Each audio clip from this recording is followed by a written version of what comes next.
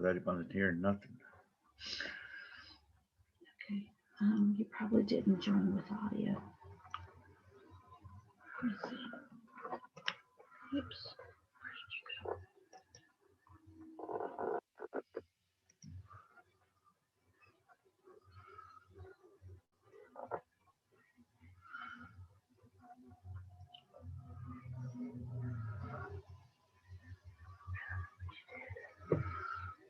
We're gonna have to get out and go back in.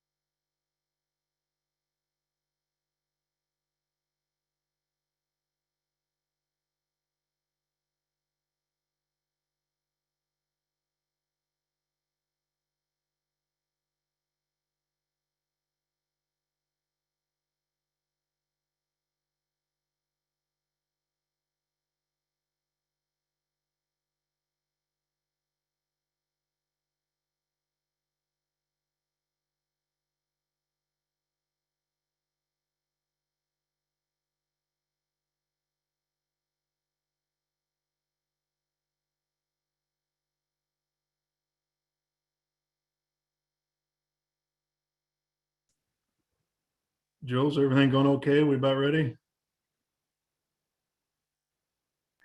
That's how you unmute. Can you hear me? I believe we're ready on our end. I'm sorry, say that again. This is Joe. I believe we're ready on our end. Okay. Paul, do I have any sound? I don't have any sound? No, me, Paul. Yeah, you do have sound. I can hear Okay, you. thank you. Okay, let me check, see here, who all do we have from the commissioner standpoint? There's Ashley. James, are you available? Kokethia, are you available? I'm here. Okay. Forstein?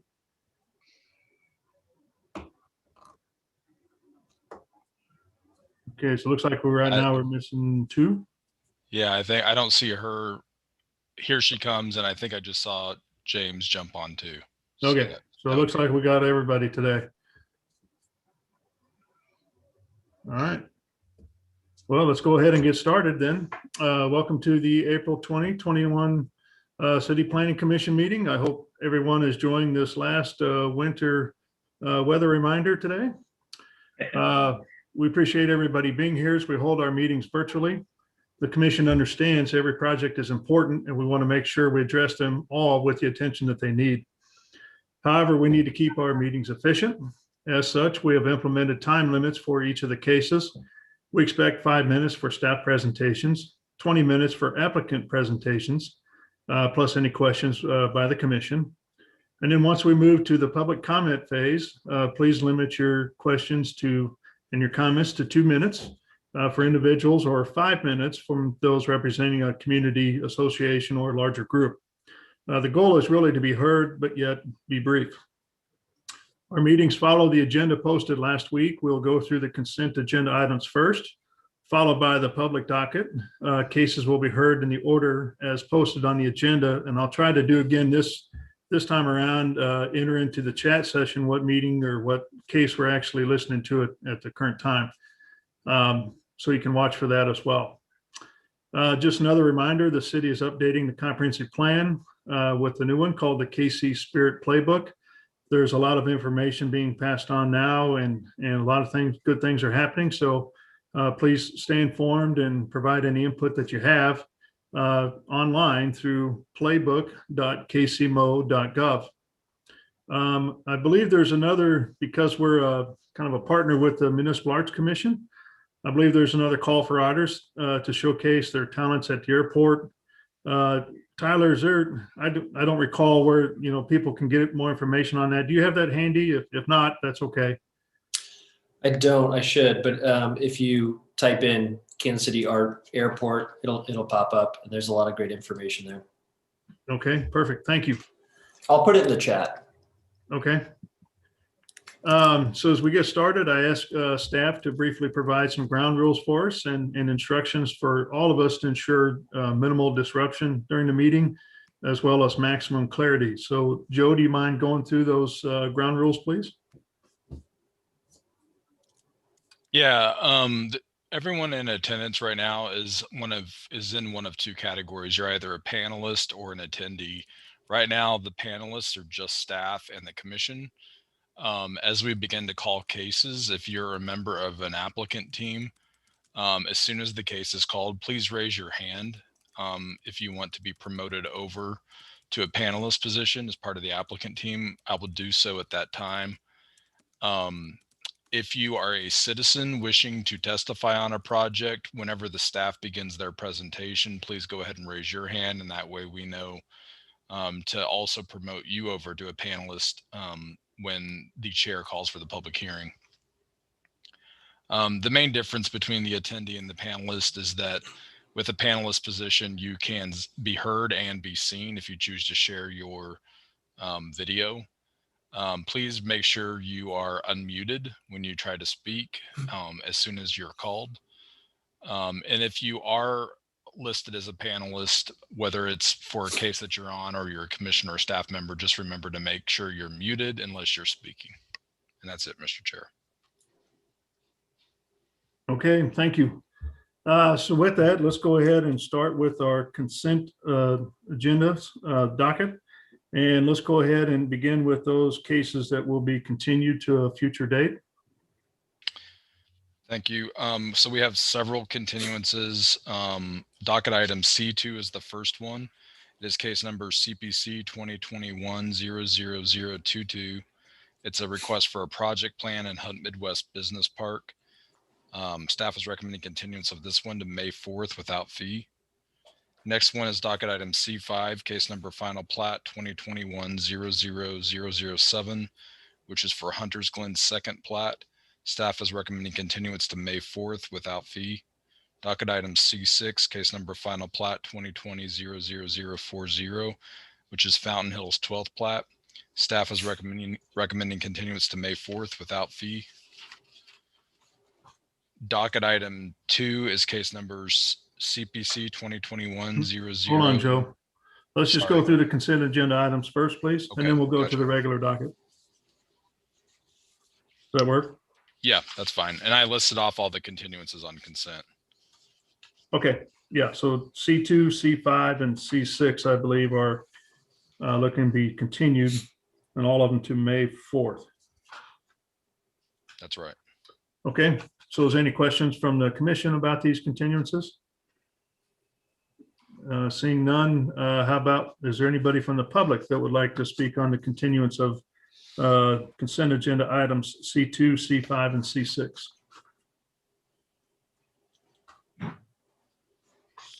No one is raising their hand. Okay, well, let's go ahead and go with a motion, please, for continuance of those cases.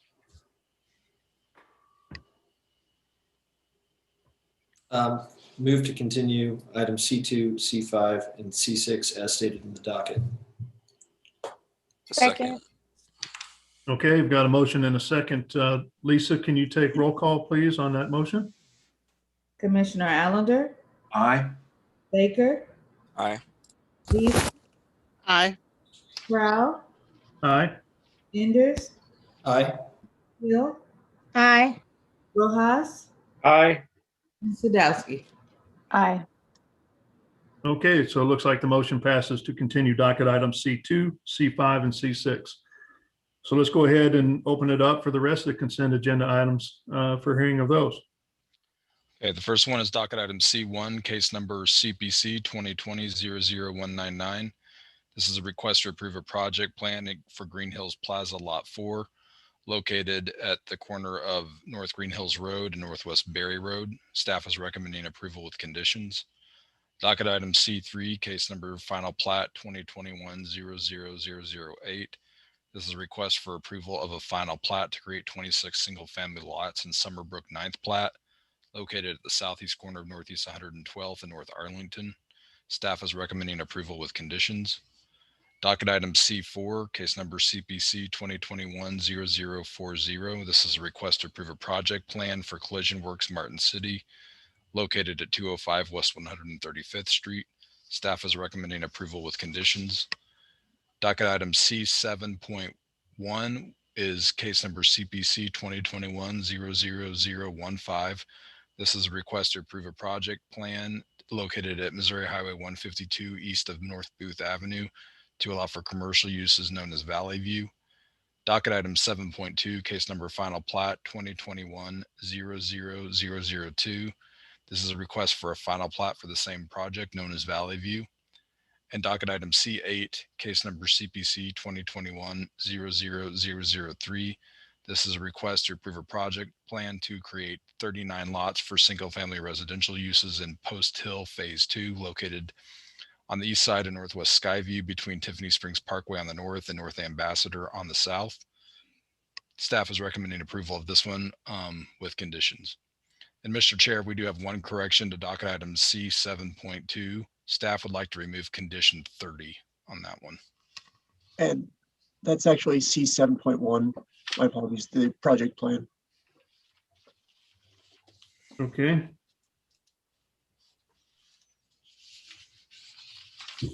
Okay, are any questions from the commission on docket item C1, C3, C4, C7.1, 7.2, and C8? Mr. Chair, I just want to, is C1 the same Sherwood Williams that came up to, or the same developer that came up with the Sherwood Williams building on Barry Road, I don't know, about a month ago? And because there's no renderings of the building on that docket, I think there was issues with landscaping. I just want to make sure the staff are okay. I mean, I know they've approved it with conditions, but I think we were worried about the renderings, if that's the same developer, of what the building looked like last time with the Sherwin-Williams building. But I just wanted to check whether that was the same developer and the same development.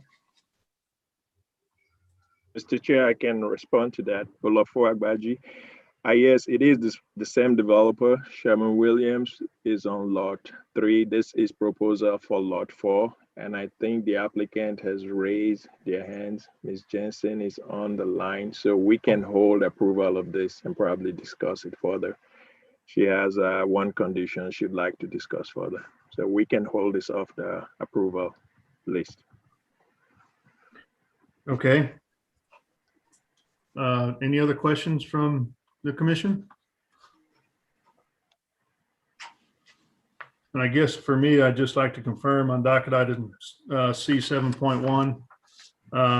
So the lots we're approving are the one on the very west, which looks like it's going to be a quick trip, and then the two on the north, which will be two retail centers, I take it, and then the rest is just going to be left open ground. You're being asked to approve all of those lots. Okay. This is the final plan that you'll see on all of them. It's a little unusual to have that many lots in a project plan, but that's what you're being asked to do.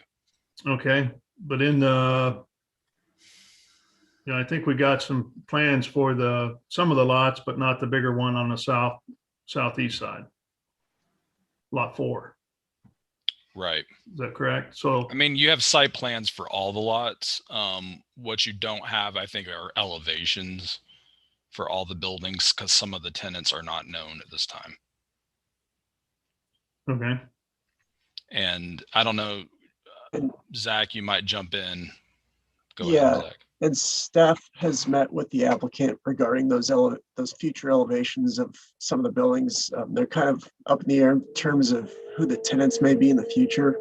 And as a result, staff has required that the applicant provide architectural design standards that all buildings in the future must comply with, so that it kind of maintains a consistent architectural character in that area. Okay. All right. Any other questions from the commission? So let's go ahead and open it up for public testimony on these consent agenda items.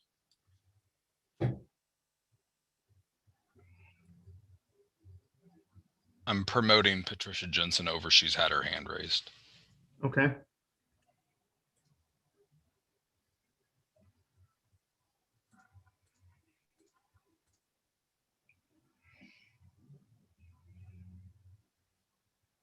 Good morning, Ms. Jensen. Good morning. I don't have any comments. I agree with Zach's removal of condition number 30 on 7-1. As to the elevations, as Zach has stated, we worked with the staff to come up with the design guidelines. Our elevations that we filed for both the large and small buildings on the Valley View site are representative of what we will be constructing. Okay. And I think you had some comments on, do we want to go ahead and address C1 as well? On C1, Yeah. Mr. Chair. Yes. Yeah, there are a couple of conditions. I haven't really spoken with Olafu since we exchanged emails yesterday afternoon. But there are two conditions in regards to the approval of this project plan that are contained in your staff report that was updated yesterday. And they are condition numbers 4 and 10. 4 says remove all reference to proposed public sanitary sewer line extension. Those plans have been approved by the Water Services Department. So that condition should be removed. And then number 10 deals with a distance between the proposed driveway on lot 4, which is a right in, right out, and the existing driveway on lot 3, that it does not meet minimum spacing requirements per APWA. On Friday, April 16th, the Director of Public Works granted a waiver to that separation requirement. So that should also be removed to reflect the Director of Public Works waiver. Olafu has the renderings of lot 4, Mr. Crowell, if you're interested in them, so he could share his screen to show you the renderings. I think you'll be very pleased. Lot 4 is a doctor's office that will be relocating from Gladstone. So we're bringing a business from Gladstone into Kansas City, Missouri, and we believe the building is attractive. We have agreed with condition number 1 on your staff report to work with the staff in regards to adding some architectural elements to both the east and west sides. Okay. With that, we would request that you approve this project plan, but remove conditions 4 and 10. Okay. Olafu, if you got those elevations, can you pull them up so Commissioner Allender and I can see those? How about the renderings too, Olafu?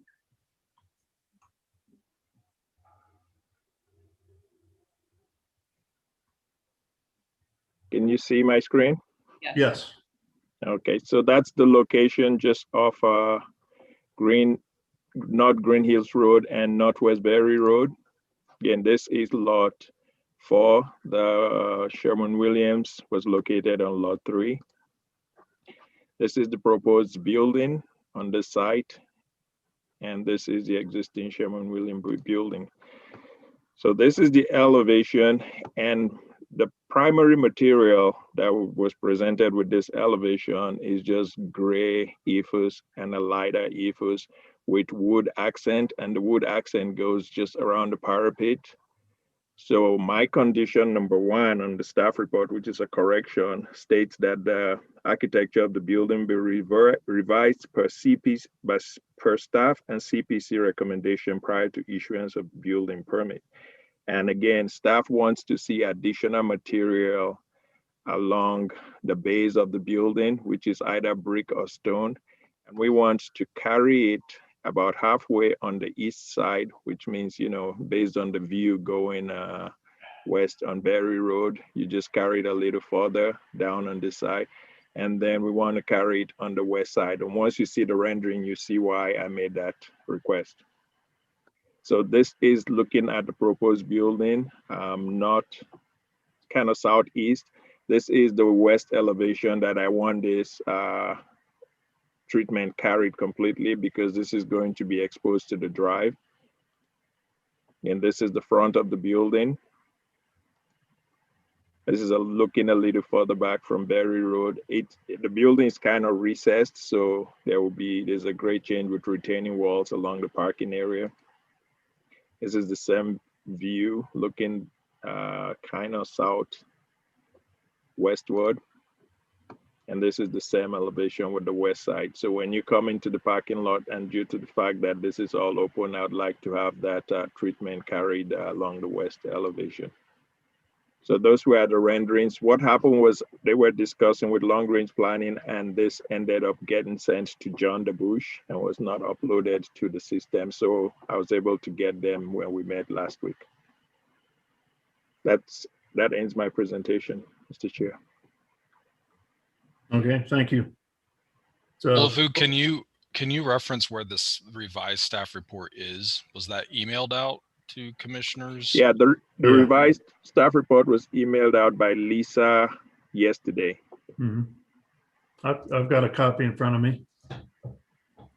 And we had gone from about 39 conditions to 34, and staff is okay with the removal of condition number 4.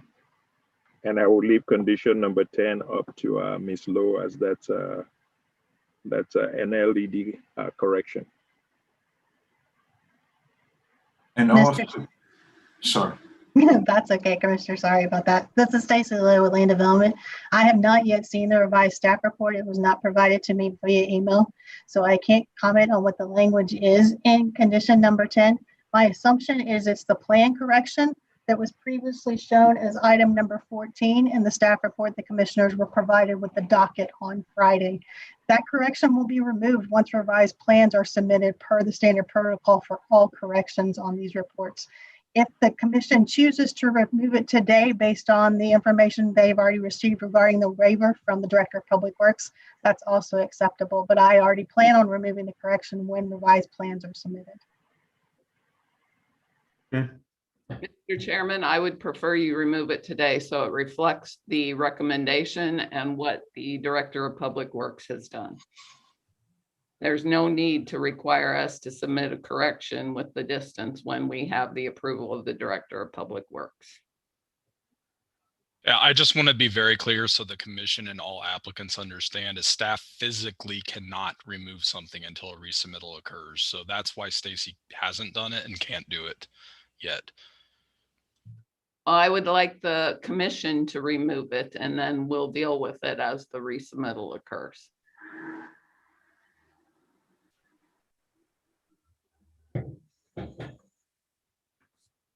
Okay.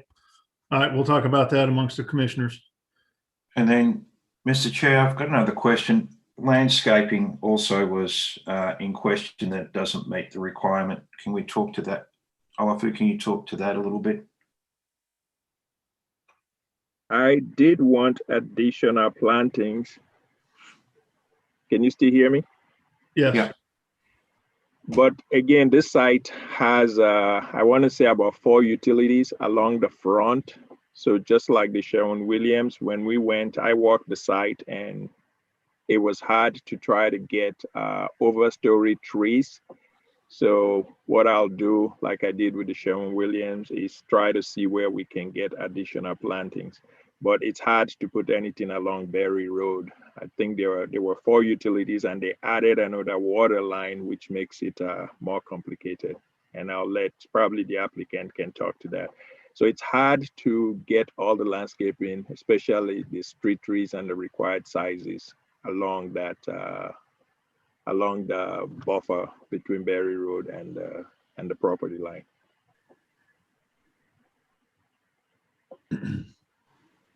Okay. Was there a discussion? Because I think in the Sherwin-Williams case and in this one, there's no landscape between the parking and the building itself. Was that ever discussed to try to incorporate that?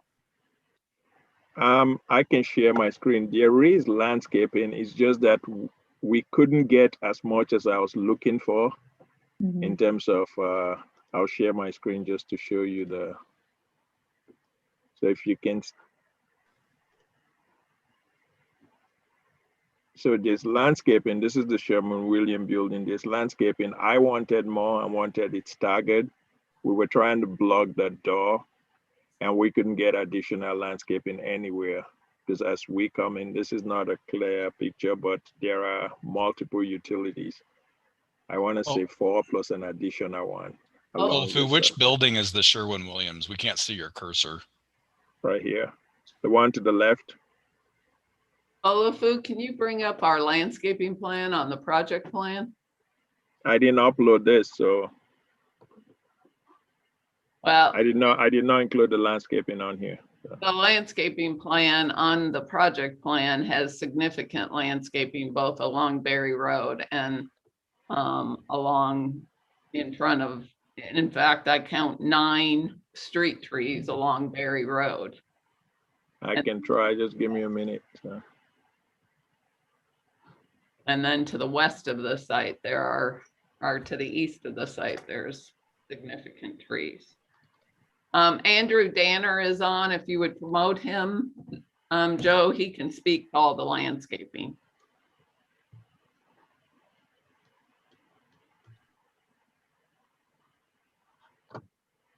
Well, I'm trying to help Olafu right now. I need someone else to promote people, please. Joe, I'm bringing it up. Just give me a minute. I promoted him. Okay.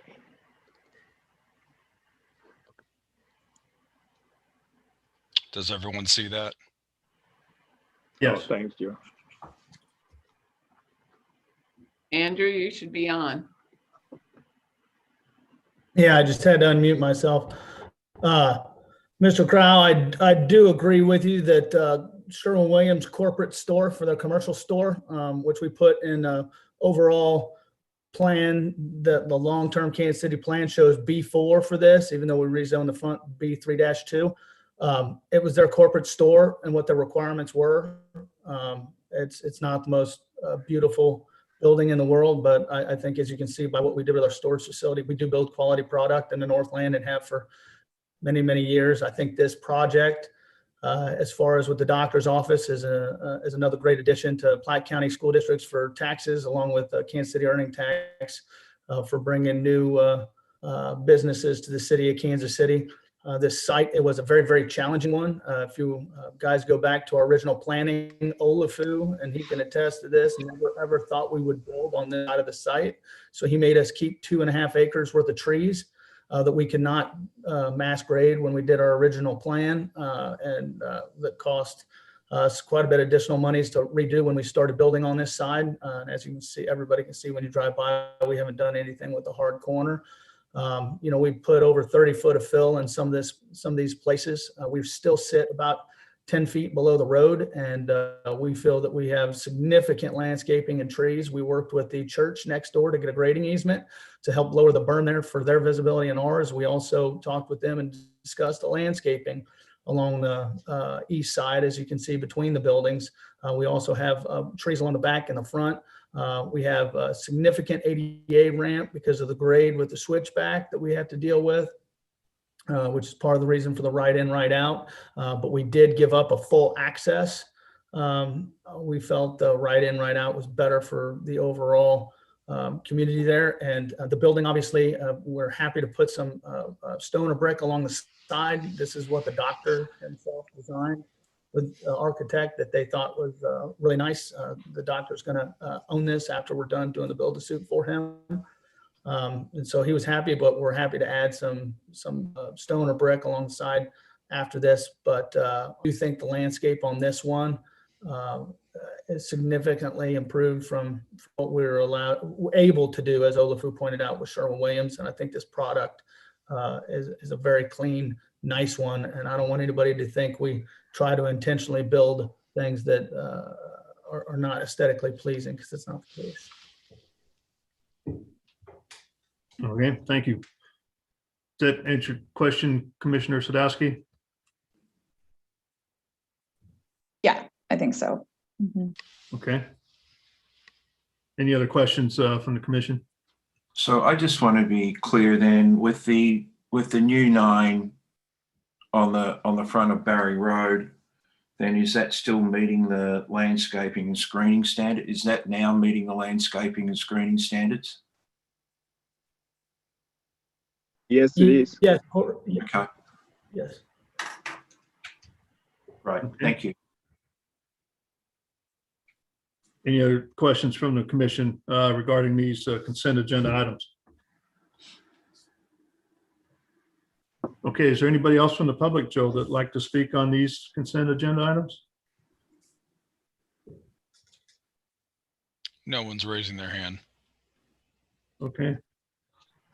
With that, then let's go back to how to address docket item C1 with the removal of number 10, which is the distance between the driveways. And it appears that the Public Works Director has issued a waiver for that, but just haven't seen it yet at Stacy's level yet.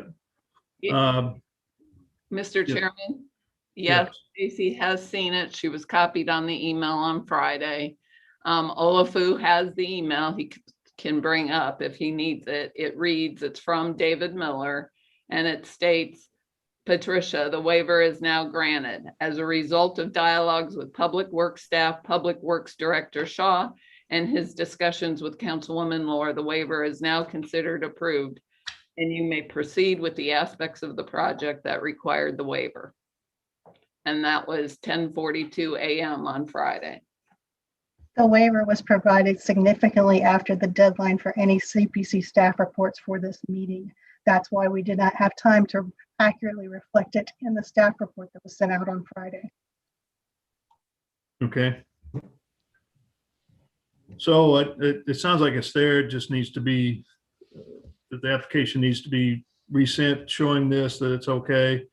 And that just needs to be done prior to the council, I take it. And I'm asking Stacy. Chairman Crowell, this does not go to the council. That's why I'm asking that you remove condition number 10, and we will revise the plans in accordance with the corrections that are otherwise indicated in your staff report.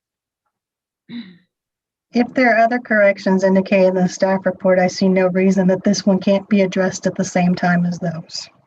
But Stacy, the thing says that we have to make a correction to the distance between the proposed driveway on lot 4 and the existing drive on lot 3.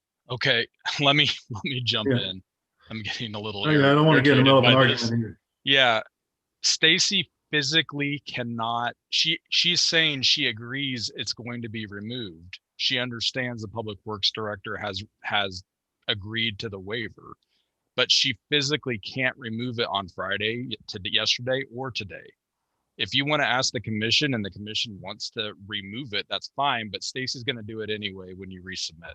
She can't do it until then. That's the way Compass KC is hardwired. I understand people may not like it, but that's the way it is. Joe, I understand that. That's why I'm asking that the commission remove it. Well, it's not going to go away. I just want your client to understand it's not going to go away until there's a resubmittal, because we can't make it go away until that happens. Okay. Okay. But I guess, Joe, real quick, my only question is, we submitted it originally with this design, so I don't know that it would require us to resubmit it as, I guess, my only Andrew, thought. you have She can't other- remove it until you You have to have- resubmit a blank piece of paper. Someone has to resubmit something, and then no one on staff can do anything with it until you We resubmit have something. other corrections we have to resubmit. Understood. Okay. Understood. All right, let's go ahead and close public testimony. Any other questions from the commission? And if not, I'll go ahead and take a motion, please. Mr. Chair, do we have to put something with regards to the brick on the side as well, is so that's documented? That's already included in number 1 to work with the Okay. elevations on that as a condition. Okay, thank you. Yep. So per my understanding, I'm absolutely fine removing 4 and 10 under conditions 4 and 10 from C1, noting what Joe and Stacy have said that, it won't show up on Compass that way. So that would be the motion that I would make. If someone wants to make a different motion, they can go ahead. Please move forward. Okay.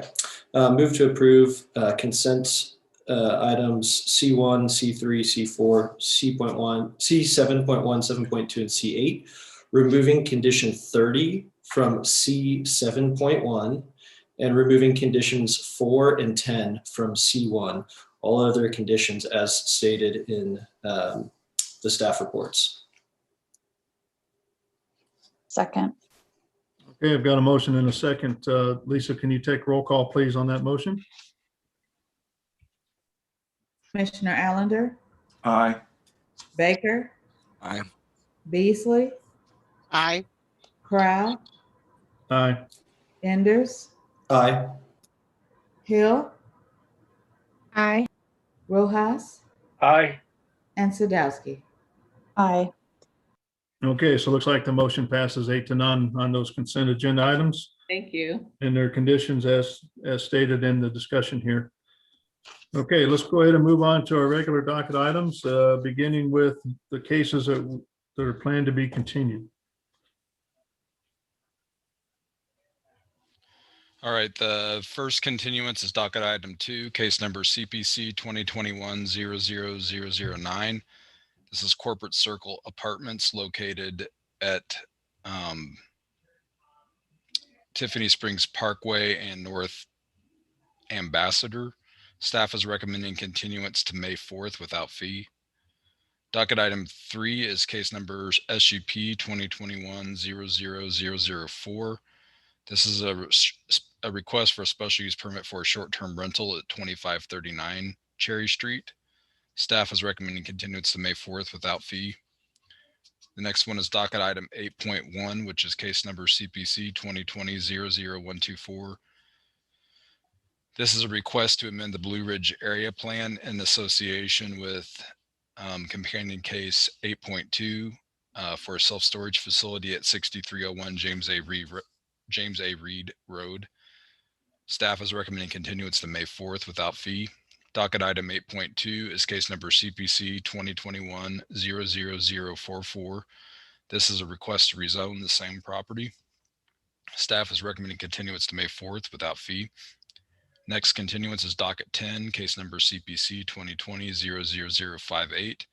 This is a request to approve a major amendment to a previously approved UR plan for Foley Equipment located at the southwest corner of East 87th and I-435. Staff is recommending continuance to May 18th without fee. Docket item 11, case number SUP 2021-00005. This is a request for a special use permit for a short-term rental at 5937 Holmes. Staff recommends continuance to May 18th without fee. Docket item 14 is case number SUP 2020-00025. This is Express Stop at 8729 Blue Ridge Boulevard. It's a request for a special use permit to allow a gas station. Staff is recommending continuance to May 4th without fee. Docket item 16, case number CPC 2021-00047.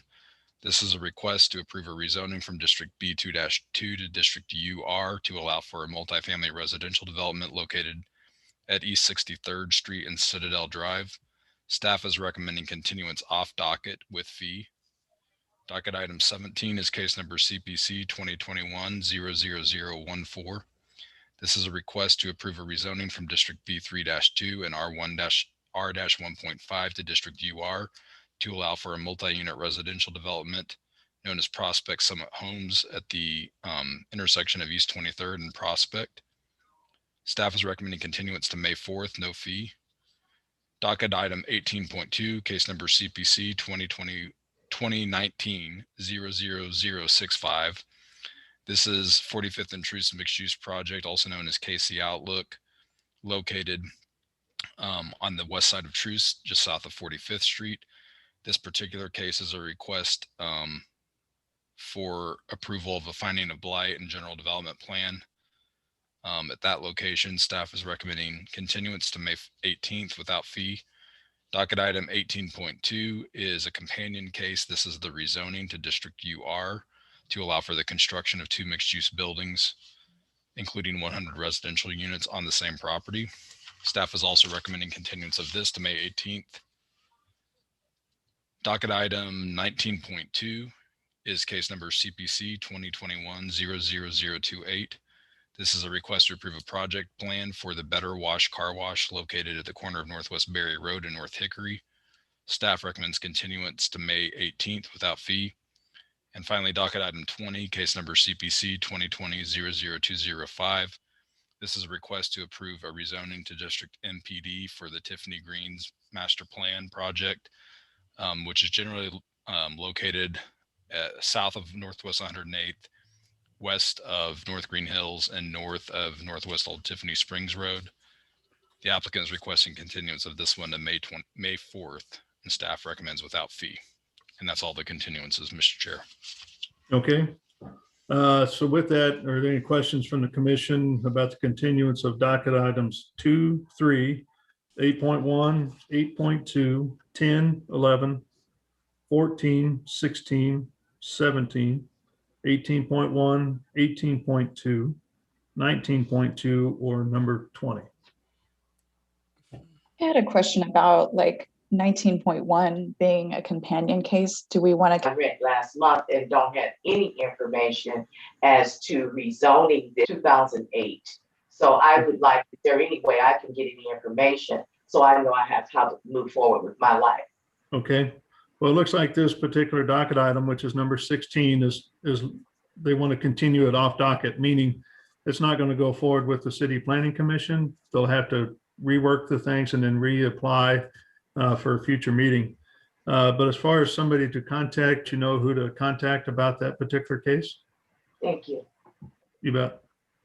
I will go ahead and share my information with her on the chat. So go ahead and reach out to me via email and I'll get you the developer's information. Thank you. Okay, thank you. Does anybody else from the public like to speak on the continuance of these cases? Okay, we'll go ahead and close public testimony then. And I guess just first, there's no issue about 19.2, continuing that to May 4th. Is that okay, Olafu? That's okay, Mr. Chairman. Okay. All right, I'll go ahead and take a motion on the continuance of these cases, please.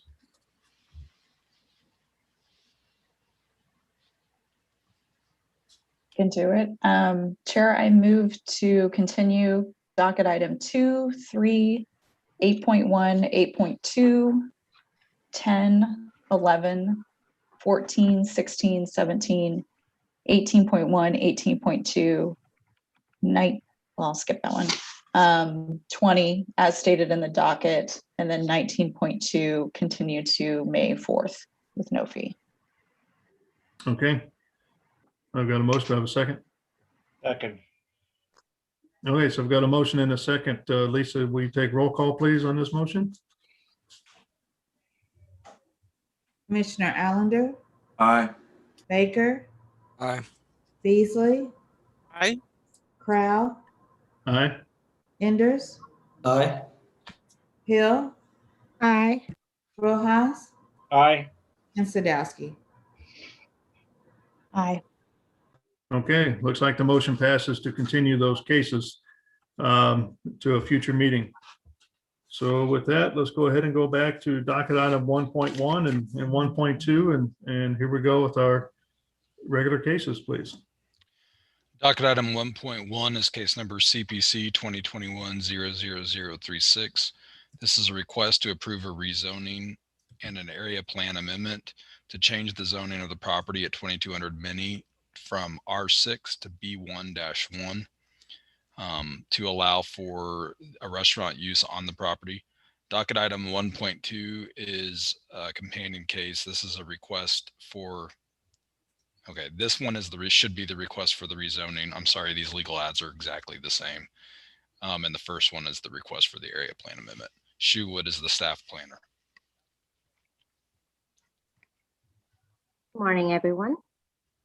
Good morning. I hope you enjoyed this weather. Okay, bear with me one moment.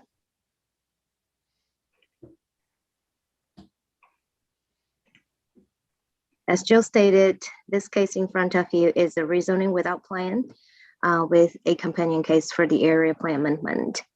It's located in the Pendleton Heights neighborhood. More specifically, it's located to the northeast corner of Brooklyn Avenue and Minnie Street. It is under the common ownership with the property adjacent to it directly to the north. So the north property is zoned B1-1 and it is for commercial use.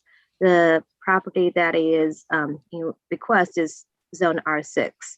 The surrounding land use, or the majority of it, are single families or undeveloped lots that's zone R6. Here's the view looking northeast from Brooklyn Avenue in Minnie Street. The subject site is located in the middle of this picture. Here's the view looking south from Brooklyn Avenue in Minnie Street. Here's a zoomed in picture for the subject site. There is an accessory structure, which is a garage located to the northeast corner of this lot. The applicant requested to rezone this lot from R6 to B1-1 to be included in the commercial use that the north property is currently working on. So staff recommend approval without conditions for docket number 1.1 and 1.2. The applicant has hosted public meetings. However, staff has not received the signing sheet and meeting summary. But the applicant has included a neighborhood association support letter from Pendleton Heights Neighborhood Association. That shall conclude my presentation, and I'm open to questions. Okay, are there any questions from the commission for staff about this particular case? Quick question. It wasn't clear to me if they were able to the neighborhood meeting or the public meeting, and if they were able to give you a sense of who all was in attendance and a summary. Yeah, they were not able to provide attendees list. There was an email exchange between staff and the applicant. I included in the staff report. They were briefly described that they were not prepared and they didn't have any secretary to document that, but it has occurred, and they had engaged the neighborhood association. So, and staff did receive a letter from the neighborhood association with strong support. So I don't have the information of who has attended the meeting and as regarding to the name, the address, and how many has been attended. That could be a question I would direct to the applicant. Thank you. Okay, any other questions from the commission? All right, seeing none, let's go ahead and welcome the applicant. Is the applicant available?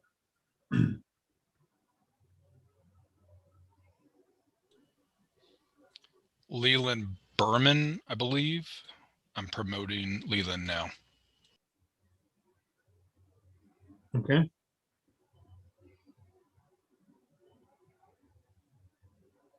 Good morning, Leland. As you take yourself off mute, please state your name and address for the record.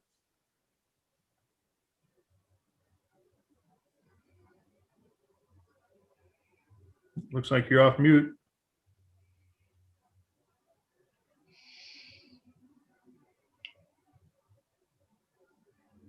Hello? I'm not sure if Lennon Berman is the applicant.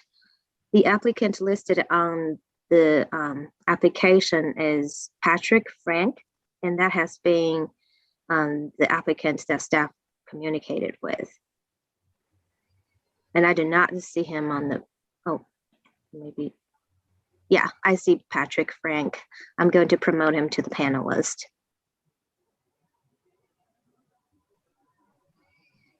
Patrick, you shall be able to talk now.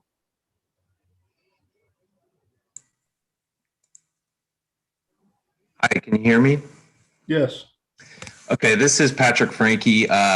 Leland Berman and I are co-applicants. It's a joint project. I guess I'll talk because it looks like Lee's volume is not working.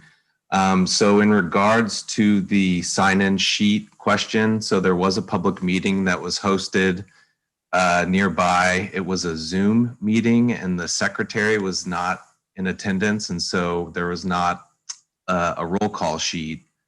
But as Ms. Wood mentioned, the neighborhood association president confirmed that we had it,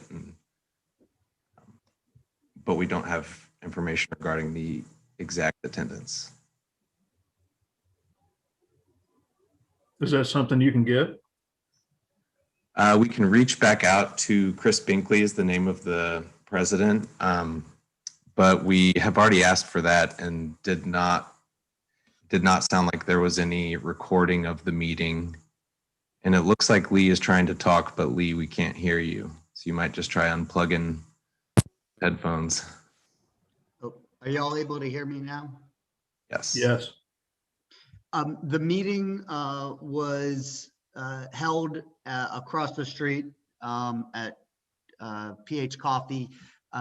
It was live streamed on Facebook and I believe on YouTube and was recorded. The number of attendants in person was about 20 people. And then there was others on Facebook.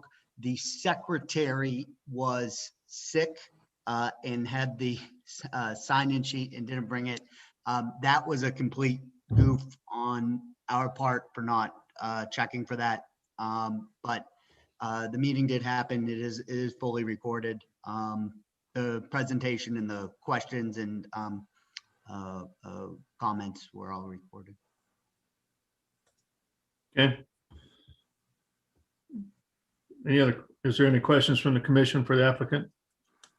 I'd like just a quick, 1 minute overview of what you all are doing there. So we previously worked on where I currently live at 2200 Lexington Avenue across the street. We previously rebuilt that building at 2201, which is the building directly in front of this lot. We bought this as an abandoned building, no roof, back porch collapsed. We're currently in the process of doing a complete renovation of that property into 4 apartments and a retail space. We have tried in the neighborhoods, one of their 3 major goals for this year is to work on the Lexington Avenue corridor. We have tried to attract a restaurant tenant. Any tenant that we have spoken to requires that rear lot, either for anything from storage to I would hate to say parking, but also for outdoor seating, which has become a norm post-COVID. On Brooklyn Avenue, that has become a street that's being closed down regularly at this point once a month for a neighborhood festival. And so the goal is not to build anything. The goal is to not have intense use. It is merely to allow a restaurant tenant that will help us activate Lexington Avenue have the ability to use that space responsibly. And we would, we live across the street. We proved with our track record at PH Coffee, which was placed in across the street with the neighborhood association. And we've been able to work with them to make sure that Any business that does use it uses it extremely responsibly, but we have no construction plans whatsoever for that site. Any other questions? I just have a quick question. This might be for staff. If there was a desire, let's say Mr. Patrick and Mr. Leland, there's a restaurant that comes in and they want to, tear down the grass and the seating and make it a parking lot. Do you guys come back before this body for a permit to do that? I guess that's my question. It comes on the construction, the scale of the construction. We know that's why you see project plans that end up in the City Planning Commission. You also see large development that has to go to council for ordinance.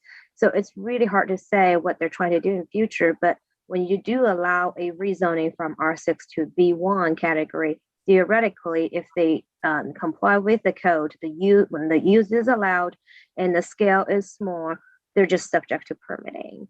If they meet a scale, which in this location, hard for me to imagine, they will have a large construction over there, then that might trigger some planning entitlement process, including like project plans or even development plans. So I can't say for sure. Does that answer your question? Yes, it does. Thank you. Okay, any other questions? Let's go ahead and open it up for public testimony then. Joe, is there anybody out there that has raised their hand about docket item C1 or docket item 1.1 or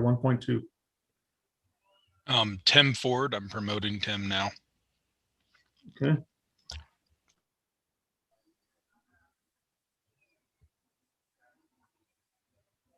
Hi, good morning, Tim. As you take yourself off of mute, please state your name and address for the record.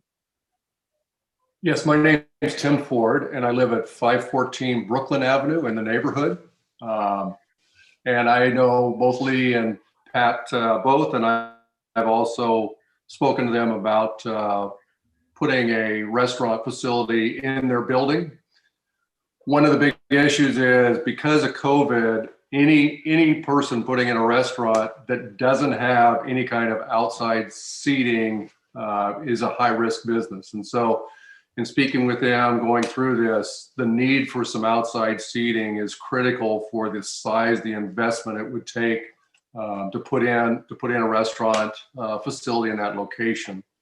The other thing is, before we can do anything, this is also part of the historical neighborhood, and we would have to go through those approvals if we were going to build or do or modify anything on that lot. So there are catches along the way that would keep them or us or anybody in development from doing anything in the neighborhood that would have a really negative impact.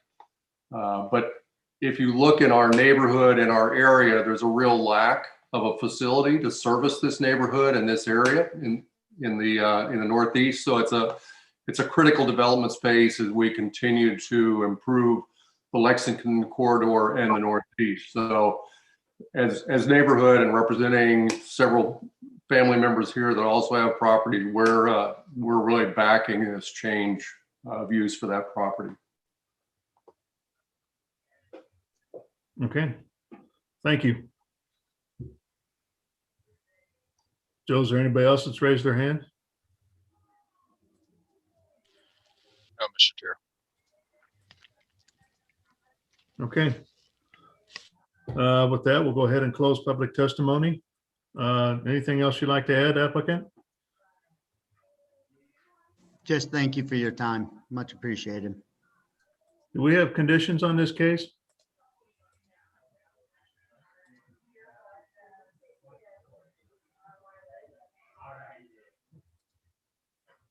Sue, do we have any conditions on this case by chance? No. Approval without conditions for both. Okay, all right. With that, if there's no discussion by the commission, I'll take a motion. I move to approve cases 1.1 and 1.2. With zero conditions. With zero conditions. All right. So I've got a motion and a second to approve docket items 1.1 and 1.2. Lisa, can you take roll call, please, on this motion? Commissioner Allender, Aye. Baker, Aye. Beasley, Aye. Crowl, Aye. Enders, Aye. Hill, Aye. Rojas, Aye. and Sadowski. Aye. Okay, it looks like the motion passes 8-0. Thank you for bringing it in, and good luck with your project. Thank you. Yep. Thank you. All right. Let's move on to docket item number 4. Docket item 4 is case number ROW 2020-00025. This is a request to vacate a portion of East 52nd Street between Brighton Avenue on the west and Denver Avenue on the east. Shu Wood is our staff planner. I sneezed during the presentation. I apologize ahead of time. There we go. Okay. This case in front of you is a vacation application for East 52nd Street. Here's the general location of the project. More specifically, it's located, it's located on the east of 52nd Street in between Brighton Avenue and Denver Avenue. So currently on both sides of this section that's in the request for a vacation is owned under common ownership by the Vance brothers. They're currently light industrial use, zone M3-5. The surrounding land use are all light industrial to heavy industrial, that's zone M3-5. There is Blue River next to the property to its east. And you can tell from this parcel viewer map that there are platted lots and platted streets, which become paper streets, and they would not be able to build in the future. Here's the view looking east from Brighton Avenue at the subject site. And the east of 52nd Street is right in the middle of this picture. This is a view looking west from Brighton Avenue. And this is a survey provided by the applicant showing the section that the applicant requests to be vacated. Staff recommended approval with conditions number 1 to 8. These are conditions placed by utility companies in the city who has utilities on the street. So these conditions largely address the issues with easement and saving clause. That concludes staff's presentation, and I'm open to questions.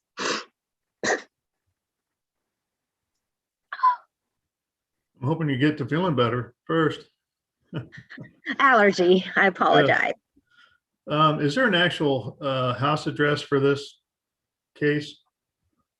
Yes, there is one, and I can share. It is the 5201 Brighton. 5201, okay. Right, and which is the property located south of the 52nd Street.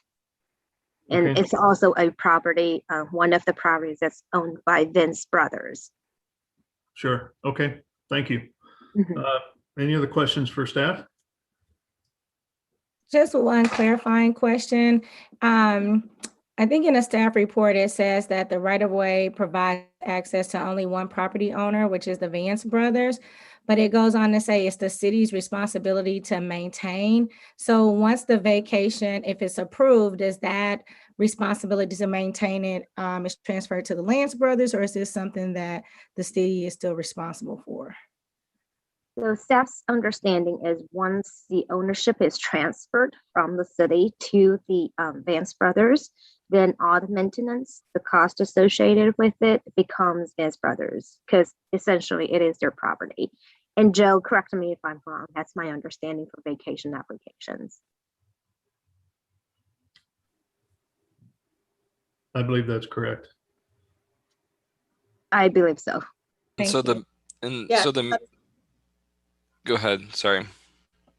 No, I just wanted to affirm what Shu just stated. That is correct. It will be the property owner's responsibility to maintain. And so the main purpose of this application is to improve security through the vacation. That's the main stated reason. The stated reason, I believe, let me share this map here. is to improve the security for properties that's located on both sides of the street. As you can see, the highlighted area is the section of the street that divided Vince Brothers property. Well, not dividing there because it's existing there, but it is dividing their properties to the north portion and the south portion. My understanding is they want to apply a gate in the middle of the street that will improve the entity of this entire site of Vince Brothers property. So from their point, from the applicant's point, it is improving their security on site in general. Does that make sense? Yeah, thank you. Mm-hmm. Related, at what point then would parcels get combined? So that way you don't end up with a situation where in theory someone would buy a parcel where they actually don't have access to it. Is that something that ever comes hand in hand with a vacationing? Or is that a concern at all that someone could be landlocked, so to speak? Staff has seen both situations. We don't really require consolidation for the lots in order to approve a vacation. It really purely up to the applicant what they wanted to do with the property in future. They could combine the lots and re-subdivide it in future, as you said, or they can just apply for vacation, not to make changes to any of these lot lines. So we've seen both ways. There are vacation that they vacate some paper streets, which means the streets that's never being used, and they want to include that street, the right of way, into part of their developing area. So then they combine the vacation area. And we've also seen cases like this. They're not planning on making any constructions or developing on the street or as a portion of it. So that sometimes go hand in hand, sometimes it doesn't. Does that make sense? Yes, it does. Okay. Okay. Any other questions for staff? All right, seeing none, let's go ahead and welcome the applicant.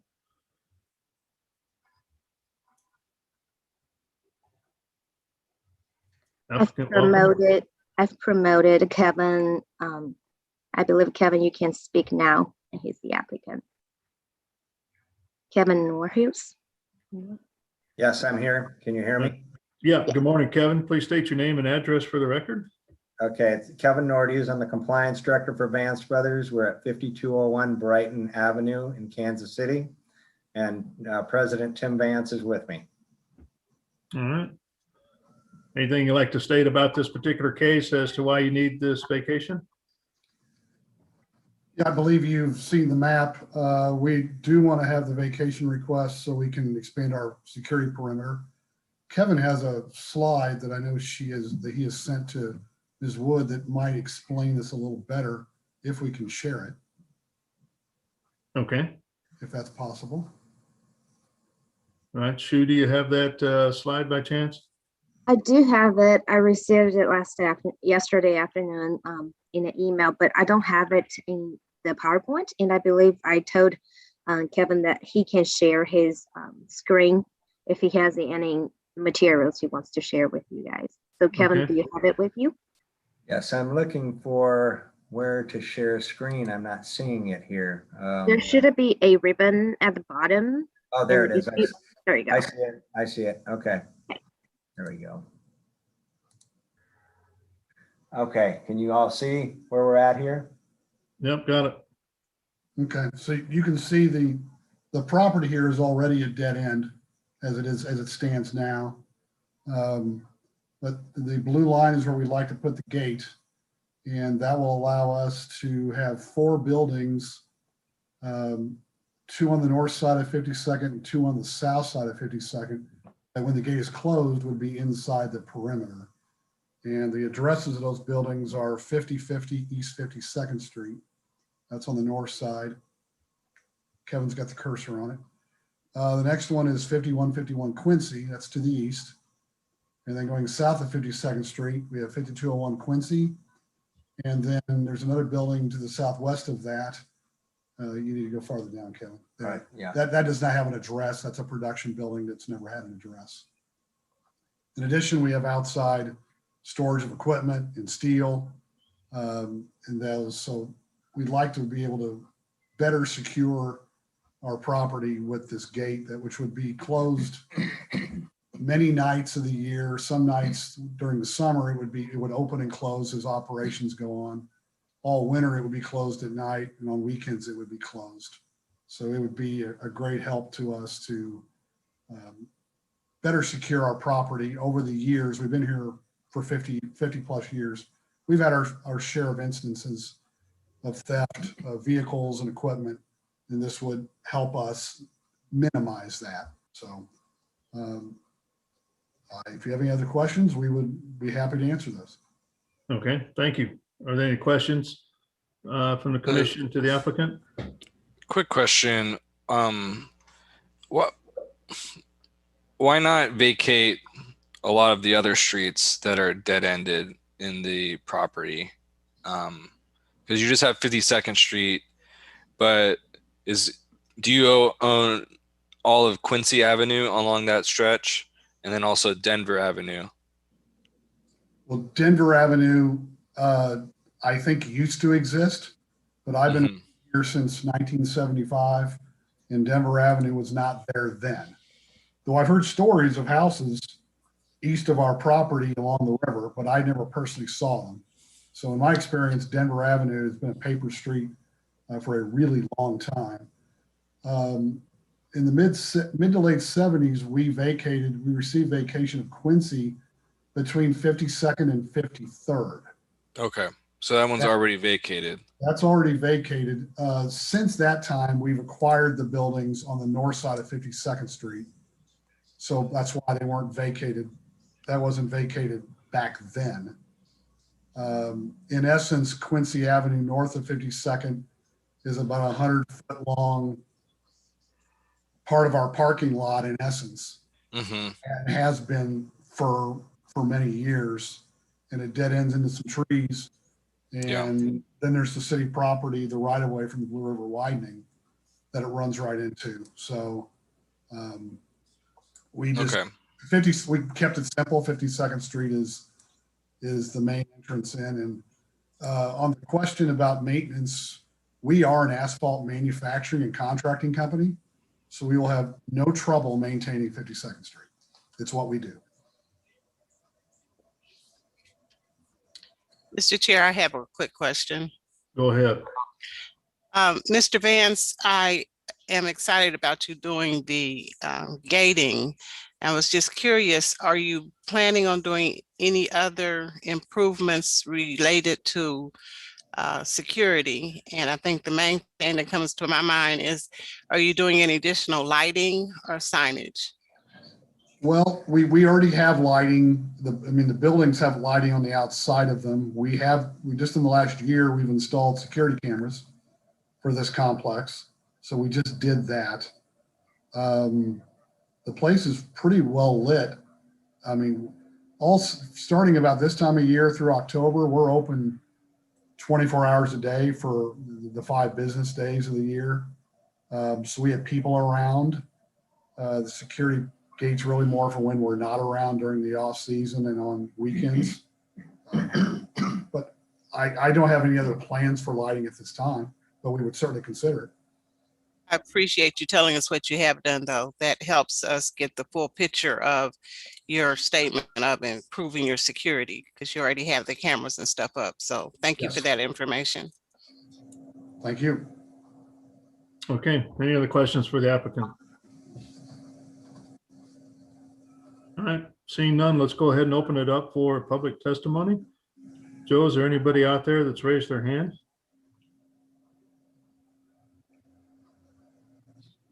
Can you stop sharing your screen so I can see the attendee list, please? Thank you. No, Mr. Chair, no one's raised their hand. Okay, we'll go ahead and close public testimony then. And I take it you've seen, applicant, you've seen the 8 conditions on this vacation and have no issue with those? Yeah, yes, we have, and we need our utilities to operate, so we're going to cooperate with those things. Okay, very good.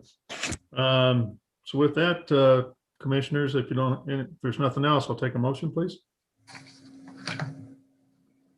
Motion to approve docket item number 4 with conditions. Second. Okay, so I've got a motion and a second for approval of docket item 4 with the 8 conditions. Lisa, can you take roll call, please, on that motion?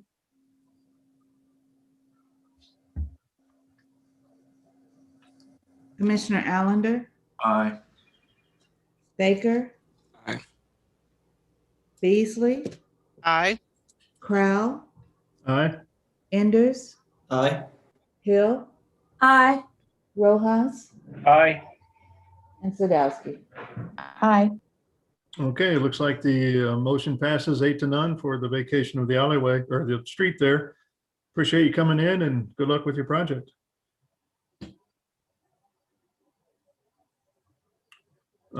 So with that, let's go ahead and move on to docket item number 5. Okay, docket item 5 is case number ROW 2019-00015. This is a request to vacate a portion of right-of-way and generally located at the northeast corner of Bi-State Drive and the state line boundary to allow for parking lot improvements. Zach Nelson is the staff planner. Good morning, Zach Nelson, City Planning staff. So this is another request to vacate a portion of right-of-way. So this is located generally within the west side neighborhood, just east of the state line and just north of I-35.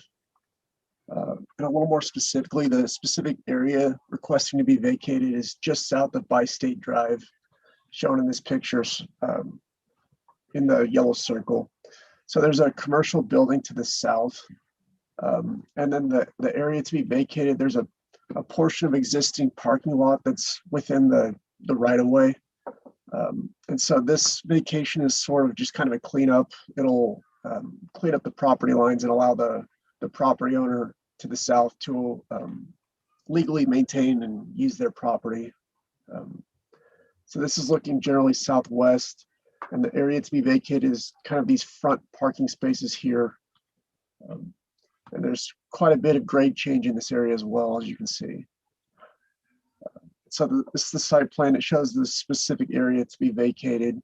Again, just cleaning up the site. It won't affect Bi-State Drive at all in terms of how it's accessed. So staff has reviewed this request against the vacation approval criteria, and staff believes that it complies with all the criteria.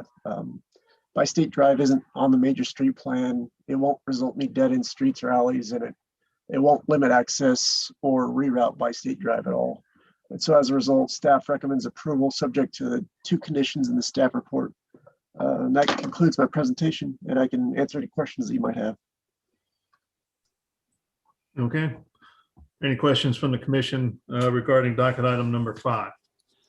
Yes, this isn't really specific to this docket item, but I was wondering if there's ever, and this is for staff or other commissioners, is there ever a practice of having a financial transaction associated with vacationing city property?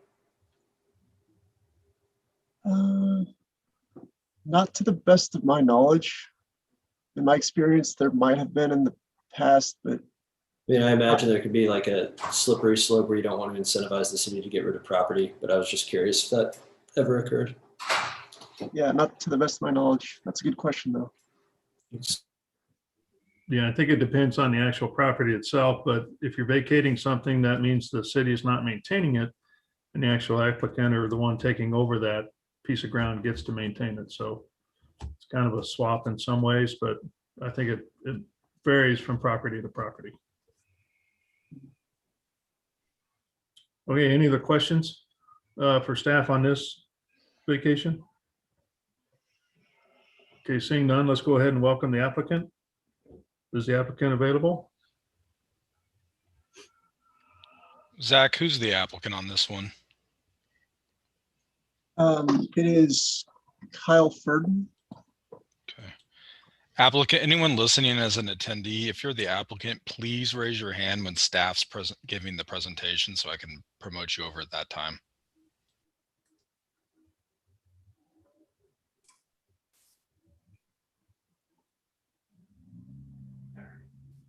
Morning. Mr. Chair, members of the commission, my name's Kyle Furden, Stinson LLP, 1201 Walnut Street, Suite 2900, Casey Mo, legal counsel to the applicant. Just wanted to echo and agree with Mr. Nelson's presentation and add that this particular partial vacation is part of a broader development joint venture between my client and Copic and Brooks to develop more than 1.6 million square feet and 40 acres of currently vacant developable land situated in the downtown business park, Cambridge Business Park, and downtown underground area. We're just looking to obtain this vacation as a condition of that closing, and so that the parties can time up development for the area. Thank you. Okay, thank you. Any questions from commissioners to the applicant?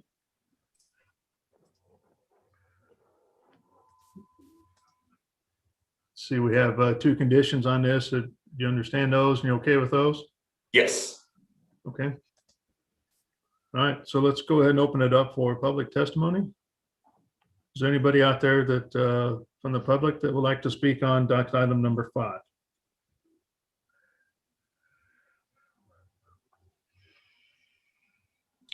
No one is raising their hand. Okay, we'll go ahead and close public testimony then. I guess if there's no further discussion, I'll go ahead and take a motion on this case, please. I move we approve. Okay. So I've got a motion Second. and a second to approve docket item number 5 with the two conditions. Lisa, can you take roll call, please? Commissioner Allender, Aye. Baker, Aye. Beasley, Aye. Crowell, Aye. Enders, Aye. Hill, Aye. Rojas, Aye. and Sadowski. Aye. Okay, it looks like case number 5 has been approved 8-0. We appreciate you bringing it in and good luck with your project. Thank you. All right, looks like we're ready to move on. Docket item number 6. All right, docket item 6 is case number ROW 2020-00019. This is a request to vacate a portion of right-of-way generally located south of 11500 Northwest Prairie View Road. And Zach Nelson is our staff planner on this one as well. Thank you. This is another request to vacate a portion of right of way. It's going to be a bit of a theme today. So this next case is located up north, just east of the airport. More specifically, this is a long, narrow stretch of right of way that's completely on both sides of the area to be vacated. It's the only property owner is the city. So this is about 40 feet wide and it stretches back about half a mile. And there's an existing parking lot to the north and it's undeveloped to the south. So this is looking west, generally at the area to be vacated, just give a little bit of better context of what the site looks like from the road. And then one more view, again, it stretches back about half a mile and most of the site is currently wooded and it's never been developed. Again, the only property owner, the only adjacent property owner is the city. And then the city intends to expand the parking to the south. That's really the intent of this vacation. So the area to be vacated is kind of this dotted line in the middle here. This gives an idea of what's proposed for the future. So staff has reviewed this, and I won't go through all this, but staff believes that this complies with all the approval criteria. Staff does not believe that this area will ever be used for anything else other than, kind of what's proposed today. So staff is supportive of this vacation request and recommends approval subject to 4 conditions in the staff report. And that concludes my presentation. Okay, any questions from the commission for staff? Just curious. Go ahead. Oh, I just was wondering about trees and if there's a stream back there, a stream buffer related to this project. I can't really tell. You never know kind of in some of these larger treat areas? Yeah, there's actually a regulated stream that goes through sort of the western part of the site. And I'm trying to pull up, sorry, I have two different screens I'm looking at right now. So the area that's proposed to expand and be used as the parking lot does not encroach within that regulated stream area. So it looks like the regulated stream would be unaffected by the parking lot. So the plans are essentially we're vacating the entire section, but it's only going to be halfway disturbed, or maybe a little bit less than 2/3 disturbed for the new parking, correct? Yeah, that's correct. I would say about a quarter of the site Okay. would be developed. Okay, thanks. Yeah. Zach, and so the operator there rents from the city, and is it going to be the same operator who's using that new parking? Yes, that's correct. Okay. Same operators expanding. Am I understanding correctly? They're vacating the street, but it's still under city ownership, correct? Because they own the parking. Yeah, it's kind of a unique situation. It's public right of way, but this will just kind of clean up that little portion, but it will still be owned by the city since the city owns both sides to the north and south. So. Okay. So is this one of those parking facilities that the city does a lease to? And yeah, I believe so. And I think the applicant could probably speak to that better than I could. Okay. The applicant is William Beck. But yeah, I believe that's correct. I'll let him speak to that. This shows you, can you guys see the parcel viewer map? Yep. So this shows you, they want to expand this parking lot southward across it. And I believe this is the site that they're going to build on. Yeah, and they just can't do that until this right of way is vacated. And we have a policy that says when you vacate this right of way, you have to do the whole stretch. So the actual construction work that we're aware of is just over here. It's not encroaching on the stream. It's just the area that's been clear cut generally.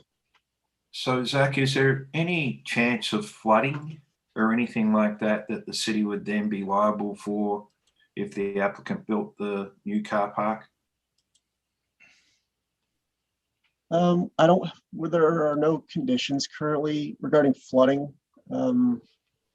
So that might be something that the applicant can also speak to as well. Okay, sounds like we need to go ahead and welcome the applicant for this docket item. We can do that. Hi, William, as you take yourself off mute, please state your name and address for the record. My apologies, sir. My name is William Beck. I'm a civil engineer at SK Design Group. It's at 4600 College Boulevard, suite number 100, Overland Park, Kansas. Yes, we have, this work has been permitted through the city. It is outside of the regulated stream buffer. We have adequate storm design for the project that has been permitted through the city. The last remaining condition of the permit is to have this alleyway this right-of-way vacated in order to allow us to expand to the south. Okay. And the current facility is operated it's operated through the KC Aviation Department. It's valet parking for KCI, and they are interested in increasing the amount of spaces they can park these valet vehicles. Okay. Any questions for the applicant?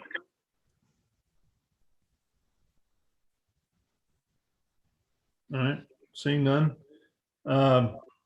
Let's go ahead and open it up for any public testimony. Is there anybody out there that has raised their hand to speak about docket item number 6? No, Mr. Chair. Okay, we'll go ahead and close it for public testimony. If there's nothing else, any other questions from the commission, then I'll go ahead and take a motion, please. Mr. Chair, I just want to be clear because I think there's a couple of cases that have gone through the commission and then the council have actually followed up, and if there was any issue with flooding, they've got indemnification from the client to maybe fix or the applicant to indemnify the city from any damage with regards to flooding. So I just want to be clear that there is no chance of flooding on that site. I'm not sure.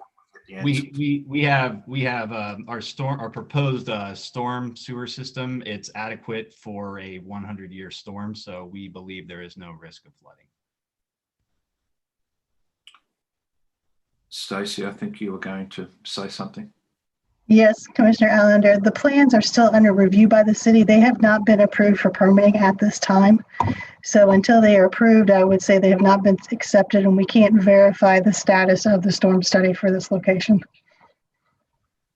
Okay, so if there was, then that would be taken care of at the planning hearing, I'm guessing then.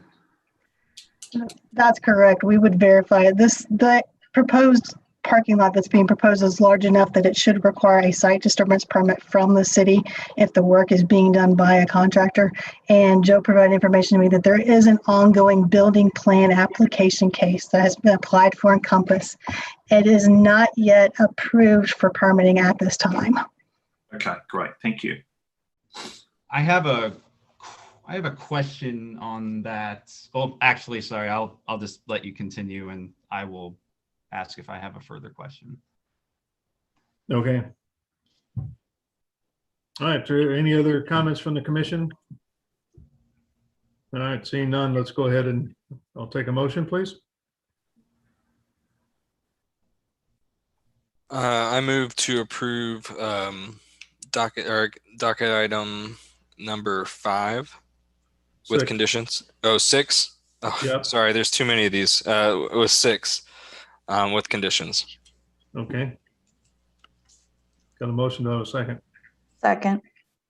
So I've got a motion and a second to approve docket item number 6 with the 4 conditions.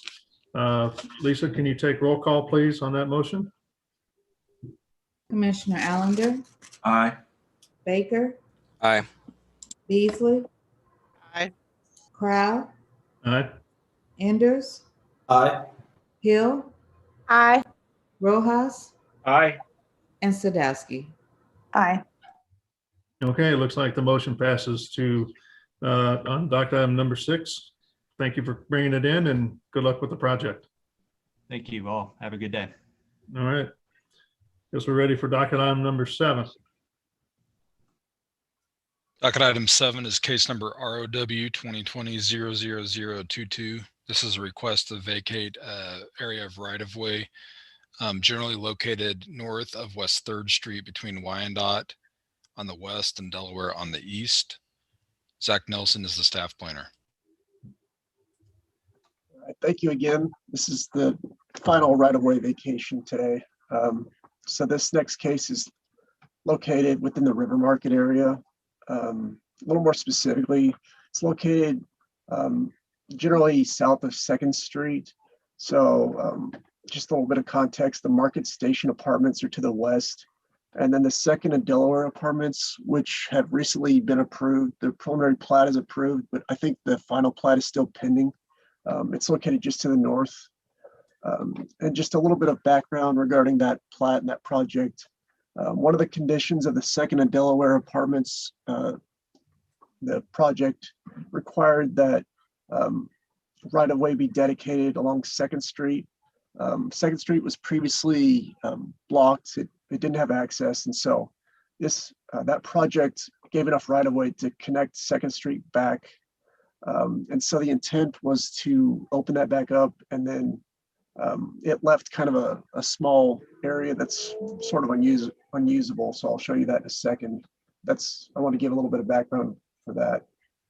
So the specific area to be vacated is just kind of a triangular piece here. which will really be somewhat unusable and undevelopable overall. And the applicant, or excuse me, the property owner to the east intends to use this area to relocate their dumpsters. They're currently in front of their building on the south. And so this will help to relocate their dumpsters. Just the site plan showing this specific area. Again, this will likely never be developed or used by the city for any feasible purpose. And so I also want to show just for context, this is kind of the Second Street extension that was approved with that final plat to the north here. And then the area to be vacated is this small portion again. So staff is supportive of this and believes that it complies with all the approval criteria for right-of-way vacations. As a result, staff recommends approval subject to 2 conditions in the staff report. And that concludes my presentation. Okay, any questions for staff on docket item number 7? Who is the applicant? Is it the building that's going to be using it for their dumpsters? The applicant is Patricia Jensen. I believe she's representing. I don't think she is. Oh, Let me look it up for you. Zach, does this set a record for smallest vacation application? It might. Off the top of my head, this is the smallest one I can think of.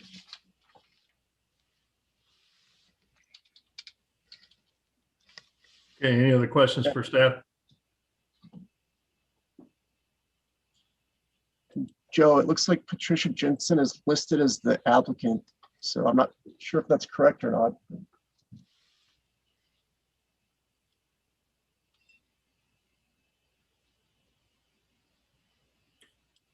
Yeah, so let's go ahead and welcome the applicant. Is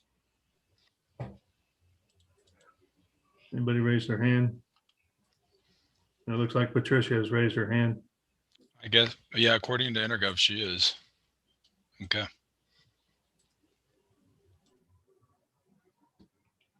Okay. Welcome back, Ms. Jensen. I said, thank you, Mr. Chair. Sometimes you don't hear the shouting I'm doing at the computer screen saying, yes, I'm the applicant.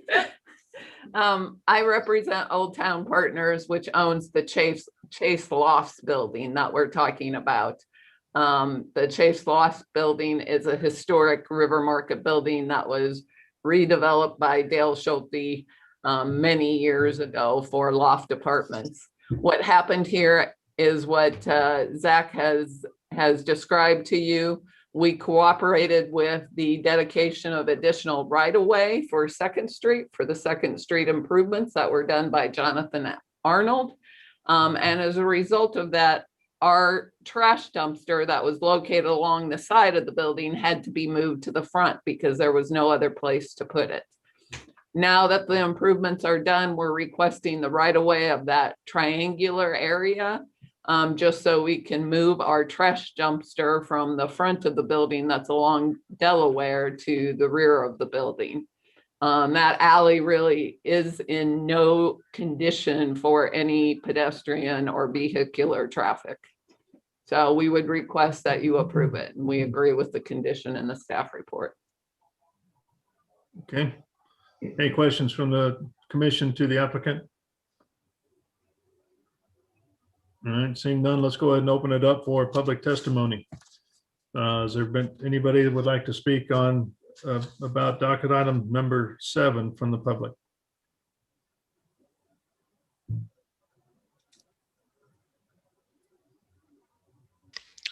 I believe someone promoted someone, but I didn't catch their name before they did it. Whoever did that promotion, can you please announce who they are?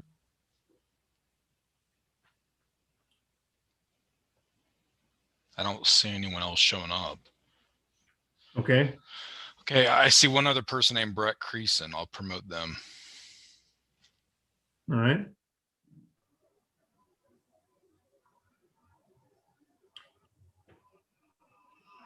Hi, good morning, Brett. As you take yourself off mute, please state your name and address for the record. Hi, I'm Brett Creason, 2630 Charlotte Street.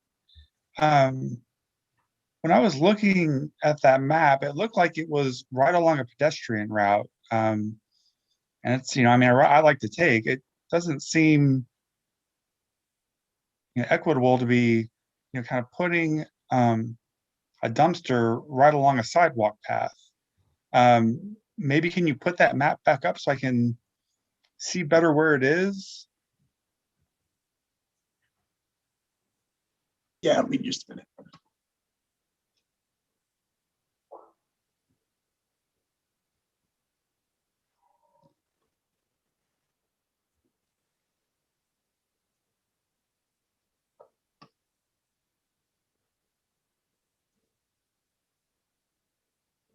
So I think the intent for the applicant is that they are going to tuck the trash enclosure as far back as possible in that recessed area. That is correct, and that's Okay. I was thinking it was a street over. I'm sorry. All right, never mind. All right. Joe, is there anybody else that's raised their hand that'd like to speak about case number 7? No one else. All right, we'll go ahead and close public testimony. Anything else, applicant? No. Okay. With that, I'll take a motion from the commission, please. Motion to approve docket item number 7 with 2 conditions as stated on the staff report. Okay. Second. All right, so I've got a motion and a second. Lisa, can you take roll call, please, on that motion?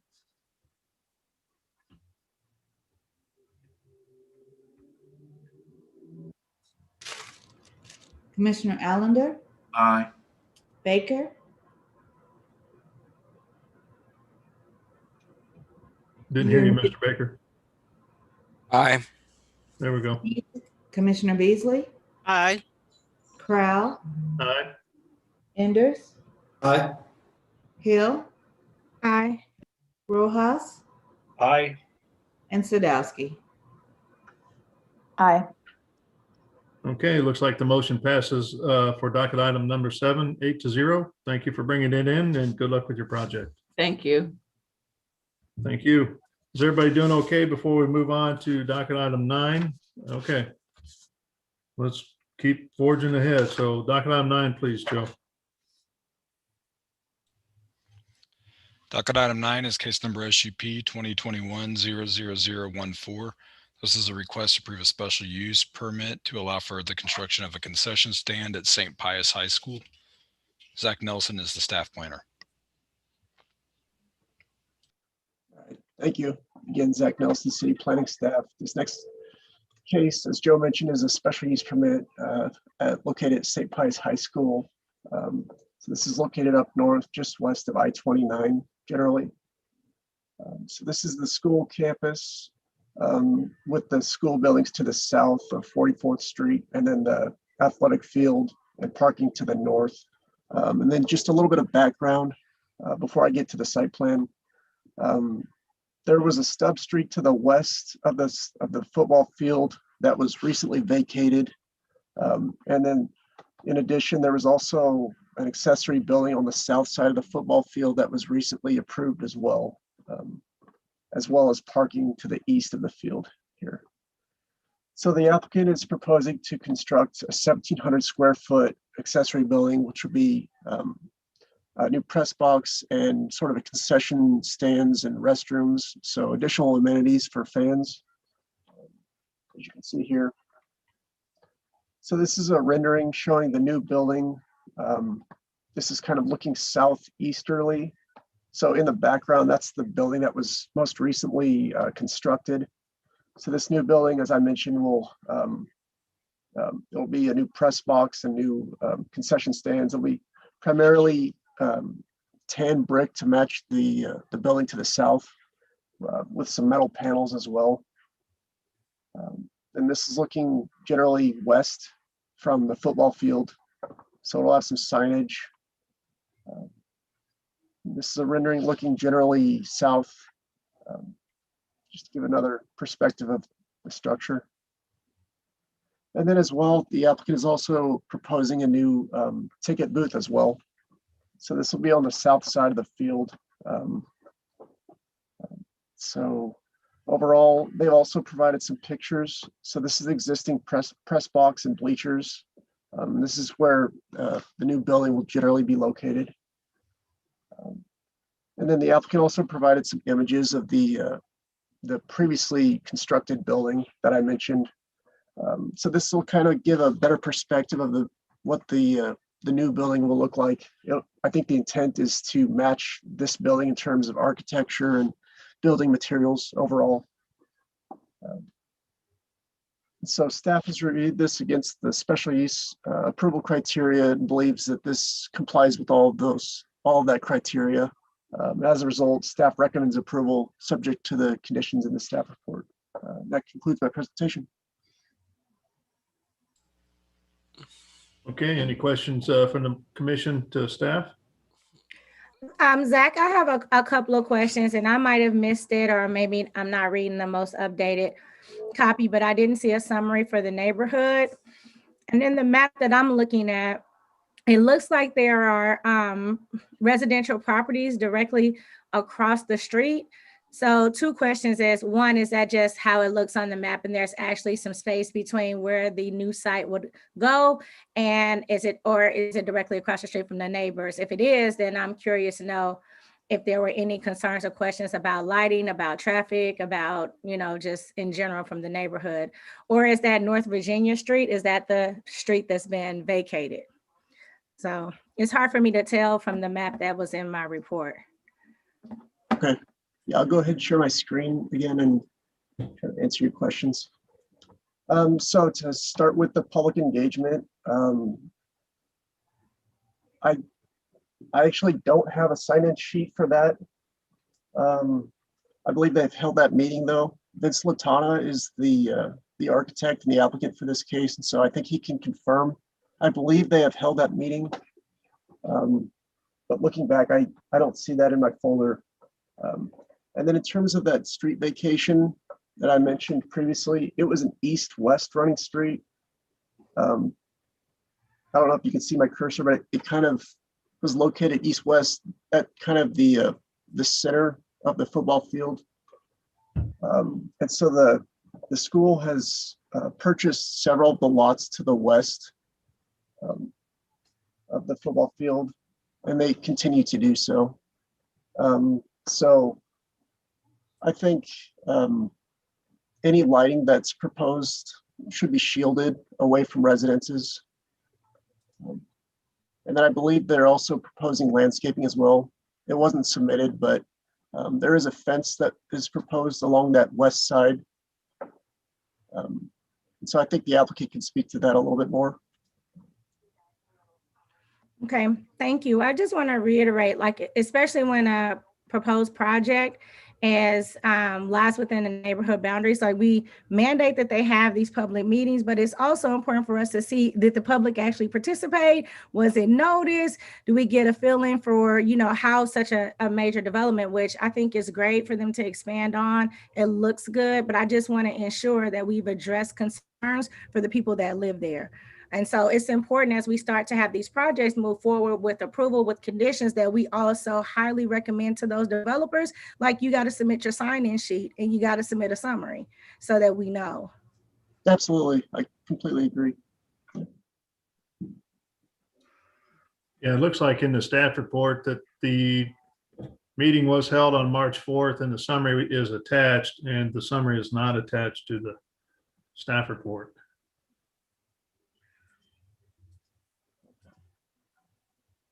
That's something you might have in your folder there, Zach, or you don't have it? Yeah, I'm not seeing it. I think that might have been a mistake in my staff report. I think if Joe, if you could promote Vince Latana, I'll keep looking, but he might be able to speak to that. Okay.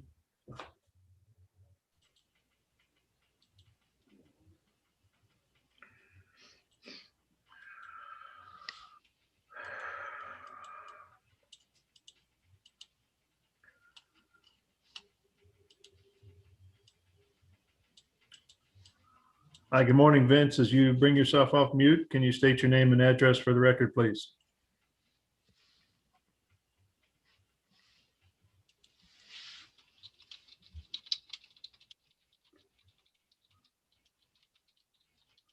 Vince?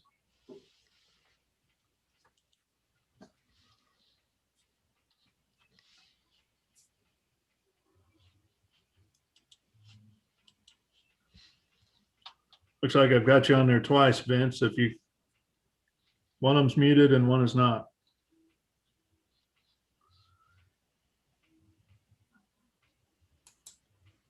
Okay, is that one better? Yeah, I think you're on there twice, and that's probably why we're getting the feedback. Yeah. Okay, let me exit out of there.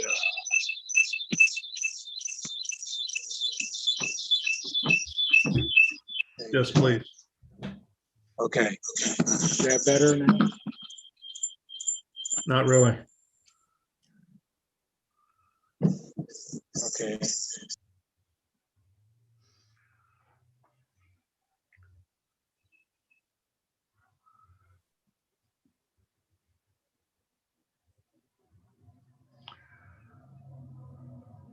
You still there?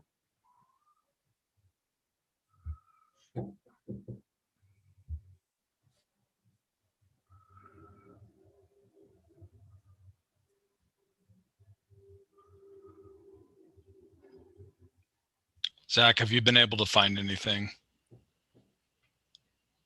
No, not yet. If I can tell the commission that this appears to have been an oversight on our part, because the ordinance provides that the case should not be docketed until that information is provided, or that it must be continued if the information is not provided. And so if we don't have it, and I don't see it in the file, so unless the applicant emailed it to us and it's buried in Zach's email potentially, then we don't have it. Okay. So Vince, are you able to communicate with us here?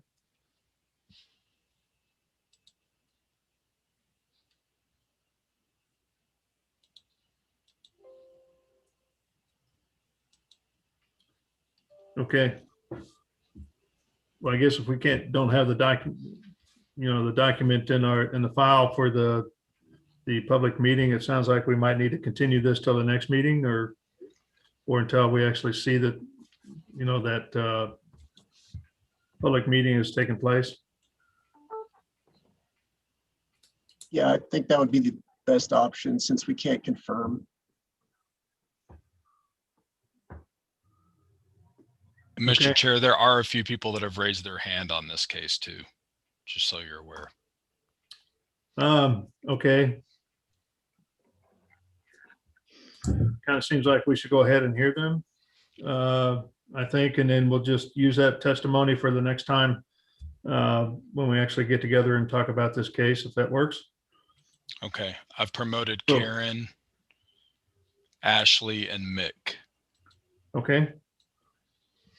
Let's start with Karen, if you don't mind. Good morning. My name is Good- Karen Renner. I live at 1248. Can you hear me okay? Yes. 1248 Northeast 43rd Terrace. I am a corner house on the Virginia Street. I can look out my back deck and see this project. So that's my background.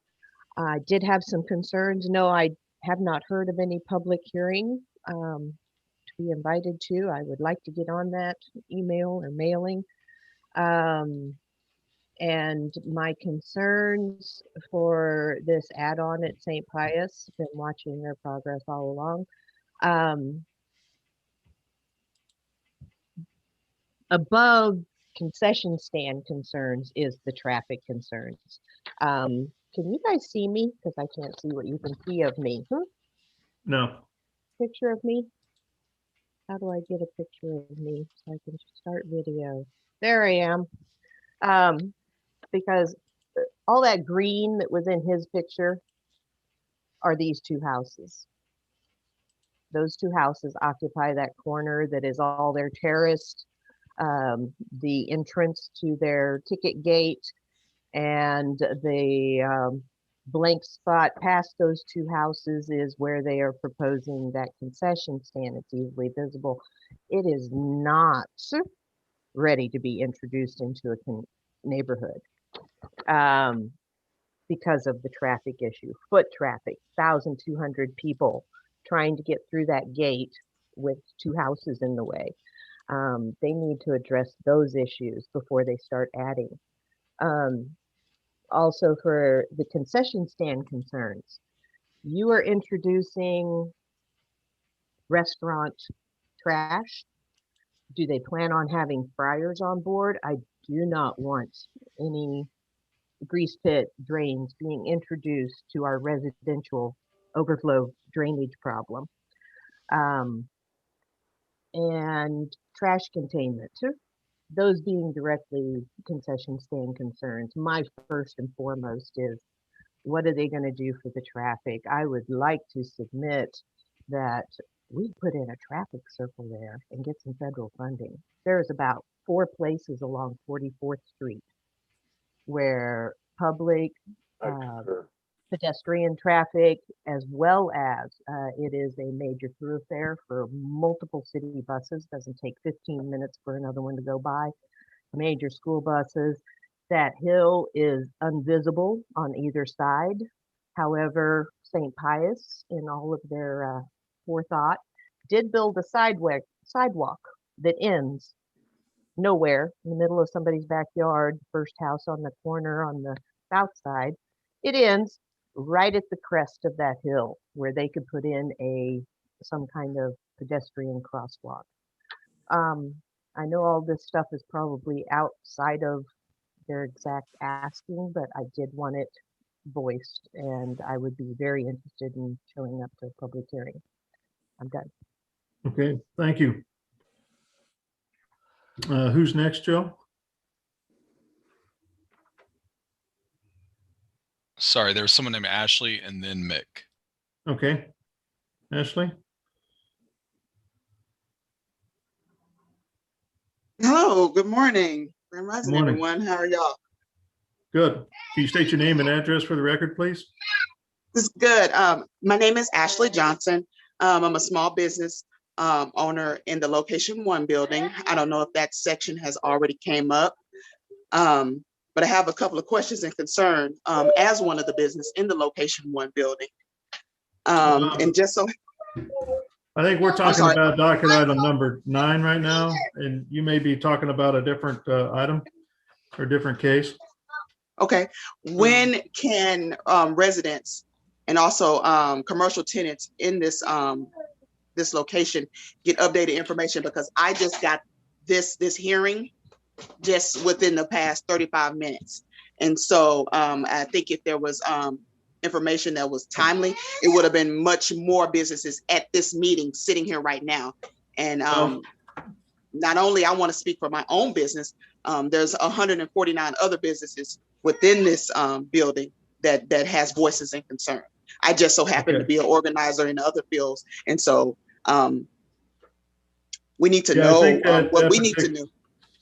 We need to know. Case is being continued to another date. So okay, what date? Find out when that is. It was off docket. Okay, so it's being continued off docket. So there's some more work that they need to do with that particular case, and then once they're ready to move forward, then they'll have to re-advertise. So hopefully they will get with you between now and then to talk about that particular bill. Okay, whose email do I need right now that I can jot down to get back with that? Who do I need to get in contact with? I think if you look in the chat, you can probably see Olafu Abaji. He's towards the top of the chat. Okay. Is that right, Olafu? Mr. Chairman, I am sending her my email directly. And if you and there was a prior speaker can get together and coordinate with me. I will make sure you get the information of the current developer, who technically is your current landlord. And then I will coordinate with you guys so you are aware of when next they're coming on. So I'm sending you my chat right now, my email. So share that with everybody so you guys can form a voice rather than coming, individually. You guys can come collectively. Yes. All right. Thank All right. you. I appreciate you so much. All Thank right. you. Thank you guys thank everyone for your time. All right. You're welcome.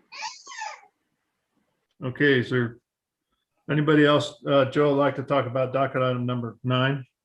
Mick. Hi, Mick. As you come off mute, please state your name and address for the record.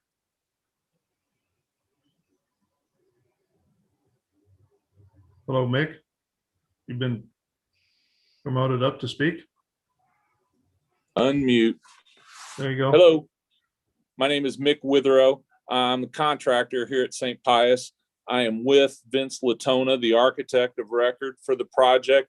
I want to apologize for our inabilities technologically before, but I think we can speak on the couple of concerns from Miss Karen earlier. Well, hold on, before we do that, right now we're taking public testimony. And part of this case is we're missing some information, and that's the actual public meeting that should have taken place. It doesn't sound like the one did. And because of that, we need to have that public meeting, showing who was there, what you talked about, and what was addressed before we can actually hear the case. And what is this for? What is the meeting for? It's all part of the project and the application for this particular project. Okay, and so our understanding is that we're getting a modification to our existing special use permit, and that we are looking for a variance because our secondary structure exceeds the square footage that we're limited to. The other issues, we've been here for 60 years. The neighborhood's been there also, well, I guess for 50. We're working in coordination with them. We're actually helping to expand the buffer between our campus and the neighborhood. And specifically with regards to that corner home that Miss Karen mentioned, we own that house also, and it's already been submitted for permitting to have it demoed.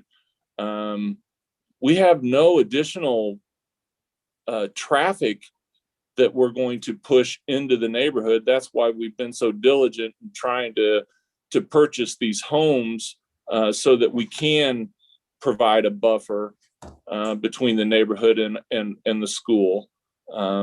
But specifically with regard to the traffic, we would support that enormously. The intersection there of 44th and Virginia is dangerous, to say the least.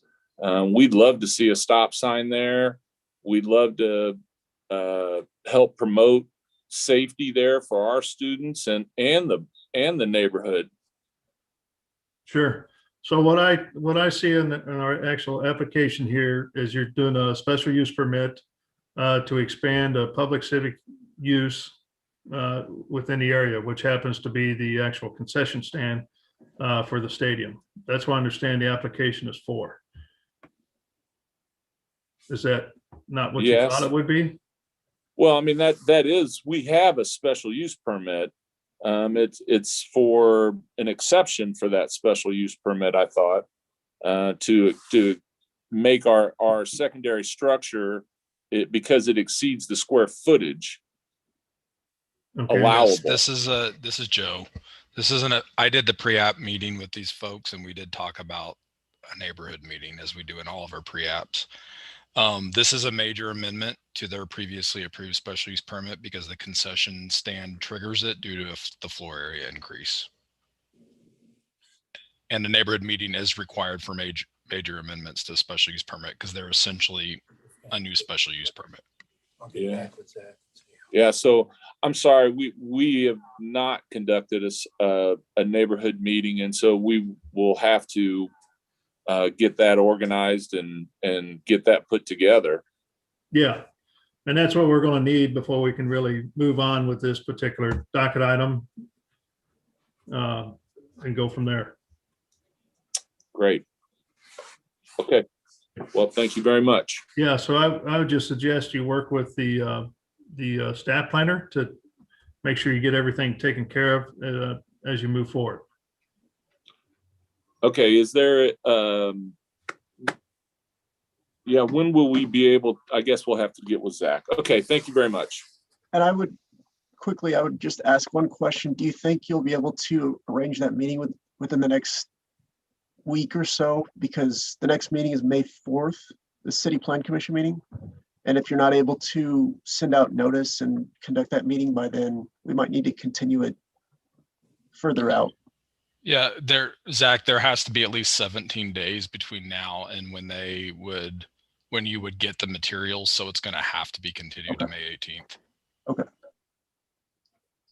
Can I ask a question about just the site plan? Because I think there's a few things that have been discussed and I don't feel like it's totally clear from the site plan. So maybe as a part of that neighborhood discussion, and then when you return back to us, just making it super clear, like, is there any pedestrian circulation or otherwise that would be going west from the site back into the neighborhood?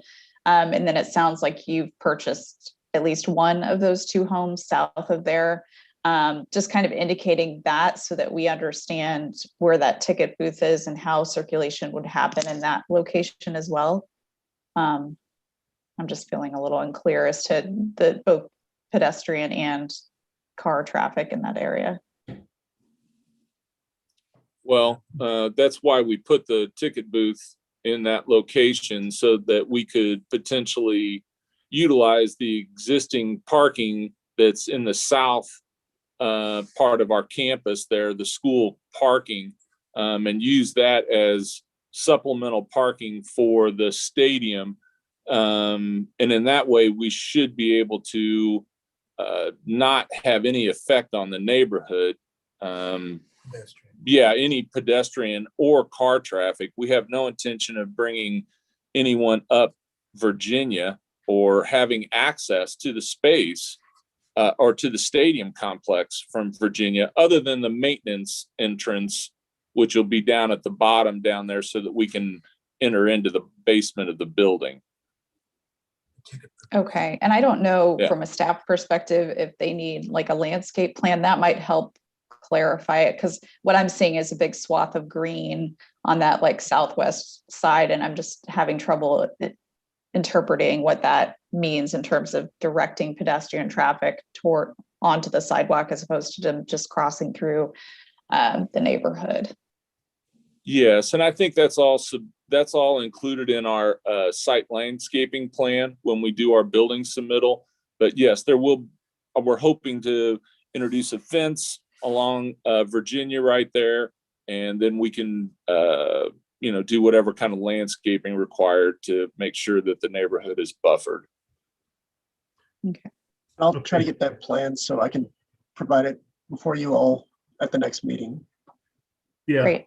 So it sounds like there needs to be some cleanup and some additional information on top of the actual neighborhood meeting before we hear this case again. So I think we ought to go ahead and continue it to the May 18th, it sounds like. Is that with fee or without fee? What? It's really staff oversight, so we'll do without fee. Okay, well, I move to continue docket item 9 to May 18th without fee. Second. Okay, so I've got a motion and a second to continue docket item number 9 to May 18th. Lisa, can you take roll call, please? Commissioner Allender, Aye. Baker, Aye. Beasley, Aye. Crowell, Aye. Enders, Aye. Hill, Aye. Rojas, Aye. and Sadowski. Aye. Okay, it looks like the motion passes to continue docket item number 9 to May 18th. Just keep in mind, commissioners, we kind of heard a few things today, especially some of the public testimony on this. So there will be a quorum set up for the May 18th meeting. And some of the testimony we took today, you'll have to kind of remember and look back at your notes for that when we hear it down the road. So, all right. So keep moving on. Everybody okay? It's 10 after 11. Maybe hear the next case, and then after that, take a little lunch break. So let's go ahead with docket item number 12, 12.1 and 12.2. Docket item 12.1 is case number CPC 2021-00048. Request to approve an amendment to the Briarcliff Wynwood area plan to change the recommended land use from residential low density and conservation district to light industrial on about 36 acres. Located between North Brighton Avenue on the west, Searcy Creek Parkway on the east, and Missouri Highway 210 on the south. Docket item 12.2 is case number CPC 2021-00049. Don't worry about it. Excuse me. A request to approve a rezoning from District R6 to District MPD and approval of a preliminary development plan, which also acts as a preliminary plat for the development of industrial uses on 36 acres at the same location. Christopher Huey is the staff planner.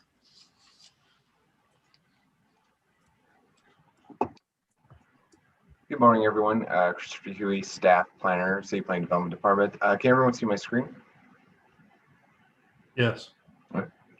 As Joe stated, we have two companion applications. One is an area plan amendment, and one is a combination master plan development, or MPD, rezoning with preliminary development plan.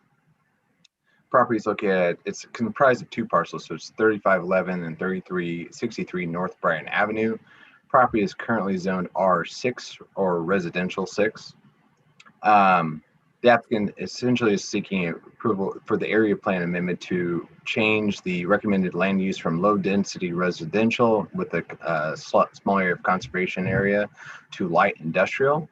Additionally, there for the combination MPD rezoning and preliminary development plan, they would be seeking to rezone the property from R-6 to MPD, or master plan development. And the preliminary development plan is comprised of two 288,000 square foot industrial warehouse buildings. The applicant did comply with the necessary public engagement requirements on April 6th of this year. So generally here is the site, kind of towards the, it was a northeast of North Kansas City area, along the riverfront. Here's the two parcels specifically. To give you some context, Missouri 210 is along the south property line here, and then the Missouri River is even further south down here. As we kind of talked about, it is a joint application for an area plan amendment. The light industrial category for the recommended land use typically coincides with the M1 zoning district. Staff does have several concerns with this particular project, and we'll kind of go through them in a little bit more detail. But essentially, staff is very concerned with the proposed land development and land use joining the surrounding properties, and the use of the MPD project or application type for this particular application. Here's the general site plan. To the, apologies, it's a little greenier than I realized. To the west is North Brighton. To the east here is Searcy Creek Parkway. To the south is a service road as well as 210 highway. And then the two buildings are kind of have their backs facing each other with semi-truck loading along the rear. And then customer and employee parking along the fronts along Brighton and Searcy Creek Parkway. They are proposing a east-west connector private drive that will serve as a kind of an access point for both Brighton and Searcy Creek. Additionally, they'll have a supplemental access point onto Brighton further to the south, and proposing access onto the service outer road here, which is actually more of a MoDOT access point. Here's the proposed landscaping. Again, they do a pretty good job of adding necessary street trees along Brighton and Searcy Creek. It is kind of important to note that this particular area of Searcy Creek along Parkway is rather elevated. This area was, well, is presently part of a land reclamation for topsoil sales and excavation. So that's kind of prepping the site for future development. This section of land here is rather hilly still at the moment, and actually technically part of the parkway for Searcy Creek in the jurisdiction of the Parks and Rec Department. Here are the proposed building elevations. They're usually kind of a brown and tan aesthetic with some vertical breaks. They do have some glass transoms kind of spaced out in an even pattern across the facades, with primary entrances along both corners and then 2 entrances along in the center facade of each building. Here's some 3D renderings of the proposed buildings and views from both Bryant and Searcy Creek Parkway. Looking at the area plan, staff considered what the land use recommendations of this area plan, which are generated by public input, stated a low density residential project would be best served here. There is a slightly denser single family residential area, an established neighborhood just to the west, and then some more townhome development just to the north. Everything to the east is either kind of conservation area or part of the parkway system itself, as well as either undeveloped or very large lot single family residential projects. So with this land use recommendation from the adopted area plan, staff has a lot of concern that the proposed light industrial land use category, which coincides with the M1 category generally, is a very far departure from the recommended land uses. Also, the proposed land uses in and of themselves in comparison to the surrounding properties rise some of staff's concerns with the incompatibility of the development, as well as some potentially negative impacts that could be had on the adjoining neighborhoods. Moving on to the MPD analysis itself. So highlighted on the image is the 2 parcels in question with the existing zoning R-6. With the MPD project, the proposed land use is a industrial warehouse and distribution facility buildings. Staff evaluate the criteria of the MPD project and really do not find that the proposed MPD use is really appropriate. There's no preservation of enhanced natural resources. It's not part of a traditional urban development. There is no mixed use. This is a single use project, and there's no mixed housing. Obviously, there's no housing being proposed with this particular project. As part of the MPD application, the applicants requested several deviations to the city's base code. Is our understanding that the use of the MPD project is to seek these said deviations rather than going through the standard BZA process to seek deviations and waivers to certain aspects, particularly of the Boulevard and Parkway standards. We'll go through each of these deviations in a little more detail. Listed on the applicant's plans was a deviation to the land use. The Parkway standards do allow industrial uses, but there are certain conditions that need to be addressed. Those are further evaluated in other deviations, but staff does not believe a deviation to the land use in and of itself against the Boulevard and Parkway standards is technically necessary for this particular application. Generally speaking, there are several roadway connections and medium break rules that the Parks Board has for connections to any parkway system. Those have been listed on the plans, but it's staff's opinion that those fall under the jurisdiction of the Parks and Rec Department and the Board of Parks and Recreation Commissioners. Therefore, staff's not making an opinion statement on these particular items. Other deviations, this applies to one of the conditions that applies for industrial developments along a parkway. Generally speaking, any proposed development of industrial use along a parkway system has to be set back 75 feet from the property line. The property line is approximately right here, and there's about 200-foot distance of right away from the curb line of Cersei Creek Parkway to the property line. The building itself is approximately 80 feet from the property line, so the building is in compliance. However, the parking lot is only set back about 10 feet, so that would not be in compliance with the proposed Parkway Boulevard standards. It's important to note staff is not supportive of this particular deviation request. Additionally, there's a maximum frontage of vehicular use areas along a parkway or boulevard parkway. That is up to 30% of the frontage of the parcel. We don't have an exact percentage, but the applicant has one of the correction items that is in the staff report, but is anticipated there's at least a 80 to 90% frontage utilization of a vehicular use area along the parkway frontage. Again, staff is not supportive of this particular deviation.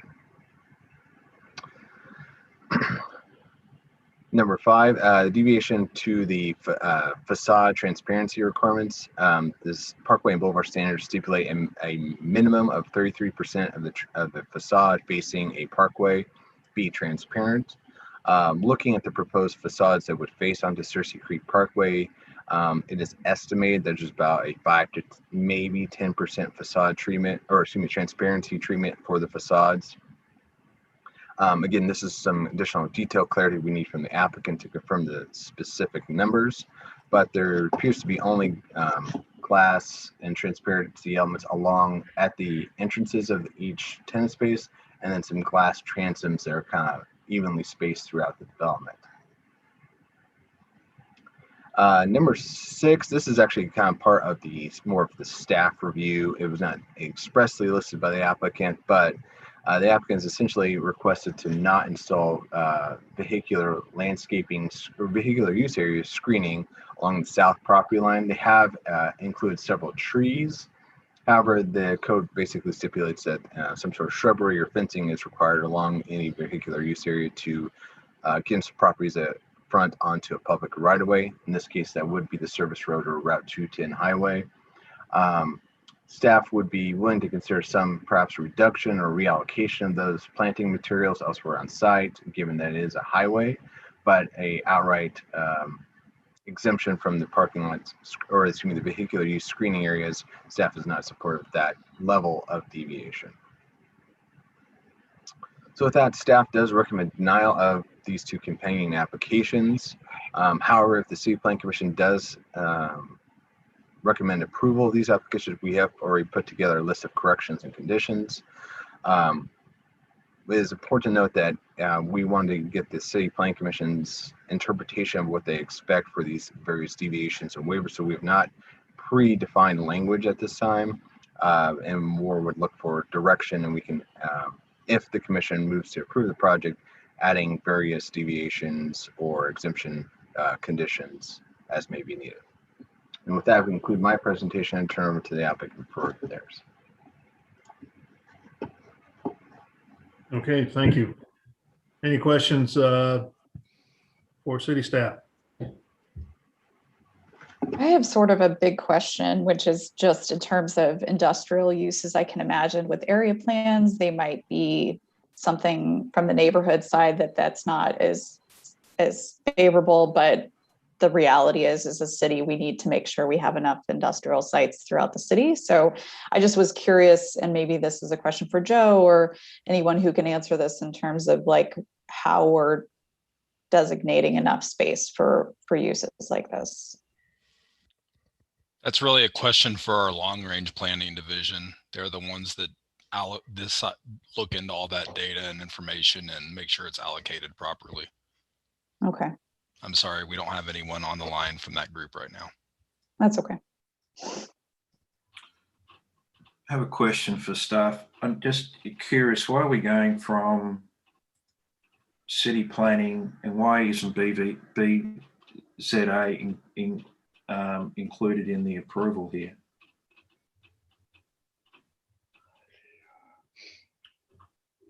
I didn't quite catch that, Commissioner Allender. Can you repeat that? I couldn't quite hear you. I'm sorry. Because the zoning commission, BZA, it's just going from planning commission to city council. And I think you said that the applicant was trying to maybe bypass, and I want to listen to the applicant, but why isn't it going to BZA? So I can kind of elaborate that a little bit more, and I'm sure Patricia can add to some of that as well. The city's base zoning codes, in this case, the compatible zoning district would be M1. If there are any deviations to the Boulevard and Parkway standards, typically those go before the Board of Zoning Adjustments for approval through the variance process. A similar or comparable situation would be the Fairway Meat Market, which used to be McGonagall's. Their development plan went through Planning Commission and City Council approval, and then they had to follow up with variances to the Board of Zoning Adjustments. My understanding, and I would defer to maybe Joe, Sarah, or Patricia to further elaborate, is the MPD process allows some of those quote unquote variances to be assumed within the MPD process. Okay, great. Thank you. Any other questions for staff? All right, well, let's go ahead and welcome the applicant. Welcome again. Thank you, Mr. Crowell. Patricia Jensen here today on behalf of Star Development Corporation. And I am sitting with Robert De La Fuente and Blake Fulton, who are the representatives of Star Development Corporation. Also on the Zoom call or Zoom meeting is Matt Kist, who is our engineer. So Joe, if you could promote him, so in case any engineering questions come up, I can discuss those, or Matt can discuss those with you. You're going to need to stop sharing briefly for me to do that. I can't see them. Okay. That's me, Joe. I'll stop. Sorry. Chris.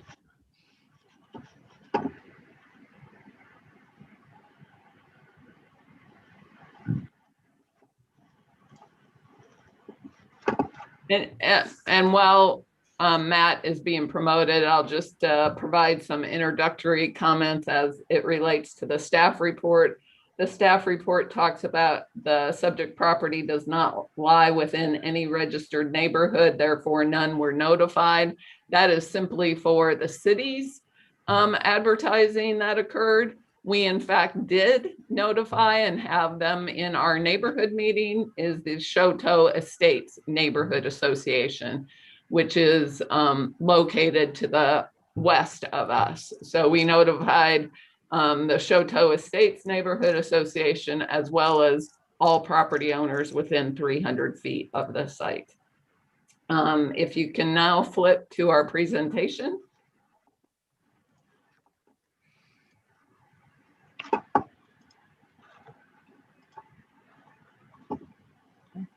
As Chris has explained, we've submitted the application for the Brighton Industrial Park Master Plan Development, located really right adjacent to 210 Highway, which is a very heavy traveled industrial highway. And there are very heavy industrial uses located right to the south of 210 Highway. This property is in a unique position because we have heavy industrial and the highway immediately on our south. We have the parkway located to the east, and we have the single family housing located to our west, and there are townhomes, and I'll show you pictures of these located to our north. So next slide. Our request again is to amend the area plan to provide for the light industrial uses and to rezone the property to MPD with the approval of the MPD plan for about the 36 acres of property to develop the light industrial uses. And when we're talking light industrial uses, you are correct, Commissioner. There is a need for what we're proposing in Kansas City. As we've responded to COVID and all the changes in COVID, there's a lot of requirements for distribution facilities and warehouse facilities that we didn't have pre-COVID. This is very equivalent to what's been built right up along I-35, adjacent to Liberty Parkway, which is in the city of Liberty. And that is what we're trying to do here. Next slide.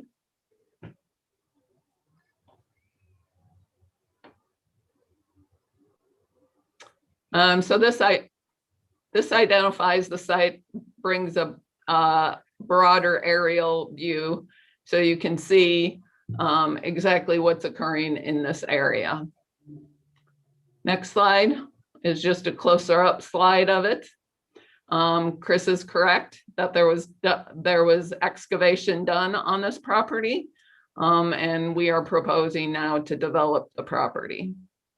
Next slide.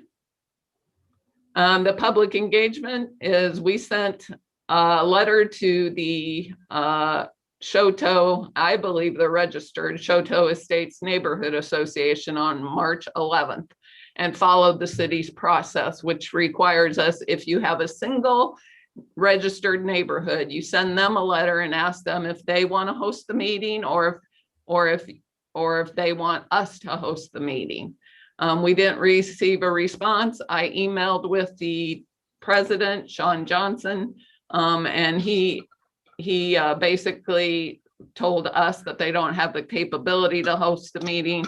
So on March 24th, we sent the letters to the adjacent property owners as well as the neighborhood association to host the meeting for April 6th. We had a meeting on April 6th, and we uploaded the information on April 8th with the attendees. There were probably about 10 attendees. That is the last page in your staff report, shows the people in attendance from the neighborhood. And I don't believe that the neighborhood supports this request either. Next slide. So I'm going to show you a series of photos so you get a better idea of the site we're talking about and the surrounding area. This is looking at the site itself. Next slide. This looks south from the site. You can see to your right on the photo to your left, off to the right is a single family residential neighborhood. And this, yeah, there. And then this slide to the left, you look northeast from the site towards Northeast 36th Street, and that is the townhome development that is located adjacent to our site. And then the one on the right is looking northeast from the site from North Brighton and Northeast 34th Street. Next slide. These are the townhomes immediately to the west of our site, and they show what is the view is. And then the bottom right-hand picture is a slide looking north on Brighton towards the single family residential neighborhood. Next slide. This looks south at Missouri 210. So you can see that if you know anything about Missouri 210, it is a very heavily traveled highway, traveled a lot by semi trucks. Next slide. And then this looks south along Searcy Creek Parkway. Brighton Industrial Site is on the right-hand side, although it's not immediately on the right-hand side because the parkway itself from the parkway has about 200 feet of right-of-way. So it's a very large right-of-way for the parkway. Next slide. This shows the buildings that we've already, that Chris has already shown you. The next slide. This shows the landscaping plan. We don't have problems adding landscaping along the south side. We didn't think it was necessary given the view from the highway and the different topography. We did try to meet, or we did meet all the city's requirements. We just distributed the landscaping elsewhere. Next slide. These are the renderings that Chris has already shown you. We believe that our buildings are very attractive and will fit into this neighborhood and will not negatively impact the neighborhood at all. Next slide. Chris has given you the city's viewpoints that the MPD zoning request is not appropriate for our application. We believe it is. The 4 examples that Chris listed to you earlier are merely examples. Section 88-280-01-A says they list types of possible MPD development, but they don't limit it to the 4 examples. It's appropriate here to address the circumstances of the site. We've got the apartment townhomes to the north and west, single family to the west, parkway to the east, and heavy industrial and highway to the south. What we're doing, rather than going to an open industrial zoning district, is further limiting the uses to the light industrial, and we certainly can limit them to what we intend to put in here. It provides assurance as to the type of industrial development. And what I have shown on the screen is our statement of intent that is required to be filed at the time we file the application. Next slide. Kansas City has found flexibility in MPD zoning. You guys know that you have recently recommended approval of the Halo Center. There's been a renovation to a casino that you've recommended approval of. There are a number of single uses that are appropriate for MPD zoning. The one at the bottom of the screen is the Quick Trip at Westport Road and Mercer Street, just to the west of Westport itself. And that was a single site that was appropriate to rezone it to MPD so we can protect and provide for certainty as to what was being developed with the MPD plan. Next slide. I want to focus you on one of the essential questions in zoning is whether or not the zoning for that site is a reasonable use of the property. That is the city's obligation, is to make sure that all of the zoning categories that it has applied to property provides a reasonable use of this property. So currently this site is zoned R6. R6 means you have 6,000 square feet of land area for each residential unit. So what I had our engineer do was to prepare a concept drawing for what an R6 plan would look like and how many units you could get in there given the street configurations and the setbacks and everything. And this is the plan to your right, is what can be developed under an R6 zoning category. That equals 124 single family houses. And then you have to take the plan that you've developed and figure out, okay, what are my infrastructure costs? What are my land costs? Does the market really provide that I can develop this plan in this area? So you see on your left-hand side a list of the costs of developing the land for this 124 single family lot subdivision. It is about $40,000, a little bit more than that per lot. And the next slide will show you that our land costs plus the land is about $55,000 per lot. Housing costs are typically about 4 to 5 times that amount. 5 times really is kind of the figure everybody uses. If you haven't heard about housing costs recently and developing housing, not only in Kansas City, but nationwide, the lumber costs have skyrocketed. And so this doesn't even really consider the skyrocketing costs that we're seeing right now for development of new housing. So our approximate estimation of the housing costs for each of these houses would be $275,000 to $350,000 or $315,000 per house. That would mean your total cost for your home would be between $330,000 and $370,000 per home, just developing it on an R6 density. When we look at the market and what's occurring in the market around this site, the houses in this area are under $200,000.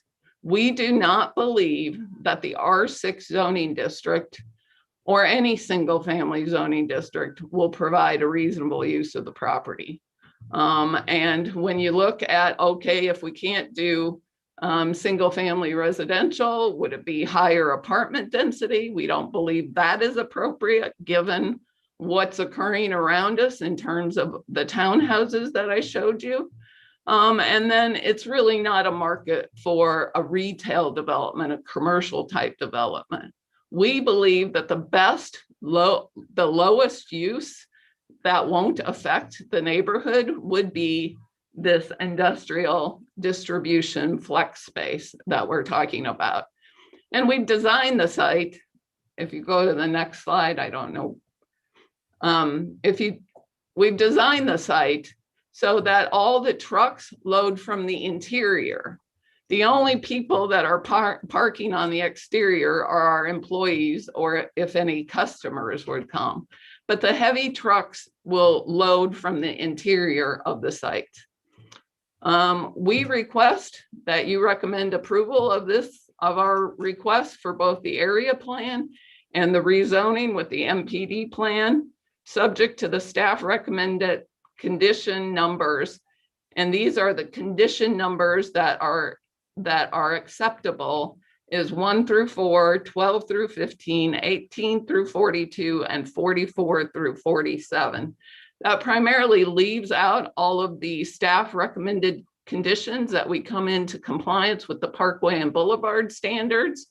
We believe, given the site location and the width of the Parkway standards, we cannot be able to come into compliance with those because the Parkway is so wide.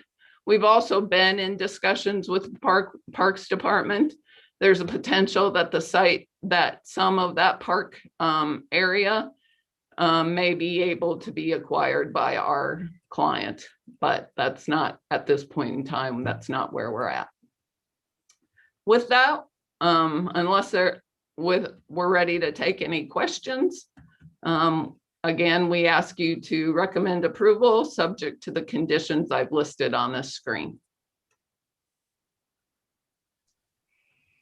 Okay, thank you. Are there any questions for the applicant?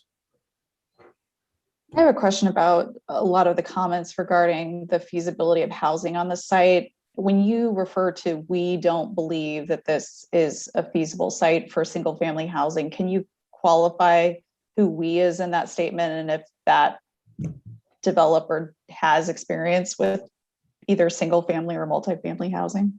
Yes, Commissioner Sadowski. Star Development is qualified to understand that. They heavily develop residential subdivisions north of the river, and I'm going to have Robert De La Fuente speak to your question. Hello, Commissioner. So I'm Robert De La Fuente with Star Development. We currently have about 7 subdivisions in and around Kansas City, Liberty, Kearney going, and we do something like 200 lots a year. So we do this quite a bit. That the numbers that she put forth, Patricia, that's the baseline that we'd be able to hit in that area. And unfortunately, that's not an area that we would build that product. That's just as cheap as we can do it right now. But that's not where people would want to buy that potentially. Yeah, and Commissioner Sadowski, those are not elaborate houses. Those are starter homes. That's one of the discussions Kansas City is currently having, is how to build affordable housing for the residents. And sadly, we're at the price point that doesn't allow people starting out to really purchase their first home. Can I just confirm, did I hear correctly that the neighbourhoods were against the development? Yeah, you may have some people on your Zoom call. Okay, great. Thank you. Okay, are there any other questions from the commission to the applicant at this time?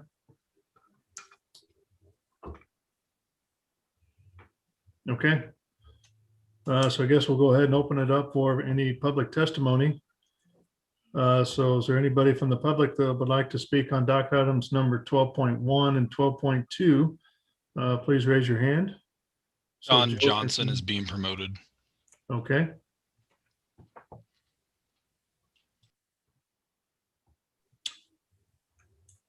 Hi, Sean. As you take yourself off of mute, please state your name and address for the record.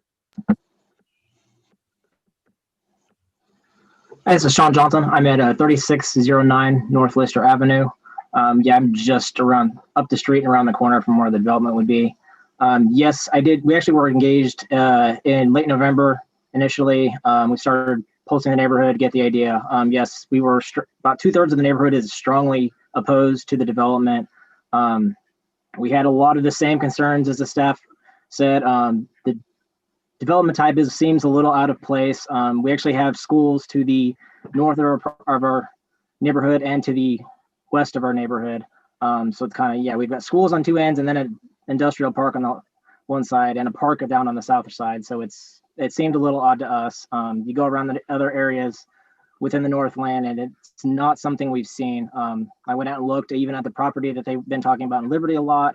There are no adjacent homes to that property. The only ones that are actually nearby within eyesight are off on a corner up over a hill, and there's like 3 homes or 4 homes that you can see. And most of those homes are, looks like they're rentals. A lot of that neighborhood is in decay. It's not something that we would want to turn our neighborhood into at all. Also, a lot of our neighbors are elderly. A lot of people still have a lot of people in the neighborhood that were first, it's their first house that they purchased. They've stayed here for 30, 40, 50 years, raised their kids here. They've moved on. I know I've talked to some of them.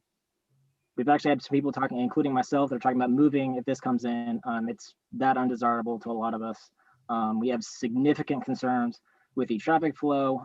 Yes, there is a lot of trucks over on 210 and a few on the service roads, but this is going to significantly increase the truck flow on the service road to 210, which is where we all enter the neighborhood. And they've said, well, it's not going to get backed up and people are going to follow the rules, but we've seen how truck drivers do it. I see it at work. They go in the wrong gates. They go under bridges that aren't the right size. So there's a lot of concern about that, roads being torn up. I think that's the main, to go as fast as I can. I'm not sure how many other people we've got. I've sent it out to the neighborhood. The other Mr. concern Johnson, we've had is, do you represent the neighborhood association or? yes, yes, I was actually the president when this initially started. I did not pursue this next term. Actually, as I've said, I'm focusing on trying to get ready to move in preparation for any of this going through. So we don't have an actual formal president right now. We're still loosely organized. So we can continue to address this, as a lot of neighbors do have concern. I actually personally have not heard any positives to this actually being put in place. There is a lot of FUD with, oh yeah, if you don't do this, you're going to get the high density residential and it's going to be HUD homes or apartments.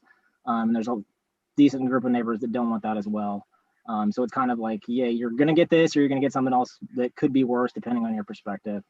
So it's kind of a rock and a hard place for us. How many homes are in your neighborhood association? We have around 325. Okay. All right, thank you. Yep, okay, thank you.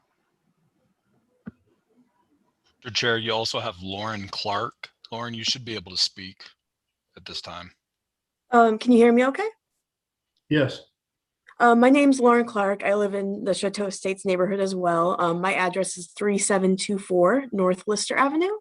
I had sent a couple of slides and I got an email back from, it looks like Christopher. Oh. Ms. Clark, I'll present your slides for you right now. Okay, perfect. So I have an additional concern about traffic that I think wasn't addressed by Sean. I'm worried about expected employee traffic cutting through the neighborhood. So there are 2 exits on I-35 that easily access their proposed warehouse site, Armour and Shoto Traffic Way. The Armour exit requires driving through North Kansas City, which is often backed up in the morning due to employee traffic going to North Kansas City Hospital or Cerner. And so I think that's why a pretty good number of employees would probably take the Shoto Traffic Way exit. As you can see on the map, Northeast Parvin Road connects Shoto Traffic Way to North Brighton. I tried to draw that in on green. I'm not very good at drawing on the computer. You can also see that 38th Street, which I put with the red dashes, is a shortcut between Shoto Traffic Way and North Brighton. What you can't see on the map is that 38th Street is a very narrow road with 2 blind hills. Already, people often use 38th Street to cut through as a shortcut, and they often drive very fast and drive down the middle of the road, going over those hills. I personally was hit in a head-on collision on 38th Street a few years ago by someone doing exactly those 2 things. Because employees typically work scheduled shifts, if this plan to change the zoning is allowed to happen, I expect there will be a large amount of additional traffic cutting through on 38th Street at approximately the same time in the morning and the evening. In my opinion, this would create a very dangerous situation in our neighborhood. And I would ask that you please don't vote to change the zoning without at least considering the impact on the traffic of employee traffic cutting directly through our neighborhood. Thank you so much for your time and consideration. There's another slide that's just a picture of my car from that accident, but you don't have to see it if you don't want to. Okay. Thank you.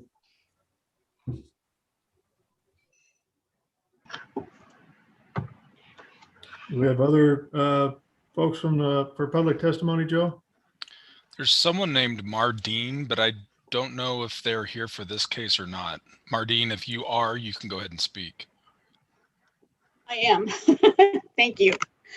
Yes, and I agree with Sean. I live at 3409 North Lister, which is just a couple of blocks off of North Brighton. Currently, the company I work for, our warehouse is at Hunt Midwest, which is, as you know, half a mile from this location. You have just put in all of the warehouses that are at 210 and 435 south of 210. And there are the warehouses that are in Liberty that you have put. I can't understand why we possibly need more warehouses. The traffic from the semis coming from Hunt Midwest and through there now on 210, you've admitted yourself as extremely high traffic, and you're going to put all of that semi traffic now blocking the entrances to the neighborhood.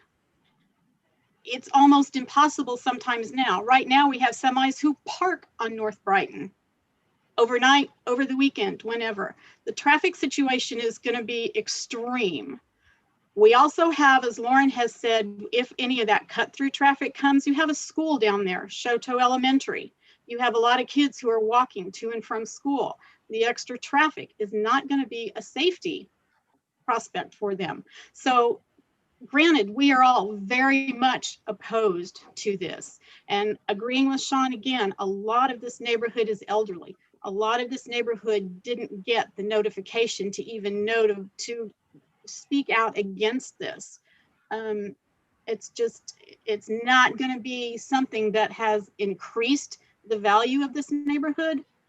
Granted, as they have said, this is not an affluent neighborhood. No, we don't live in $300,000 homes, but you are going to diminish what we do have considerably by allowing to rezone this to industry rather than residential or conservation like it should have been.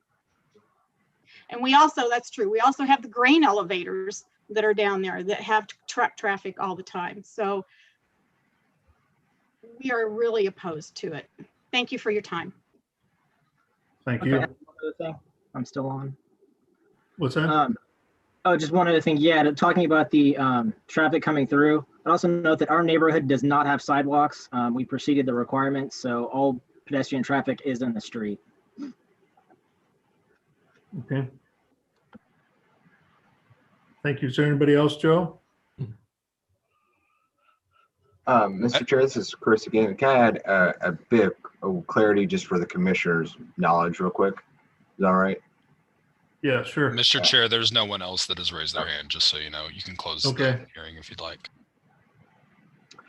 Just as Ms. Jensen stated, the purchasing of the adjacent right away from parks, I would defer to Ms. Jensen or Sarah to confirm this, but I do believe that it requires a vote per the city charter by the Parks Board to sell that property. Just wanted to provide that kind of envelope of clarification for if the commission had questions about it. Okay. Chris, you're correct. It would require a public vote. And that's why our plans are proceeding the way they are right now. Okay, so at this time, we'll go ahead and close public testimony. So there's some concerns that were brought up by the public. I think you've talked about some, but I'd kind of like to hear again some of the truck traffic and controlling of that in and out of this particular development.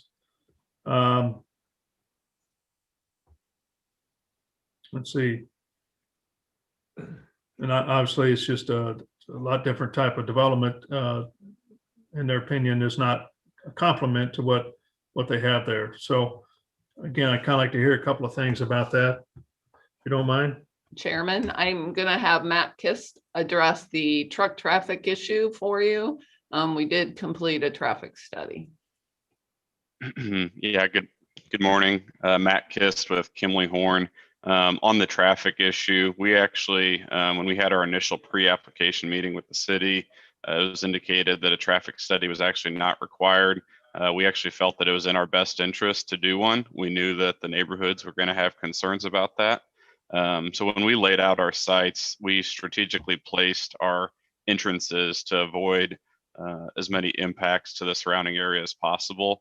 We foresee that the driveway on the south side, the one that accesses the 210 outer road, is really the primary truck in and out.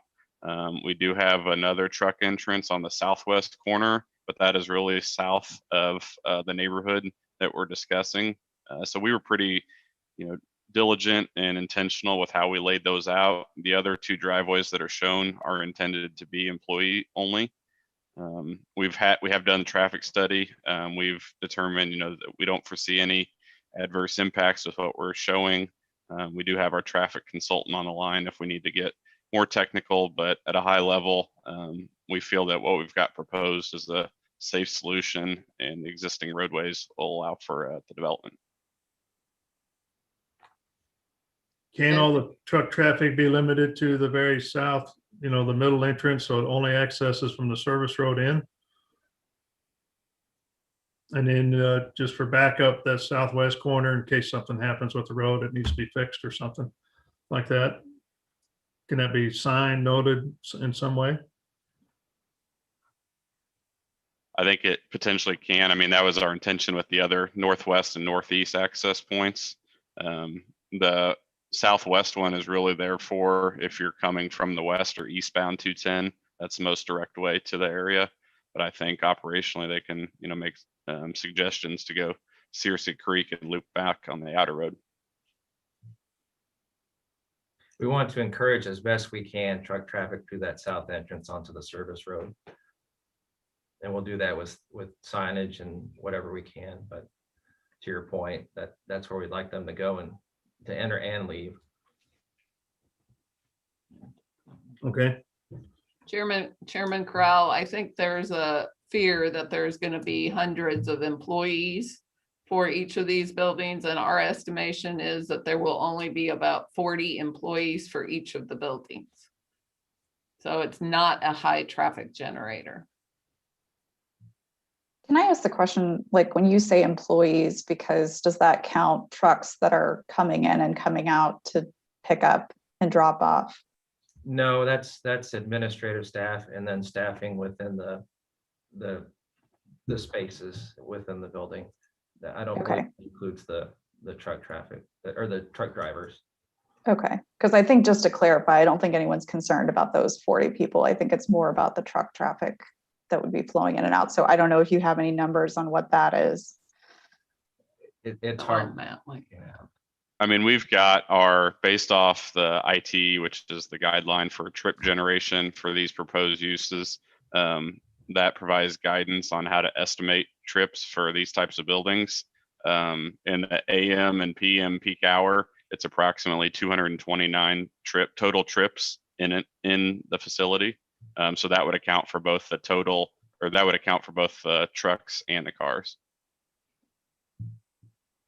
And that's what we used in our traffic study, which we've submitted to the city. Okay, so the vast majority of that would be commercial truck vehicles, correct? Of that 229. I'm not sure what the exact breakdown is. I don't know, Janelle, are you on by chance? And I don't know if they speak to that. I think she is. Chris, if you happen to see Janelle Clayton with Merge Midwest, I thought she was going to be on, but maybe not. I think I know the answer to this, but is there any use of zero emission or CO2 vehicles? I'm thinking the big concern in addition to traffic is air quality. So I don't know if that's something that's can be spoken to in terms of commercial vehicle use. I can't answer Yeah, that. Matt, can you? I see Janelle had hopped on here. Yeah, should I go ahead? First, they had asked for a breakdown of truck traffic versus employee traffic. Do you have Yes. an estimation of that? I do, yes. So I'm Janelle Clayton with Merge Midwest Engineering at 2668 West Catawba Street in Olathe, Kansas. And as Matt alluded to, ITE does give us some trip generation rates just for trucks specifically. And I did run that. It's in the appendix of the report. And so of those AM peak hour trips that Matt had alluded to, we had a total of 23 trucks out of those, 10 in and 13 out. And in the PM, we would have another 23 total, 9 in and 14 out. And that is just during the commuter peak hours. So your heaviest AM and PM commuter peak hours. Daily, the ITE would estimate 326 total trucks over the course of 24 hours of a total day. And, a lot of these facilities have off-peak generators. The trucks are coming and going in the early morning hours, not adjacent to the commuter peak hours. And these are the semi trucks with the 53-foot trailer, give or take? Correct. Just your heavy truck traffic.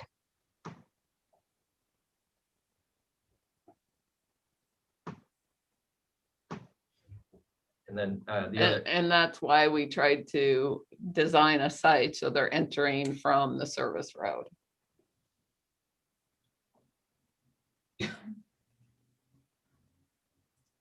Okay. Any other questions from the commission?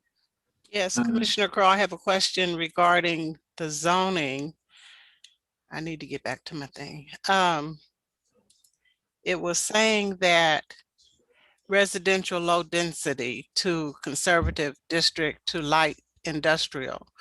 So does residential low density only include single family houses? It does not include any type of apartment complexes? Madam Commissioner, that is correct.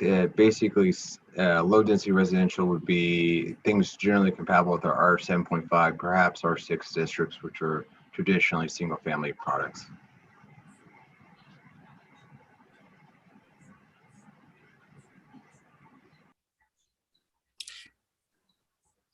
Okay, so I was going to the price point they had used in their example, and I was thinking, well, they didn't give us any other type of housing. So that answers that question. Do we actually have a map that gives us a better placement of this potential site in relation to the existing warehouse type businesses and the neighborhoods? I'm kind of visual. How big of a distance are we talking about here? I can try to pull a parcel viewer, here momentarily and see if we can have a more of an interactive map. Okay.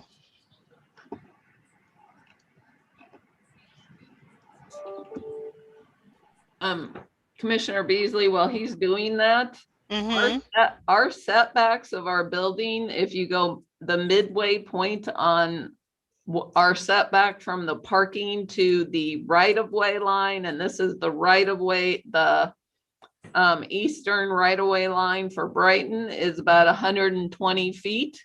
Then you have to add on the right-of-way to for Brighton, which is probably another what? 50 feet. It's 50 feet to the center of the road. So 50 feet, that's 170 feet. And then there's additional right of way to the west to the neighborhood. So you're 200 feet probably. So, yeah. Commissioner Beasley, the property, this is Joe, the property is in yellow. And I've put on the future land use layer from our comprehensive or area plans. Okay. And the pinkish purple colors are the areas identified for industrial development. So there is a small area to the west that's industrial. And then of course, south of 210, as that has been mentioned, and then a large area east of 435, which is about a mile away.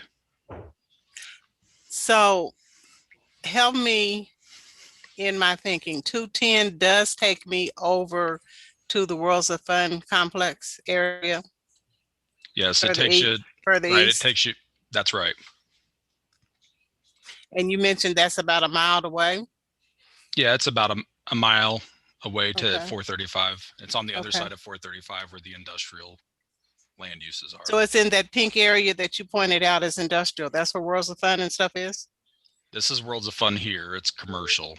Okay. But this whole area east and south of it is planned for future industrial. And some of it's developed already as industrial, but Yeah. some of it's undeveloped. And then you made it bigger, make it a little bit smaller. So then the golden part that was more to the west, that's residential. Yeah, that view, that is more residential stuff.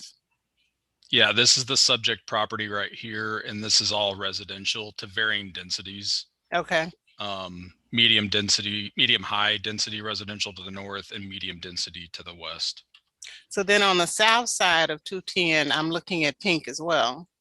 That's right. Okay. Down here. Okay. Thank you. Mm-hmm.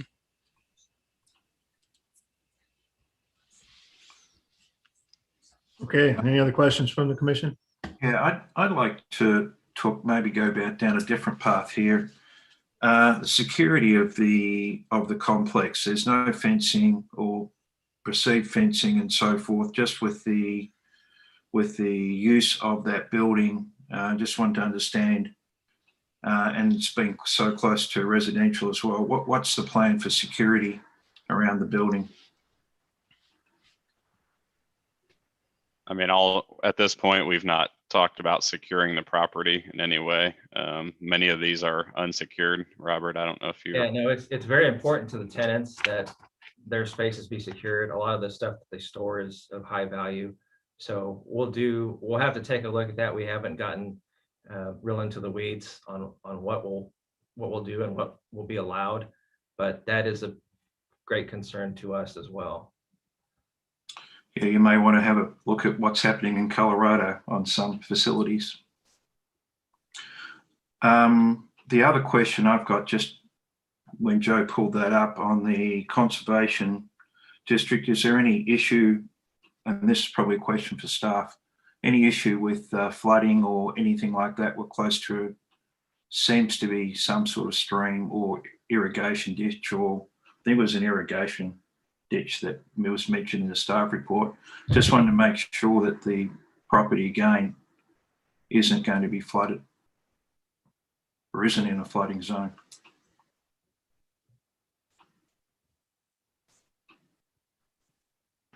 Commissioner Andrew, give me one moment. I'll show you the floodplain maps. 1 second.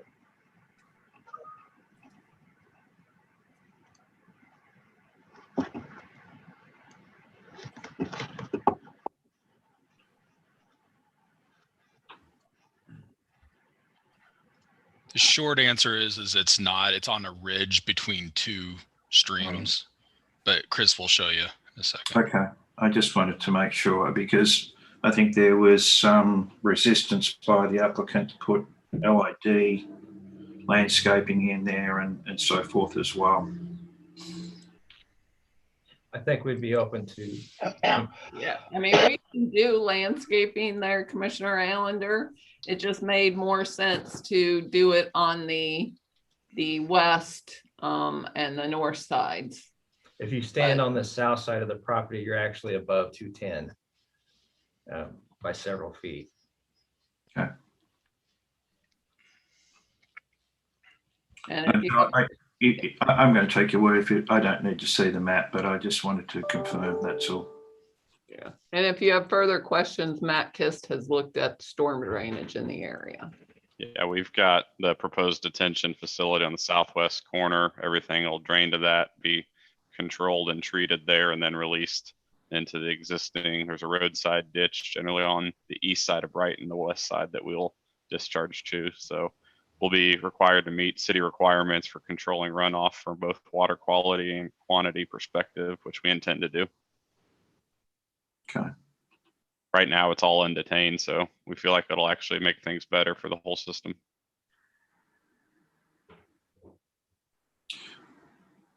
And I've got maybe one more question. I'm still struggling on why there's such pushback on the setbacks and so forth from the applicant. Again, I'm just struggling. Seems to be there's a lot of area on that site, and just wondering why the requested deviations again.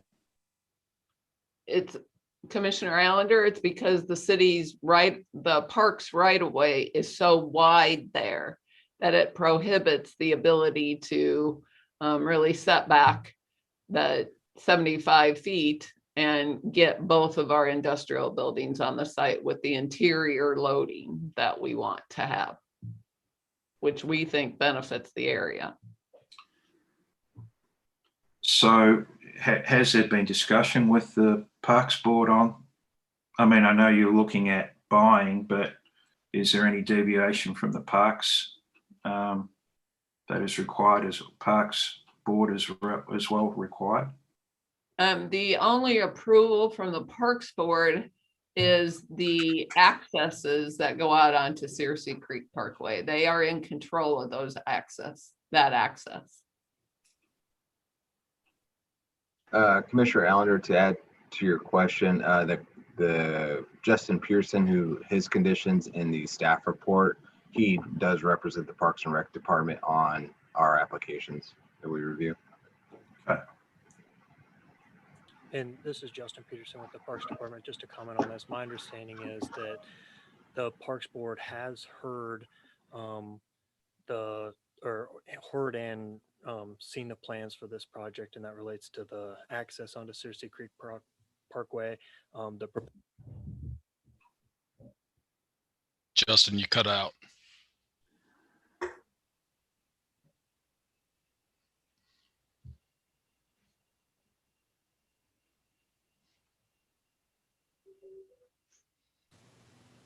Hello? Yeah, you cut out. You just got to a point where we're talking about the access onto the parkway. Okay, so my understanding is the Parks Board has seen the plans for this, and there's been discussion related towards the access out onto Searcy Creek Parkway, as well as the tree removal and grading within the right-of-way of Searcy Creek Parkway. And my understanding is the Parks Board is not supportive of deviating from the Parkway Boulevard standards or granting land or tree removal or modification of that right-of-way. And they're concerned about the truck traffic that would be generated onto Searcy Creek Parkway as well. Right. Thank you.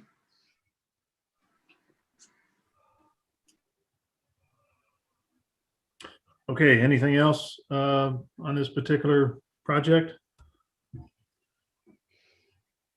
Okay, so at this time, we're going to go ahead and close all testimony and just speak amongst the commissioners about this project.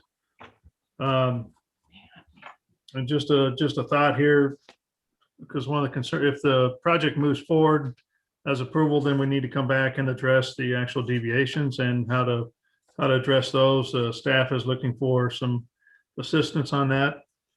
if we need to help with that. Otherwise, seems like it'd be moot if commission is not in favor of this project. So just throwing that out there. Anybody like to lead the discussion, or you just want to go straight to a motion? James, you want to go first? Yeah, for me, I'm gonna agree with staff on this particular project. I don't feel that it's an appropriate use of the land, given it's sandwiched between two residential properties, or actually it's got three sides of residential properties and it's on a parkway. And I think that there's opportunity to do not just R6, but different type of housing there. So generally I wouldn't want to live next to a truck facility plant. Even though it's necessary in the city, but there's also plenty of places around the city where this could be developed. And while there was a case against the unaffordable nature of some residential units currently, and I completely understand the housing affordability issue. I'm in a lot of those conversations, but there are no houses on the market. And so I would challenge that assertion and challenge developer to, if they're interested in housing, to be a little bit more creative in the ways we could do that. So I am not in favor of the overall proposal. Would agree with staff on the denial, because I do agree with the overarching area plan amendment land use. I agree with Commissioner Baker. I think that the commission has been generous with the degree of consideration given to this project. I think there's a high burden of proof for an applicant with such a change, and it didn't meet that burden of proof for me. Anybody else? I think I agree with what both Commissioner Baker and Commissioner Enders have said. I was just going to comment that I feel like, if we want to worsen our housing affordability issue, we take away viable lots and green, and especially green space that could be used for new construction. So I think that's the exact opposite approach that we want to take. And I think that there is maybe an argument to be made based on what you've shown us that single family may not be the best use for this, but multifamily there's certainly a market for it. So it may just be finding a use that's more conducive to the neighborhood.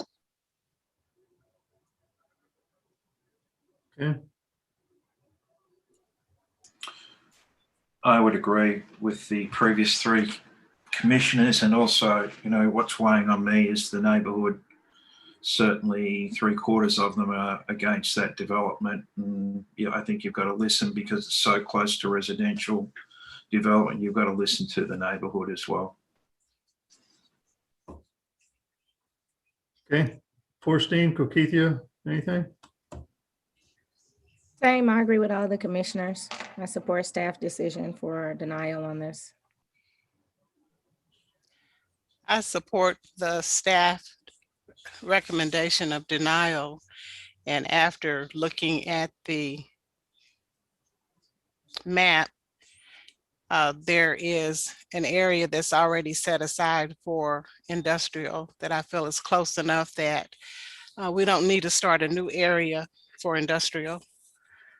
So I agree with the denial. And then I think there was one statement said that down the road they would look into acquiring property from parks. And I don't think that's going to happen based on the information we just received. So I stick with the denial as well. Okay, Mr. Rojas, anything? I'm going to go with a denial. Okay. Well, for me, this project is obviously very interesting. It is in the Northland. It's, I like the buildings, but in this particular location, it's pretty hard to see them there because of being adjacent to Searcy Creek Parkway, as well as the neighborhoods right next door. 250,000 square foot buildings that are 45 foot tall. Right outside your driveway is a fairly large facility. I mean, I understand with the location being right there on 210 highway and access to the service road, that makes it very feasible to do that kind of thing, but it seems like it's a little bit too close for for the neighborhood there and might be better suited for a different location. That's just my opinion. So with that, I guess I'm looking for a motion from somebody so we can move on. Motion to deny. Second. Okay. So I've got a motion for denial of docket items 12.1 and 12.2. I've also had a second on that particular motion. Lisa, can you take roll call, please, on the motion for denial of those two docket items? Commissioner Allender, Aye. Baker, Aye.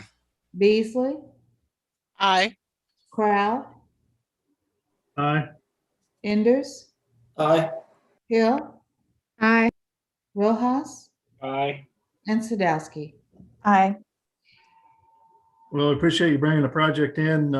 It has been recommended for denial and upholding the staff report. So thank you again. Chairman Crowell, thank you all for your time. Yeah. Okay, so it is 12:20 right now. Let's go ahead and take is 15 minutes enough, or does everybody need more like 20? So let's go ahead and take 15-minute break. That would bring us back at about 12:35, so we can continue on with the cases. All right. Mr. Chairman? Yes, sir. I need to excuse myself from the rest of the hearings. I need to make plans for travel and emergency notice. Okay, sorry to hear about that. I hope everything's okay on the emergency, but we appreciate it. We'll see you next meeting. Yes, thank you. Thanks, sir.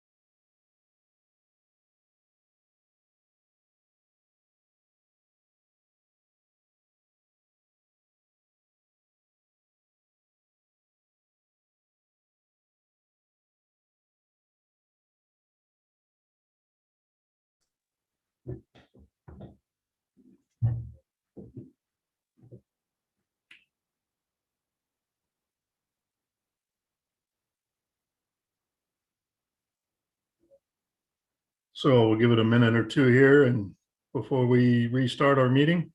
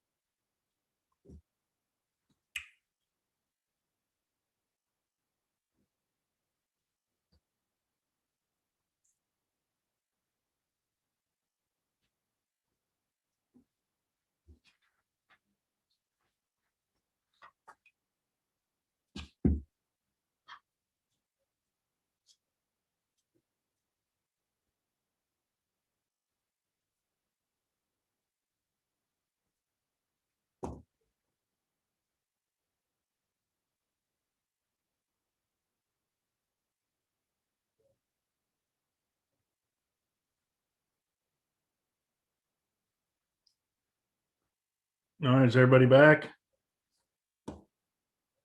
Yes. We can restart the meeting. Okay. Bruce, Jeans, Ashley, I'm here.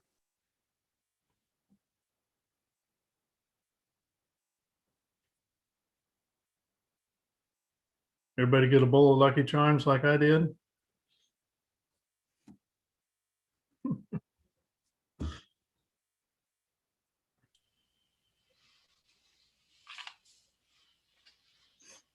Okay, it looks like we're going to start up here with docket item number 13, and we know for sure the applicant's available. They made it back from lunch. I don't know who the applicant is. Chris, if you're on, do you know who the applicant's name is on this one? Helps if I take myself off mute there. Jay Odell, I think he just rose his hand. Yep, he's here.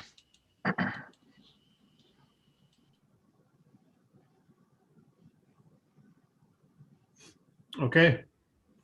Well, let's go ahead and get started again. Looks like we're on docket item number 13.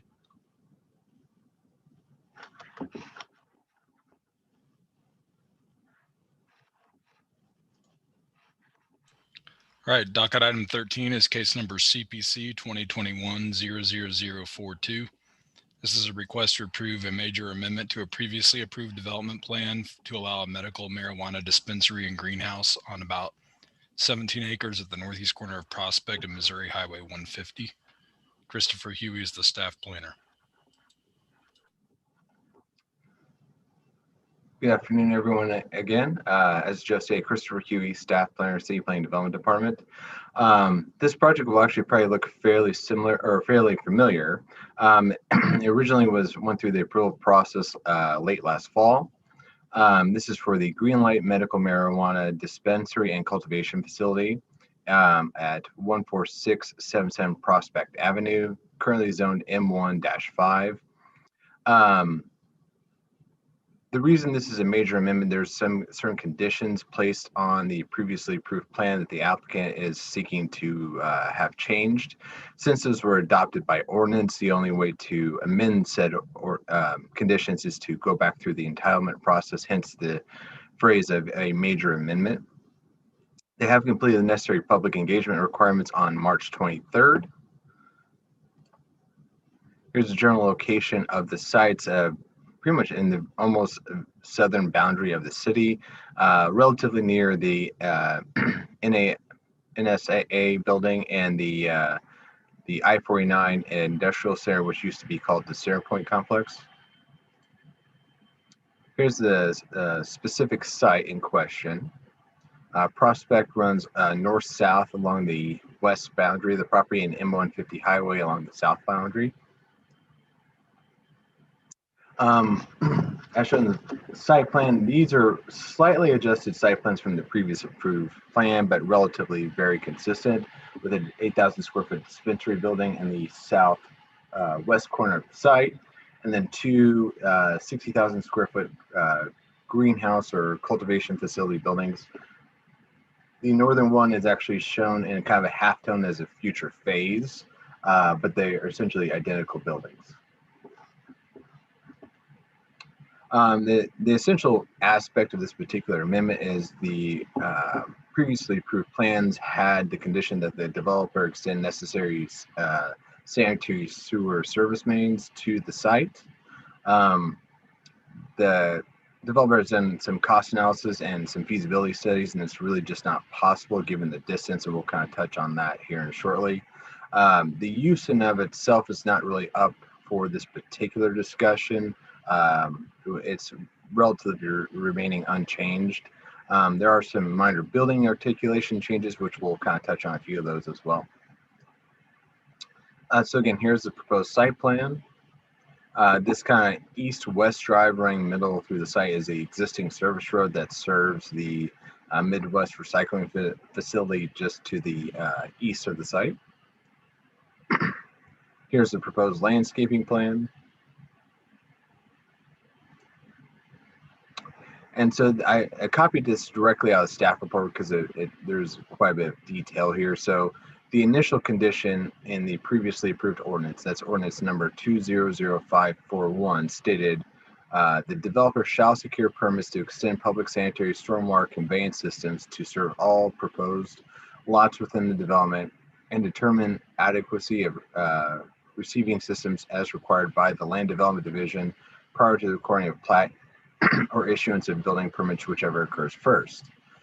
Developer has analyzed it, and essentially they would have to cross M150 highway, some additional roadways, and then also cross the Union, I believe it's the Kansas City Southern Railroad line at a considerable distance. So the revised condition basically states that the sanitary sewer system need not be extended, provided that the developer demonstrates that they can the proposed private sewage disposal system complies with necessary building codes as adopted by the city's Chapter 18, the city's building code, and necessary MDNR requirements prior to recording of the plat. If they cannot, then the normal extension requirements would kick into place, but I believe the applicant's confident they can comply with those necessary building code requirements. So to give some approximations here, so here is a NSAA building, and then the center point, or excuse me, I-49 industrial facility down here to the south. The red circle areas are approximately the closest locations of any existing sanitary sewer mains in the area. So as you can see, they'd have to do a considerable extension up to 150 highway, likely cross 150 highway, cross the Kansas City Southern Railroad line before even reaching the site. The other detail aspect we were kind of commented on was the building architecture. The building on the right is for the, well, both these are for the dispensary building located at the southwest corner of the site. The elevations on the right-hand side elevation are from the previous project. The left-hand side elevations are from the new proposal.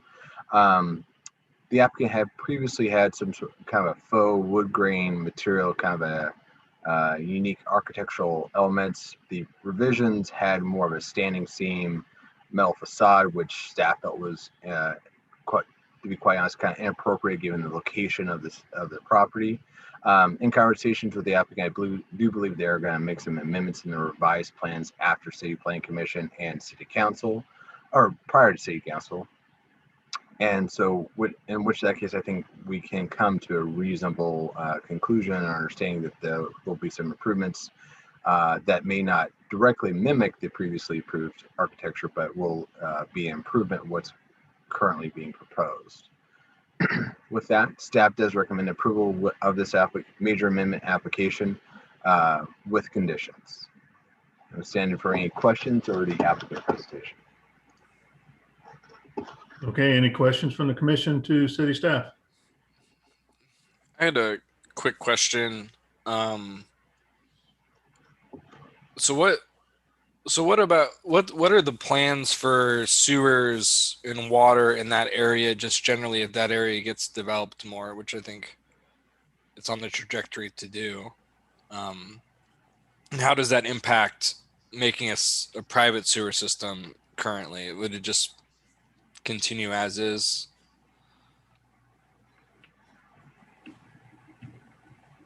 Commissioner Baker, this is Stacy Lowe from Land Development. Water Services does have some long-term plans to extend sewer in this area. They have not started those plans yet, so there is no defined timeline for construction. As long as the private sewer system continues to meet the city's requirements, it will be allowed to continue to exist under my understanding of the current MGNR and city requirements for the site.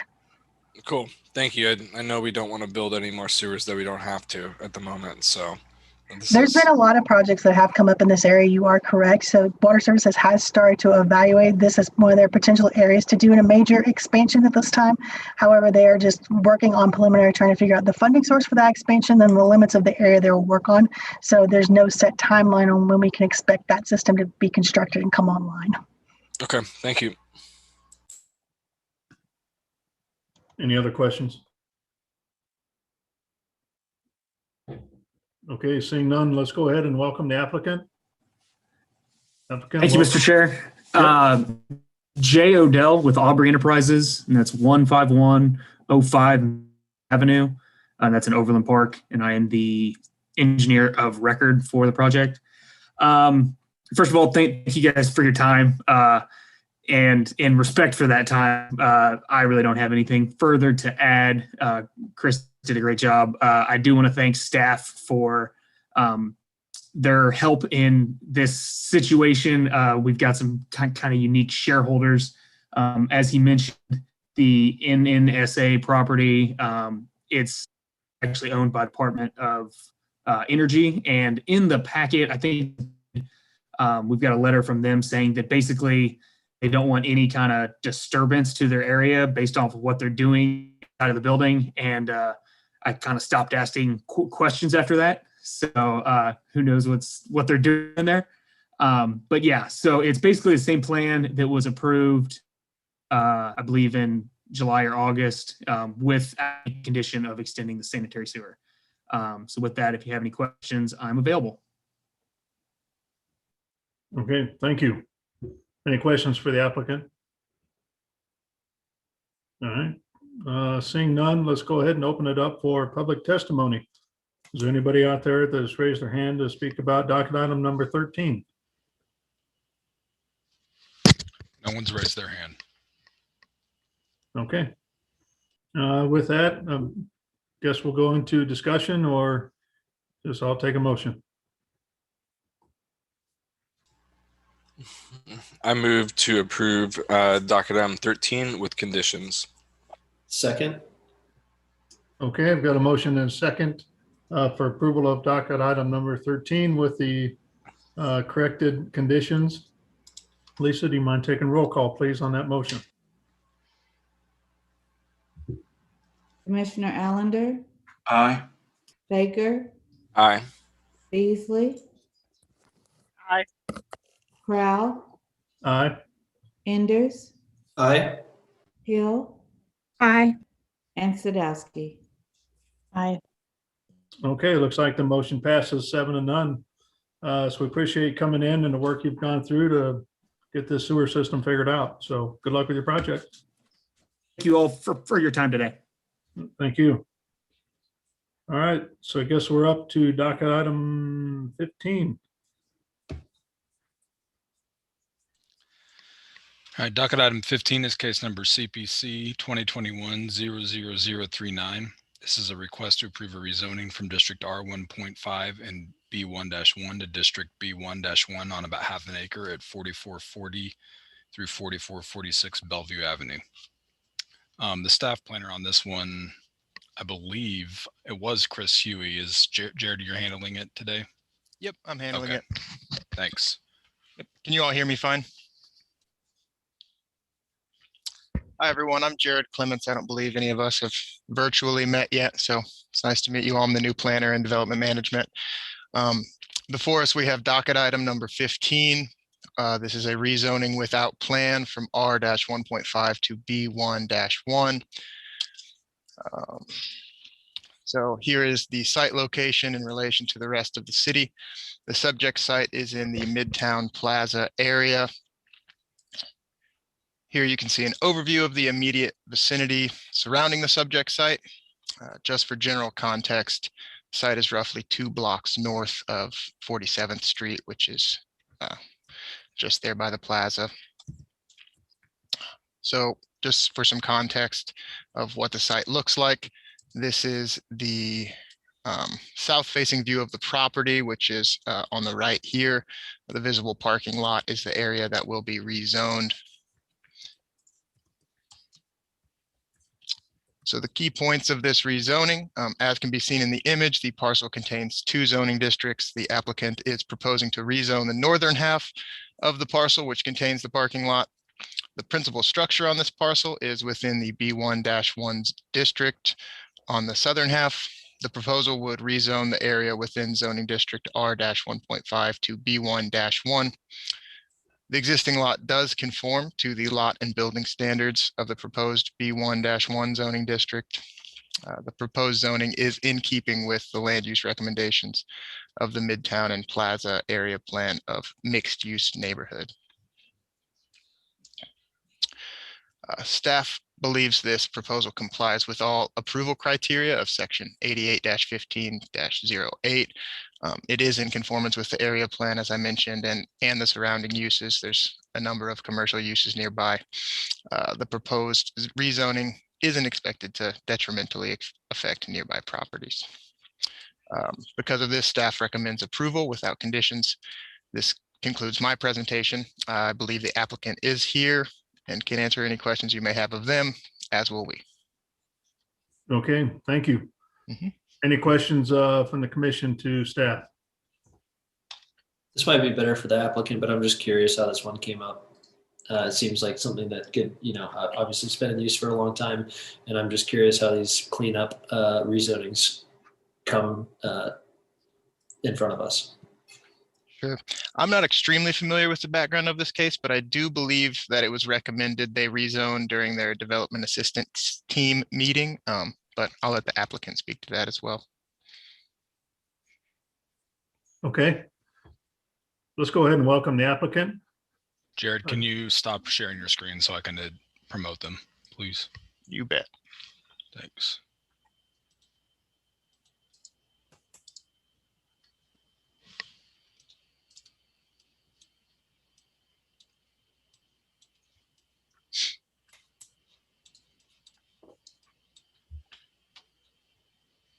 Hi, this is Trevor Fox from Anderson Engineering. Can you guys hear me okay? Yes. Okay, great. Yeah, this is Trevor Fox from Anderson Engineering, the civil engineer on this project, on behalf of HJM Architects and the owner of the property, Michael Surface. Just in regards to the question of how this came up, it was actually staff recommendation as part of the tenant refinish application for the principal structure there. Anderson Engineering was handling the minor civil infrastructure along 45th Street. So that's why we're here today. I think Jared did a good job of actually describing the project. I think that's been a parking lot since 2005, but it would, per the city's request, just kind of clean up that zoning, match the accessory use to the principal use. I don't really have to add besides that, but I'm happy to answer any questions if anybody has any. Okay, any questions for the applicant? All right, I'm not seeing any, so at this time, let's go ahead and open it up for public testimony. Anybody like to speak about docket item number 15, please raise your hand. No one's raising their hand. Okay. So we'll go ahead and close public testimony then. If there's no discussion or anything else, then I'll go ahead and take a motion on this particular case, please.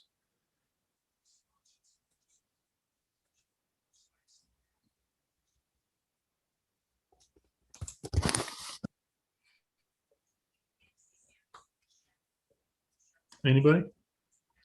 Mr. Chair, I recommend that we approve case number 15 as stated on the docket. Second. Okay. So I've got a motion and a second to approve docket item number 15, 0 conditions. With that, Lisa, can you take a roll call, please? Commissioner Allender, Aye. Baker, Aye. Beasley, Aye. Crowell, Aye. Enders, Aye. Hill. Aye. Aye. And Sadowski. Aye. Okay, it looks like the motion passes 7-0. We appreciate you bringing it in and good luck finishing your project out. Thank you, guys. Appreciate your time. Yep. All right. So this jumps us down, Joe, to 19.1, doesn't it? It does. All right, 19.1 is case number CPC 2021-00027. This is a request to approve a rezoning from District R80 and M2-2 to District B3-1 on 2 acres located at the southwest corner of Northwest Berry Road and North Hickory Street. Olufu Agbaji is our staff planner. Thank you, Joe. Afternoon, Mr. Chairman, members of the Plan Commission, Olufu Agbaji, City Planning. This next case takes us back to the Northland where my arrow is pointing. And it's just at the southeast corner of 152 and 169, specifically located just off on the south side of Berry Road between Platt Purchase on the west and 169 on the east. Surrounding land uses around this area includes Costco, which is off Platt Purchase and 152. Twin Creek Shopping Center is just to the north of the site.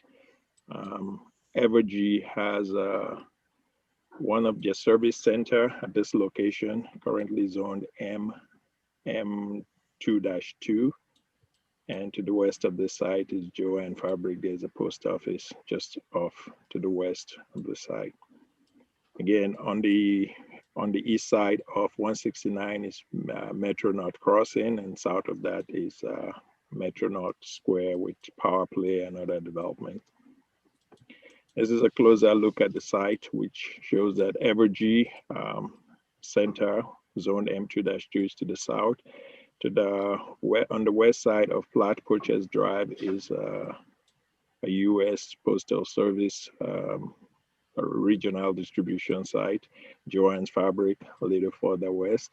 And there's a Quick Trip gas station just on the east side of Hickory Street, on the south side of Berry Road. The Eaton's apartment is further south. So again, the reason this is before you today is that this property currently has R80 zoning along Berry Road, which you see on the north part. It's a combination of 5 parcels, and on the southern part is M2-2. So it's about 2 acres, currently zone R80 and M2-2. It's a combination of 5 parcels, and the request is to rezone the 2 acre from R80 and M2-2 to District B3-1, which would be consistent with the surrounding zoning. This request is also consistent with the Line Creek Valley Area Plan Future Land Use Recommendation, which is mixed use community. And it also complies with all the requirements of 88515 as stated in my staff report. Recommendation is for approval without condition, and the Plan Commission earlier had continued 19.2 so that we can move forward with this rezoning prior to you hearing the project plan for the Beta Car Wash at the next CPC. That ends my presentation, and I'll take any questions. Okay, is there any questions from the commission to city staff? I take it on when the case comes back in, the plan comes back in, so there'll need to be some replatting of this area. There's a condition, I think, for lot consolidation, so it will be consolidated. Okay. Into one lot. Gotcha. Okay. So let's go ahead and welcome the applicant. Applicant, welcome. Is he still around? He is. I promoted him just now. Okay. Good afternoon, Chairman and members of the commission. I appreciate the opportunity. Olaf did a great job with his presentation, and we're here to answer any questions you may have. Okay, any questions for the applicant? All right. So let's go ahead and open it up for public testimony. So anybody who'd like to speak about docket item 19.1, please raise your hand.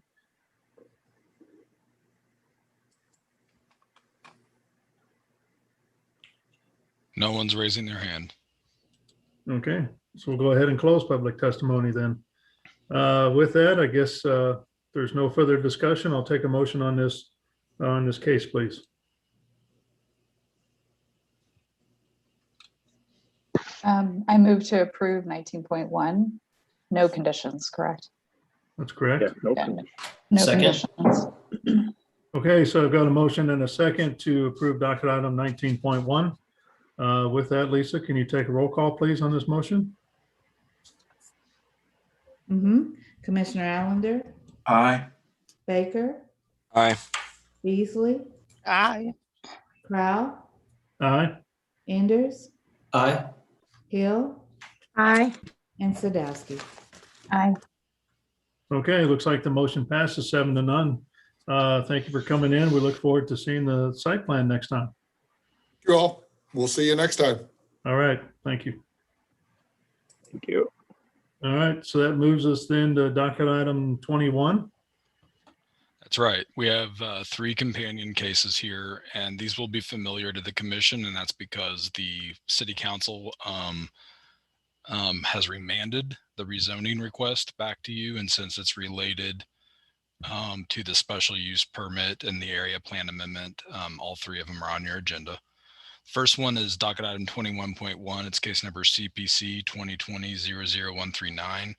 This is a request to amend the area plan, which is the SWOPE area plan, to change the recommended land use from medium-high residential to commercial. Docket item 21.2 is case number CPC 2019-00141. This is a request to approve a rezoning from district R2.5 to B2-1, and there is a correction necessary to that.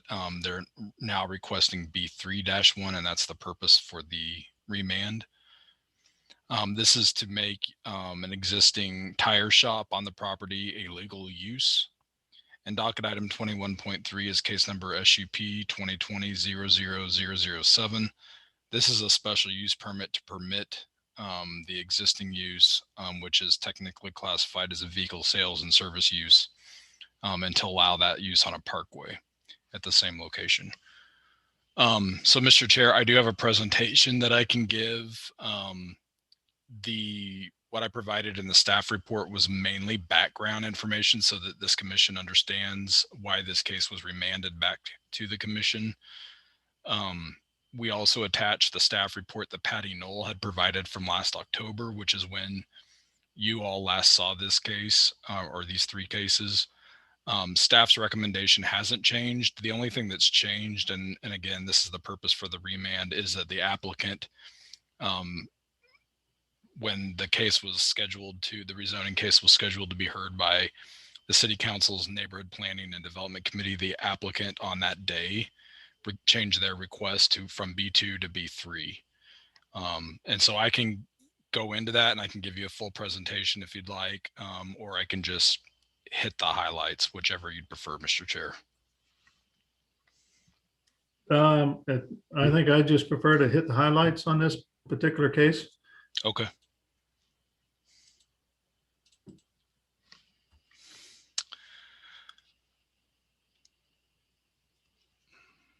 All right, so just to jog your memory, the subject property is a small property shown here in yellow on the left-hand side. It's on Swope Parkway, which is located, identified by the green line here. And as I mentioned in introducing the cases, these types of uses, the auto repair uses, require a special use permit when they're located on a parkway. So that's the reason for the special use permit. As you can see on the map on the left, it's currently zoned R2.5, which is a residential district. It was formerly used as a fire station, which is an allowed use in a residential zone. However, the property has been used as an auto repair facility, which is not allowed. And I think that you probably recall that this has a lengthy history, this property does, which I think we can touch on if needed as we go forward. But just to give you a refresher, across the street is a ball field. This property is entirely encumbered by floodway. The property to the north is undeveloped land owned by the city that's also within the floodplain. And then the property to the east and south is a multi-unit residential development. This is a view from Google Street View of the former fire station and now the auto repair facility. Also a picture just below of the property. This is a view of the property in relation to the floodplain. I want to draw your attention first to the map in the upper left here. The scale on this is about a half mile from left to right. So it's zoomed out. The subject property is in yellow. This is the ball field across the street. The floodway is the yellow color. And then the floodplain is in blue. These are photos taken by my investigator earlier this year. It says 6/1, but it was actually in January. It wasn't January 1st. The date was wrong, but it was earlier this year. And as you can see, this is on the top left is the front of the fire station building or former fire station building. And then you see evidence here in these photographs of the storage that is taking place on the property with the tires on the side of the building and behind the building, and then the broke down vehicles. Most of these, I believe, are behind the building in the area that is in the floodplain. One of the things that came up that this commission did not have information on, we were not aware of it at the time in October when this last came before you, was that since the property was previously a gas station, it was surplused, and the council did pass with this ordinance here referenced on this fact sheet. It was ordinance number 121042. They allowed for the gas station to be sold. And at that time, General Services Department, which administers that process and prepared this fact sheet, indicated that Mr. Larry Smith, who is I believe the current operator of the use, indicated that this property would be used for a wholesale bakery and include a residence. And then they said, quote, he has discussed this with zoning. I'm not real sure what discussion means, but there's no history of any zoning determination being issued by our department that indicates those were ever an allowed use. Of course, the residential component was probably allowed depending on the type of residential. The bakery itself would have likely never been allowed, even under the zoning that was in effect at that time, which is the same zoning that it is today. So here's the history very quickly.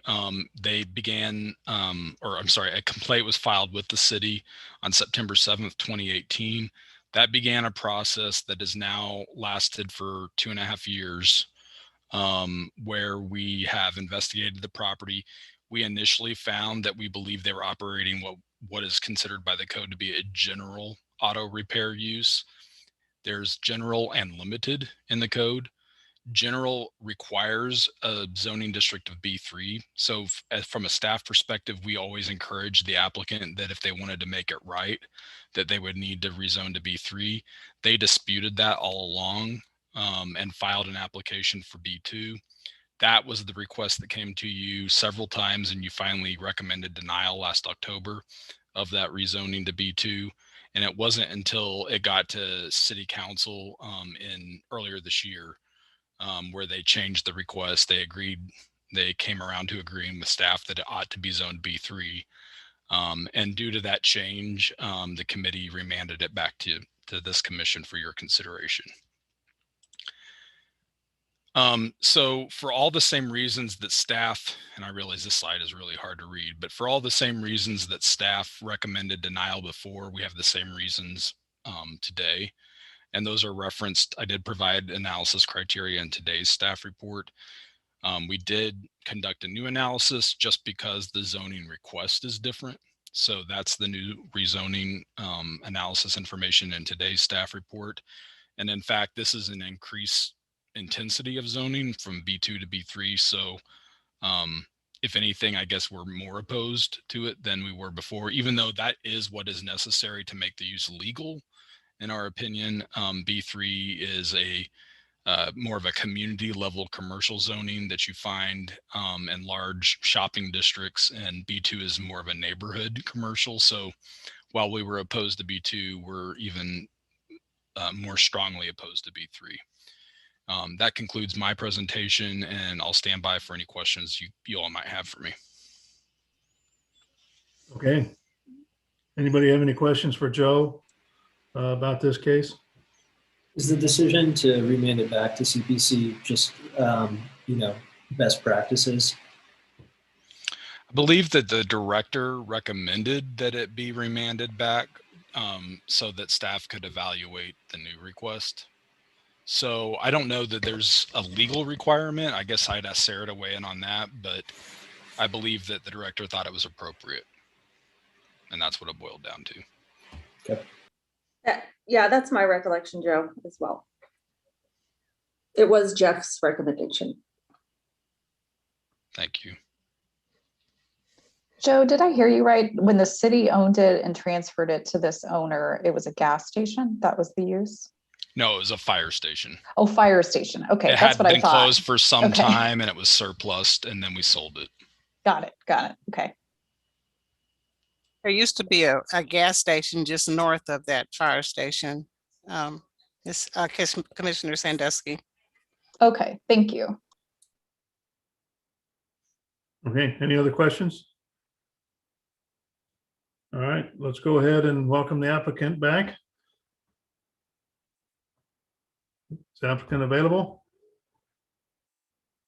He is. I just promoted him. Okay.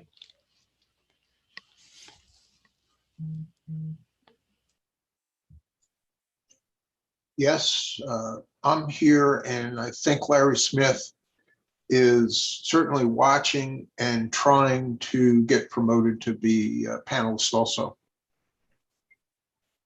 Okay. What name would he be under? Is it Cassandra Pearson Yes. Smith? Okay. Yes. I'll promote them now. Thank you. We filed on behalf of the property owner and business owner, Larry Smith, Jules Service, a statement which was delivered late last evening. The amount of time it takes from Friday at 5 o'clock to this moment, there are a lot of people that we have to brief, and we've done that. And so what we're asking, there are a couple things from the staff report which we could go back over. The highlight would be, one highlight is in the January 3rd, 2021. Does anyone who's a commissioner recall attending that hearing at which we started our presentation and then the committee voted to go into closed session? Does that show your hands if anyone remembers attending that hearing? And I'm not sure. I think I remember doing that, but I don't, what are we getting at here, really? The list of history of this case is missing the January 3rd hearing before the City Planning Commission, at which the commission went into closed session, then came back out, gave the applicant 2 minutes, and then closed the meeting. At that the fact that the history doesn't reflect that, that's a difficulty in the staff report, so it needs to get corrected. At that time, the meeting closed without a discussion on a continuance for the recommendation to the BZA. That died because there was no continuance with a date recommended by the City Planning Commission. No further actions were taken by the City Planning Commission, except that without the docketed item, which is presented again today for hearing, the city went ahead and sent it on to the BZA, but it didn't have any action preceding sending it to the BZA. So more than 60 days have elapsed, and it's our belief that the City Planning Commission didn't act within the legal time limit on the item that's number 3 today. Therefore, it goes to the City Council recommending passage by the City Planning Commission. So that's one item that I heard in the staff report that needs acknowledgement. And there was something else that was missing. Maybe it'll come back to me. So on the area plan amendment, which we're asking that the City Planning Commission approve the request for the area plan amendment. What the area plan and the focus master plan align in seeking multi-use and mixed uses. And this proposed use is fitted with that part of the area plan. So we find no reason why it should be turned down. You can read the ordinance one way, but you could also read the adopted area plan and focus being another way, favorable. This is a family-owned business, second generation, going on 60 years. And of the 361 people who spoke about the change in the area plan, all supported the change to the area plan. There are no objections. We also note that with the letters that have been sent in, the original complaint that was, as far as we know, wasn't investigated.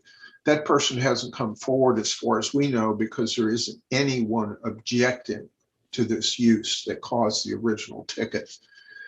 The meaning of the B3 is not a request for a change in zoning.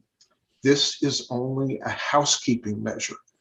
We had asked that the ticket be corrected to what Mr. Smith admitted to, which is operating the B 2.1. There was no evidence, no investigation, no checking. The investigator didn't step inside the building.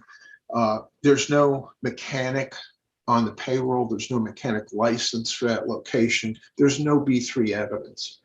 We have been attempting to get the city to go back and change the ticket to B3. That didn't happen. So today, the only thing we're asking is approval to the B3, and it's only for the reason to align the applicant with the ticket that the City Planning Commission, city staff wrote.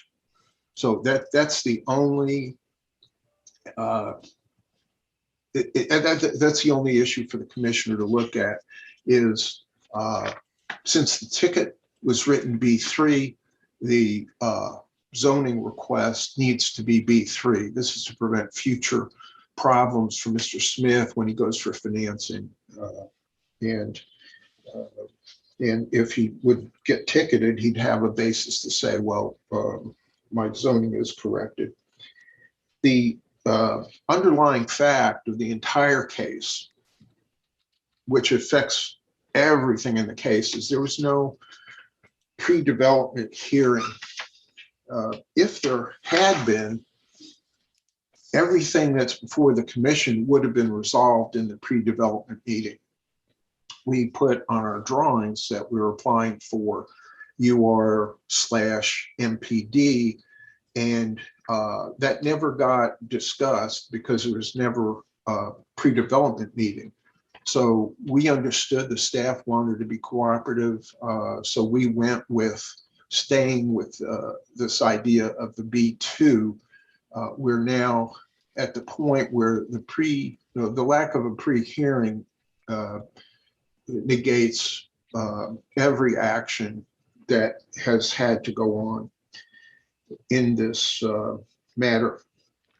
So this is only for consideration of housekeeping that we asked for the B3. That was directed to the council. It was not directed to the City Planning Commission. As we understood, the council was interested in having the opportunity to vote for the B3. That got interrupted. There was no public hearing held on February 17th before the City Plan and Neighborhood Committee. What that meant is that because the acting chair did not ask for public discussion, nor did the acting chair call for a vote based on the applicant and the city staff having a conversation, that in fact, the remand never left the city council. It's still sitting on a hold. It never got to the City Planning Commission. So we and others have doubt that the City Planning Commission has jurisdiction to take any action because the remand is incomplete. It never left the city council. Okay, so right now what's been docketed before us to talk through are three different items. One is an area amendment to the project that you have before us. The second thing is a zoning from R2.5 to B3-1. And then the third thing is to approve a special use permit. So at this point in time, I haven't heard anything about the project itself as to why we should approve these three items. Can you speak about that, please, instead of going back and placing blame on something that happened before? So we got this right here before us. Let's address it. Let's move forward. It's my understanding the chair just tried to interrupt the presentation by the applicant for the purpose of ignoring the facts of the case. The facts of the case are the ticket was written incorrectly and staff's had plenty of time to fix that. They didn't do it. The history is essential to understand if this committee did not follow the Sunshine Act on January the 3rd, and if the January 3rd entry in history, Mr. Crowell, if you're that the history does not include the recollection of the January 3rd, though Chairman Crowell does recall that maybe that did occur. These are issues which are very important to the commissioners.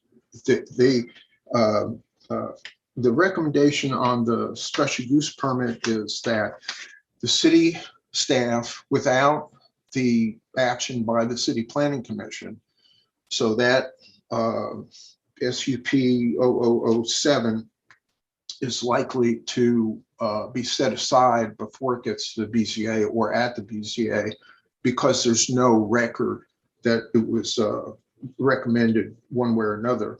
The SUP has some problems which we brought up and have yet to been answered, Chairman. The state law 89.090 exempts Kansas City. It does not allow Kansas City to bring any ordinance affecting land use before the BZA in Kansas City. We don't like the law, but we have no choice. That's what the legislature wants, is that Kansas City has to use another means.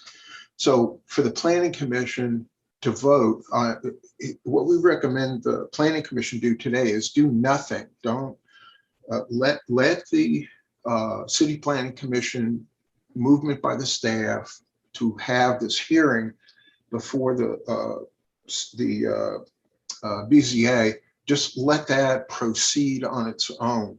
The matter, so we're asking the city planning commission to affirm to pass yes on 12.1, 12.2, and to take no action on 12.3. And we're referencing the Missouri Bill of Rights and the United States Constitution, which are the overriding rules by which we're to follow. We have to have balance and follow procedures so the applicant gets a fair hearing. So, Mr. Crowell, without taking the planning commission's time, there are more deficiencies in the staff report, but the point is that to correct all of the history, which is wrong, the planning commission can vote favorably for the area plan and favorably for the zoning change. We ask that when the chair calls for the motion, that both the staff recommendation and the applicant's application be voted on simultaneously. That's a fair way to allow the commissioners to have choice and not one bias or the other bias direction. So please make sure this vote is treated fairly by putting both recommendations side by side when you take your vote. And thank you very much for your patience. Okay. If you don't mind, again, go through the actual project itself. You're representing the applicant that has a auto store or tire shop. I'm not sure exactly what they do there. I'm still trying to find why, as a commissioner of the city planning commission, why I should approve this project. I simply haven't heard that yet. Can you go through that, please? The process has to be looked at by which this application has been handled. That overrules when the rules aren't followed. Hello? The original use is a tire shop. There was no investigation to see if it was a heavier use, more intensive use. The neighbors, not one out of 361, object to this use. The commission hopefully would listen to the neighbors who love the convenience of having their cars. Literally, some people can roll down Swope Parkway with their disabled car and get it into Larry's shop for needed repairs. The folks like the fact that this use, the disposal by the city of this as excess property, the city had no way, no mechanism to redevelop the property. This investor who grew up in the neighborhood and lived in part in the front driveway of the firehouse has stepped forward with his father and purchased the property and held it until an accident happened with his prior location, and he had to act very quickly. We have asked the staff from the beginning, we need cooperation from the staff to find and secure the properly zoned lots, which involves city participation. If we could have simultaneously got his residence started at 505, while we were trying to get the relocation, we would have been in the new location by now.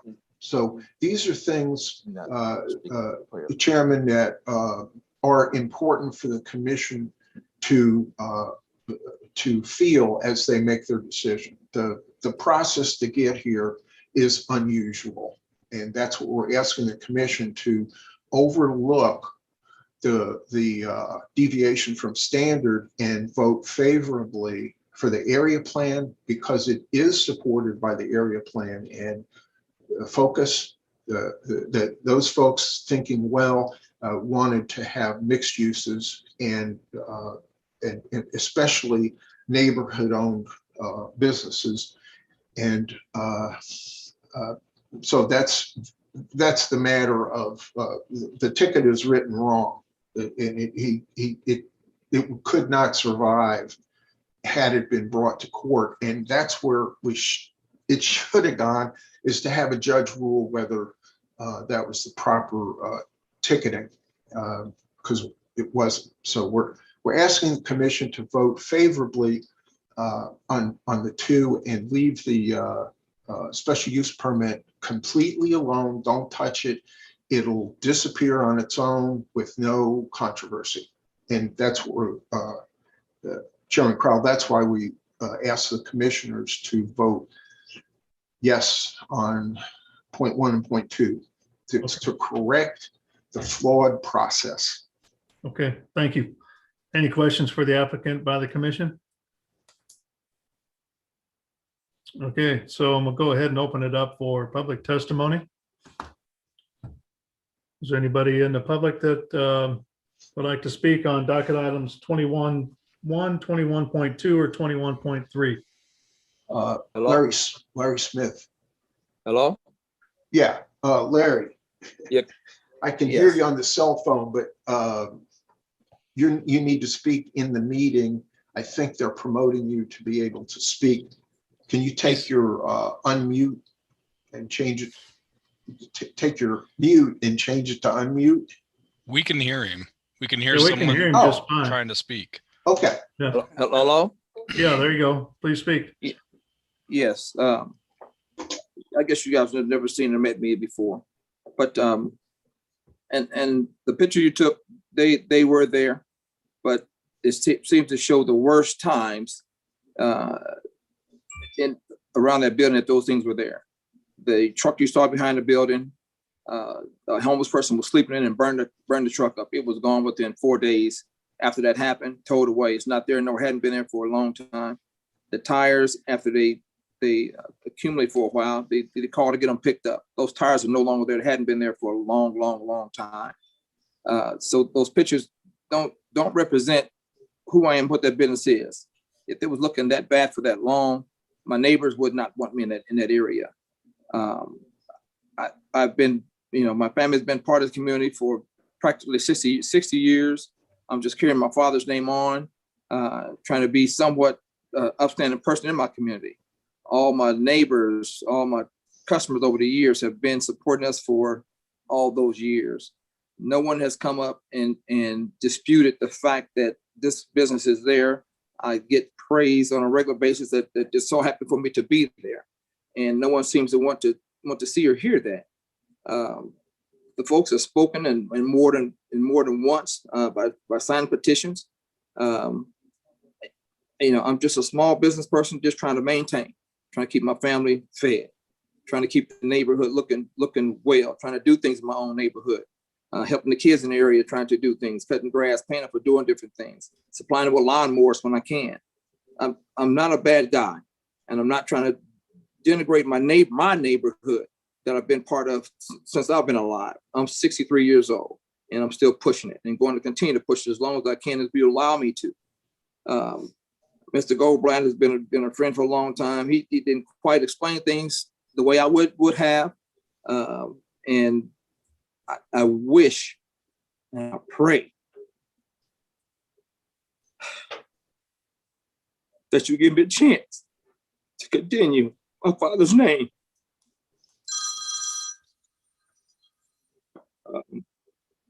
Forgive me. Yeah. But I want to stand tall in my neighborhood and continue. If you'd allow me. If you come by my place and see for yourself what's really there. If you need more petitions, I can start one tomorrow, and I probably can have a couple hundred names on there within a week's time or so. Let you know these people want me to stay there. They can't take their cars to places because they don't have the income to do it. I do a lot of things from the kindness of my heart, these folks. That's why they support me. That's why they support me for these many years. Because we've been there for each other. Something goes on in my business, I get a phone call in the middle of the night. Someone's snooping around your building. That's what neighbors do. That's what we do. We stand for each other. We look out for each other. When they have problems and they can't afford to pay it, that's okay too. When they can get it to me, that's fine. And most of them will speak on that same thing. All I ask is to give me the opportunity to keep my neighborhood safe, strong, and viable. That's all I ask. I'm not asking for anything special, nothing special. Been put in many different situations, and I'm going to get through them one way or another. Whatever you rule, I'm going to try to find some way to continue doing things without doing anything wrong. That's just who I am. That's what my family has been, and that's what I want to try to continue. Thank you, Mr. Smith. Please. Yeah. What do I Anything need else? to do? What do I need to do to put this forth to you guys? What else do I need to do? If we can have that meeting, we could eliminate a lot of this stuff. And if we could sit down, if I can sit down with anyone in the city so we can figure something out, I'm open to that. Just give me a day and a time. I will shut the business down and just do whatever I need to do to make this thing happen. To be someone in my community, make this thing stay the way that it is. Mr. Smith, this is Commissioner Enders. I appreciate you sharing about your business. It's very helpful as I personally try to evaluate, my decision on these things. One of the things that's that I'm having a hard time understanding because I am also a small business owner and completely understand how you can be torn a bunch of different directions and how important it can be to someone. And but one of the things that I'm struggling to understand, this process started in 2018. And it's my understanding that the city and city staff have tried numerous times to have that sit down conversation. Do you have, anything you can tell us as to how those conversations went or why those conversations didn't occur when they should have occurred? That's a great question. And I'm still trying to figure out why it's taking so long to get to this particular point. One, I've been straightforward from the very beginning. I have not tried to hide anything. To this point, we're not trying to hide anything. If there's any way, we can sit down and hammer this thing out. Just figure out what needs to be done specifically so it can be done and get put aside so things can continue. So the community can be what it needs to be. I can continue to feed my family. Just one more time. Do you recall the city trying to get in touch with you for the past 4 years? We'll see 400 to 500 cases this year, and most of them are less than a year. And this is a 4-year ongoing case. So can you provide any information as to why this is taking so long? There were a lot of questions that were asked from Mr. Goldblatt to different departments about what needs to be done in this situation where trying to convert this thing from a residential property to a business property.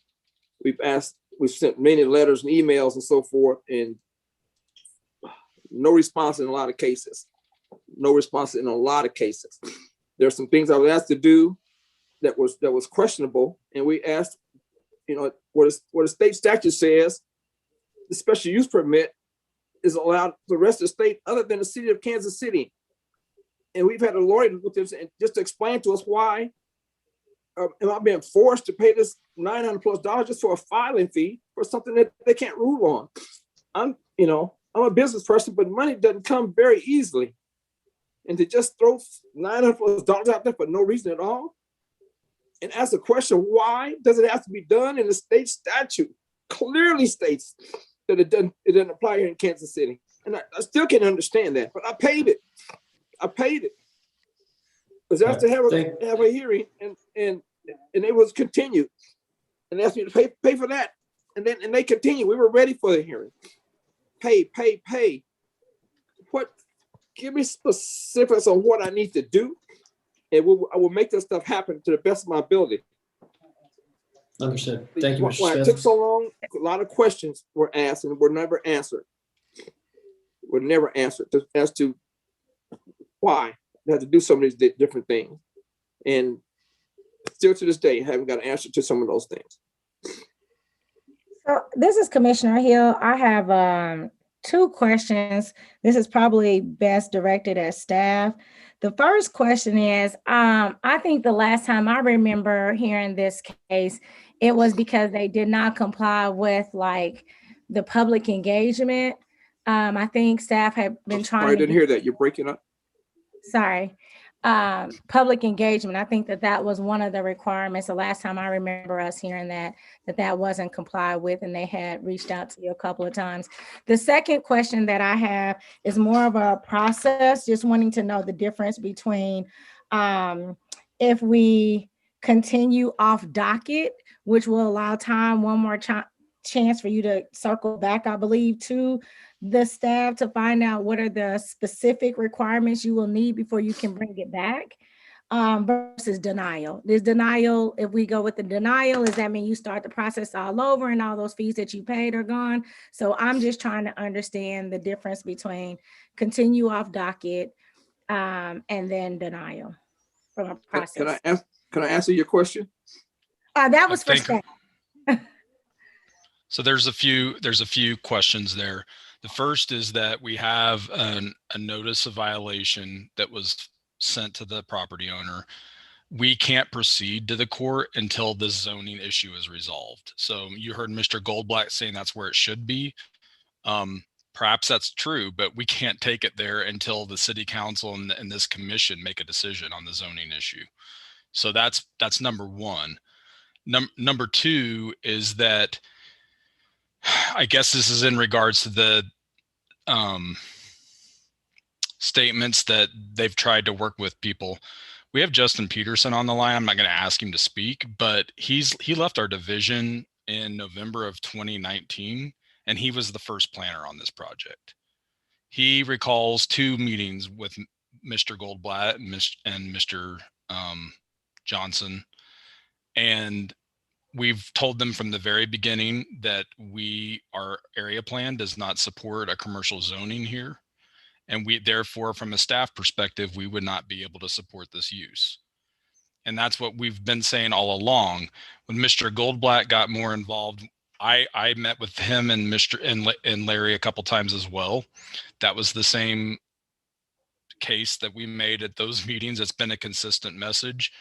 Around that time, a few months after the notices went out, is when we started hearing a lot of statements about how we have no jurisdiction to do any of this stuff. And to be quite honest, I have hundreds and hundreds of emails from Mr. Goldblatt where he's making that claim. He's not trying to see like, what can we do with the special use permit to get this to a point where maybe staff could support it. I'm not sure we could have ever gotten there, but that was never discussed by the property owner or Mr. Goldblatt with us. Maybe the property owner, even the deputy director and the director had meetings with the property owner. And we have tried to get to a point to where it was resolved more quickly, number one, because we get new applications in every single day. You hear it all the time that people think we're trying to drag stuff out. We have no interest in doing that. We want this resolved because we have more and more and more work. This was Justin's case, then it was Patty's case, Jamie's case, then it was Patty's case, and now it's mine because all of those people are gone. We don't want to hold on to this any longer than we have to. We want it resolved, but we have not had a willing partner on the customer side. They have made endless claims that we have no jurisdiction to do this. And I want to correct a couple things that were also stated. There was no closed session. You all did hear this case last October 6th, and that's when you recommended denial. You heard it in June, Commissioner Hill, regarding your recollection regarding the inadequate public involvement or neighborhood meeting. That was at your June meeting, last June. And at that time, they had not filed the area plan amendment that we had been trying to get them to file for 2 years. So you directed them to do that. And again, in August, they came back at that point with the application, but you continued it at that point till October and that's when you made the final decision to recommend denial. And there was also some reference to 361 people in support of an area plan amendment. I'm not sure what that's in reference to. No one testified at any of your prior hearings for or against this other than the applicant. And I think, yeah, there was no closed session. There was some reference to whether this is still pending before MPD because they didn't have a hearing. I'm not real sure what that sounds like. More of a legal question. I would let Sarah try to answer whether that is still accurate. But did I answer all your questions? Yeah, I think so. I guess a follow-up question is, because I drive by there, I remember it being several different things after the fire station. So from the fire station, if you sell it and it's at a R2.5, the only thing you're allowed to do is like to convert an old fire station into residential. Is that what you guys are saying? Unless you apply for special use permit? No, there's a number of public and civic uses you can have as well in R 2.5 besides residential uses. So there are some options, but like all residential districts, it's somewhat limited. There's not very many commercial uses you can have. Okay. And then my last final one is because I've seen this happen for me on things that I have voted down, that there's still the last stop of going to council and asking council to overturn a decision. That's right. Right. So it's like Mr. Smith, I think, even if you get a denial here, I mean, you still have the option, which to reach out to your city council person to see if there is something that can be done. It is not uncommon, at least from the time that I've been here, we try to always approve things that fit within the area plan. There are a few circumstances in which zoning is adjusted when it does not align to the plan, but that's very rare. So, I mean, it's kind of tricky here for me on whether to support. I want to support it. I want to support small businesses, definitely want to support in that space. I think if you're not able to keep your business, is likely to be a blighted eyesore on our boulevard. So that's what I'm torn between, like close it down and it's a blight and nobody buys it because they can't turn it into anything, or figure a workaround to help you, but I'm just not sure.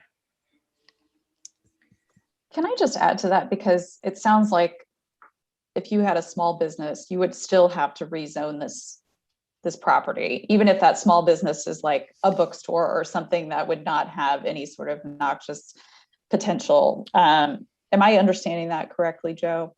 There's an option to do a neighborhood serving retail use by special use permit. Okay, so and that would be an easier path. You would be able to do that potentially with just a special use permit and not a rezoning. Okay.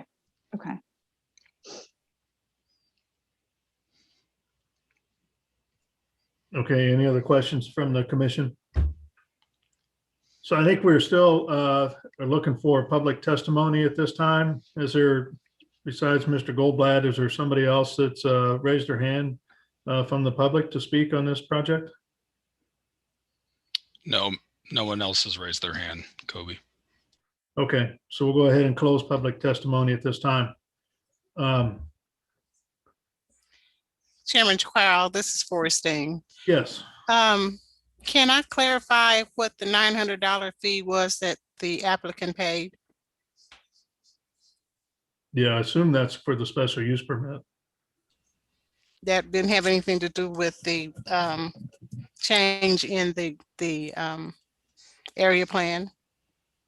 The area plan amendment was $829. The rezoning fee is $648. And I'd have to look up the special use permit. It could be the special use permit, yes, but I can look that up for you if you'd like.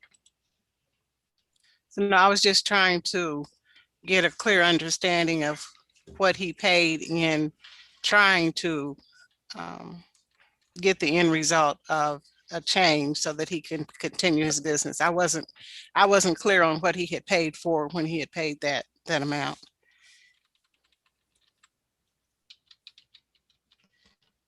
Okay.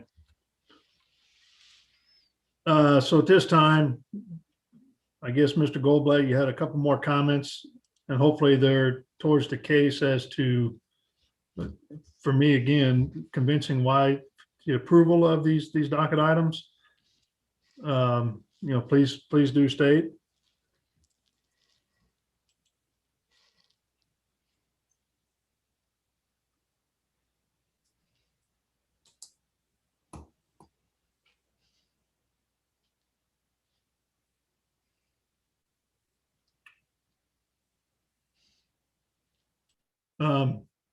So Sarah, in his chat session, he's got a comment as about, city standards versus state standards. And how a special use permit from the city standpoint is not valid in this particular case. Yeah, and he actually had an attorney send I believe, two letters to us, which I responded to, explaining that the statute he's referring to does not allow this Kansas City, and we're the only city in the state that this applies to, does not allow us to approve use variances, okay? That has nothing to do whatsoever with special use permits. A special use permit is, the use is allowed, right? With a special use permit. That's not the same thing as a zoning use variance. We can only grant what are called under the case law area variances. So it's like variances to setbacks and things involving the real estate, but we can't grant a variance to allow use that's not allowed. So again, I didn't speak directly to him about this because he had an attorney send me a letter, and when I receive a letter from an attorney, I'm prohibited from speaking directly to the represented individual, but I have responded twice to the attorney. Okay. Gotcha. And just a clarification, in order to get to the special use permit through the BZA, you have to go through City Planning Commission first. That's right. So I'm a little concerned about the request that you not make a recommendation on that case, because if you don't, then even if you recommend denial, they can still make their case to the BZA if they would like to do that. So I don't really understand the request. They can make whatever request they want, but I'm concerned that if they want an opportunity to make their case to the BZA, they're gonna miss out with that request. Yeah, that's kind of what I was thinking. Yeah. Okay.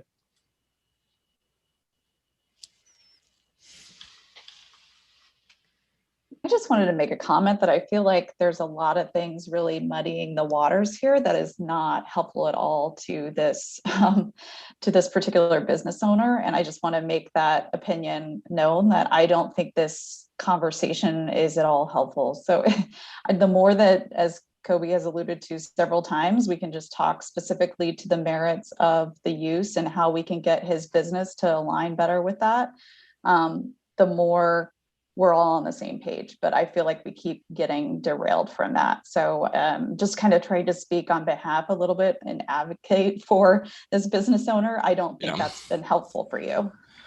I would, to be blunt, I don't think the business owner's representative has been helpful in this process. I am very confused as to what, I'm trying going back to Commissioner Sadowski's about the actual use. And it seems like they're hiding something when you just keep throwing stuff up that we need to consider that doesn't really seem applicable and actually isn't accurate most of the time. So that's been the thing that's rolling in my head this entire hearing. So just want to put that out there as well.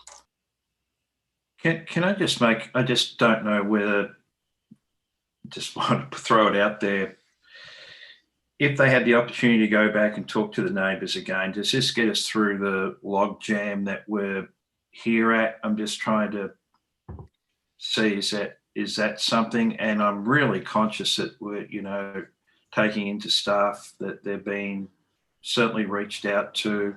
They've got a lot of emails and they're still being, they're still having trouble engaging with the owner. But I was just wondering if you go back and do a pre-development or a community reach out, does that get through the logjam?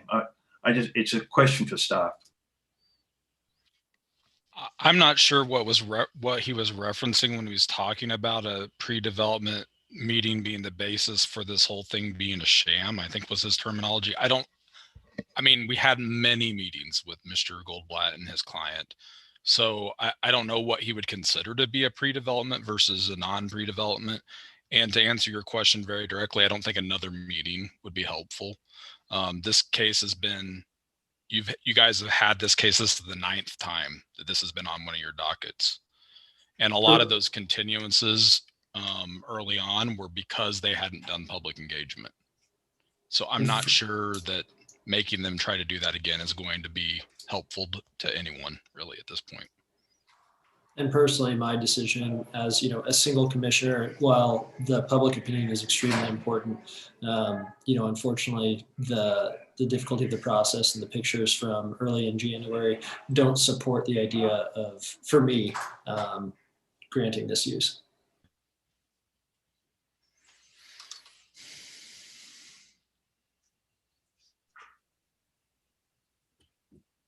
Okay. So Joseph, I'm sorry, this is Commissioner Beasley. Help me understand. I was thinking that the fee was paid because he needed to come and do a rezoning. That's not tied to the fees we went over earlier? Yeah, so each application that someone has to file has a fee associated with it. And he had one for the area plan amendment and the rezoning. And then which I already referenced. And then I did look up the special use permit fee, and that one was $894. So he had 3 total fees. There was one, you guys did issue a continuance fee twice. They paid one, they did not pay the second one.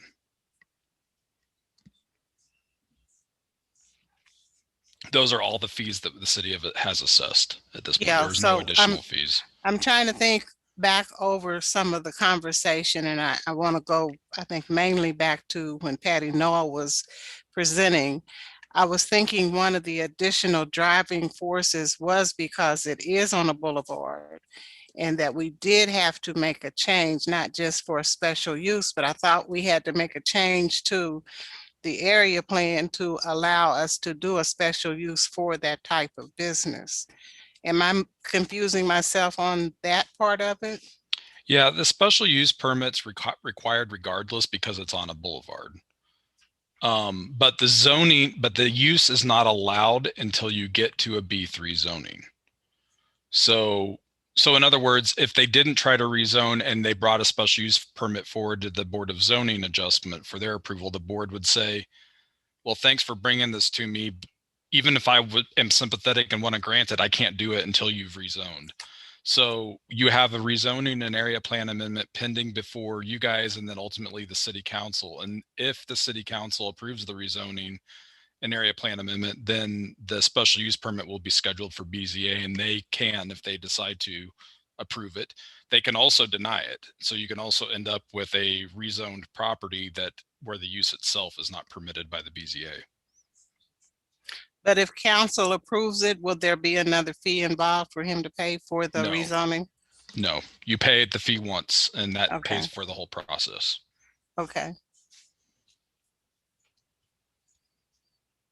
So I am supporting the recommendation that Commissioner Hill had suggested to the applicant in talking with our council representatives. But I'm ready to make a motion if everyone else is. Yes. I'd like to make a motion for docket cases 21.1, 21.2, and 21.3 be denied as recommended by staff. Second. Okay, so I've got a motion and a second to deny docket item 21.1, 21.2, and 21.3. And I also have a second on that. So Lisa, can you take a roll call, please, on that particular motion? Commissioner Allender, Aye. Baker, Aye. Beasley, Aye. Crowe, Aye. Anders, Aye. Hill, Aye. and Sadowski. Aye. So it's been voted 7-0 to deny the doc items 21.1, 21.2, and 21.3. Apologize about that, Mr. Smith. You sound like a great guy. You got a great heart for the neighborhood and people around you. I think you'll find something that may be a little bit more suitable for a location for your business, because we need people like you in this area that can support, you know, folks within the neighborhood. But unfortunately, it seems like you've got some bad, you know, maybe not bad's not the right word, but challenging representation. But I think if you, it'd been nice to just do it on your own. I think you've gotten a lot further. That's just my opinion. So with that, I think we're done with our docket items. And anything else, anybody? The snow's melted. Anybody cared? Been here so long, the weather's changed 3 times. Yeah, right. As probably know, for the next meeting, we talked about it last meeting, but since we have almost everybody here, we do need to vote in, or we'll talk about a vice chair. Right now, Kokithia has that. I'm sure she's going to petition to maintain that position. So we'll have a vote on that probably the second meeting in May. And I don't think I have anything else. Any of you? So thank you, everybody, for a great day, and we'll see you next time. Thanks all. Yep.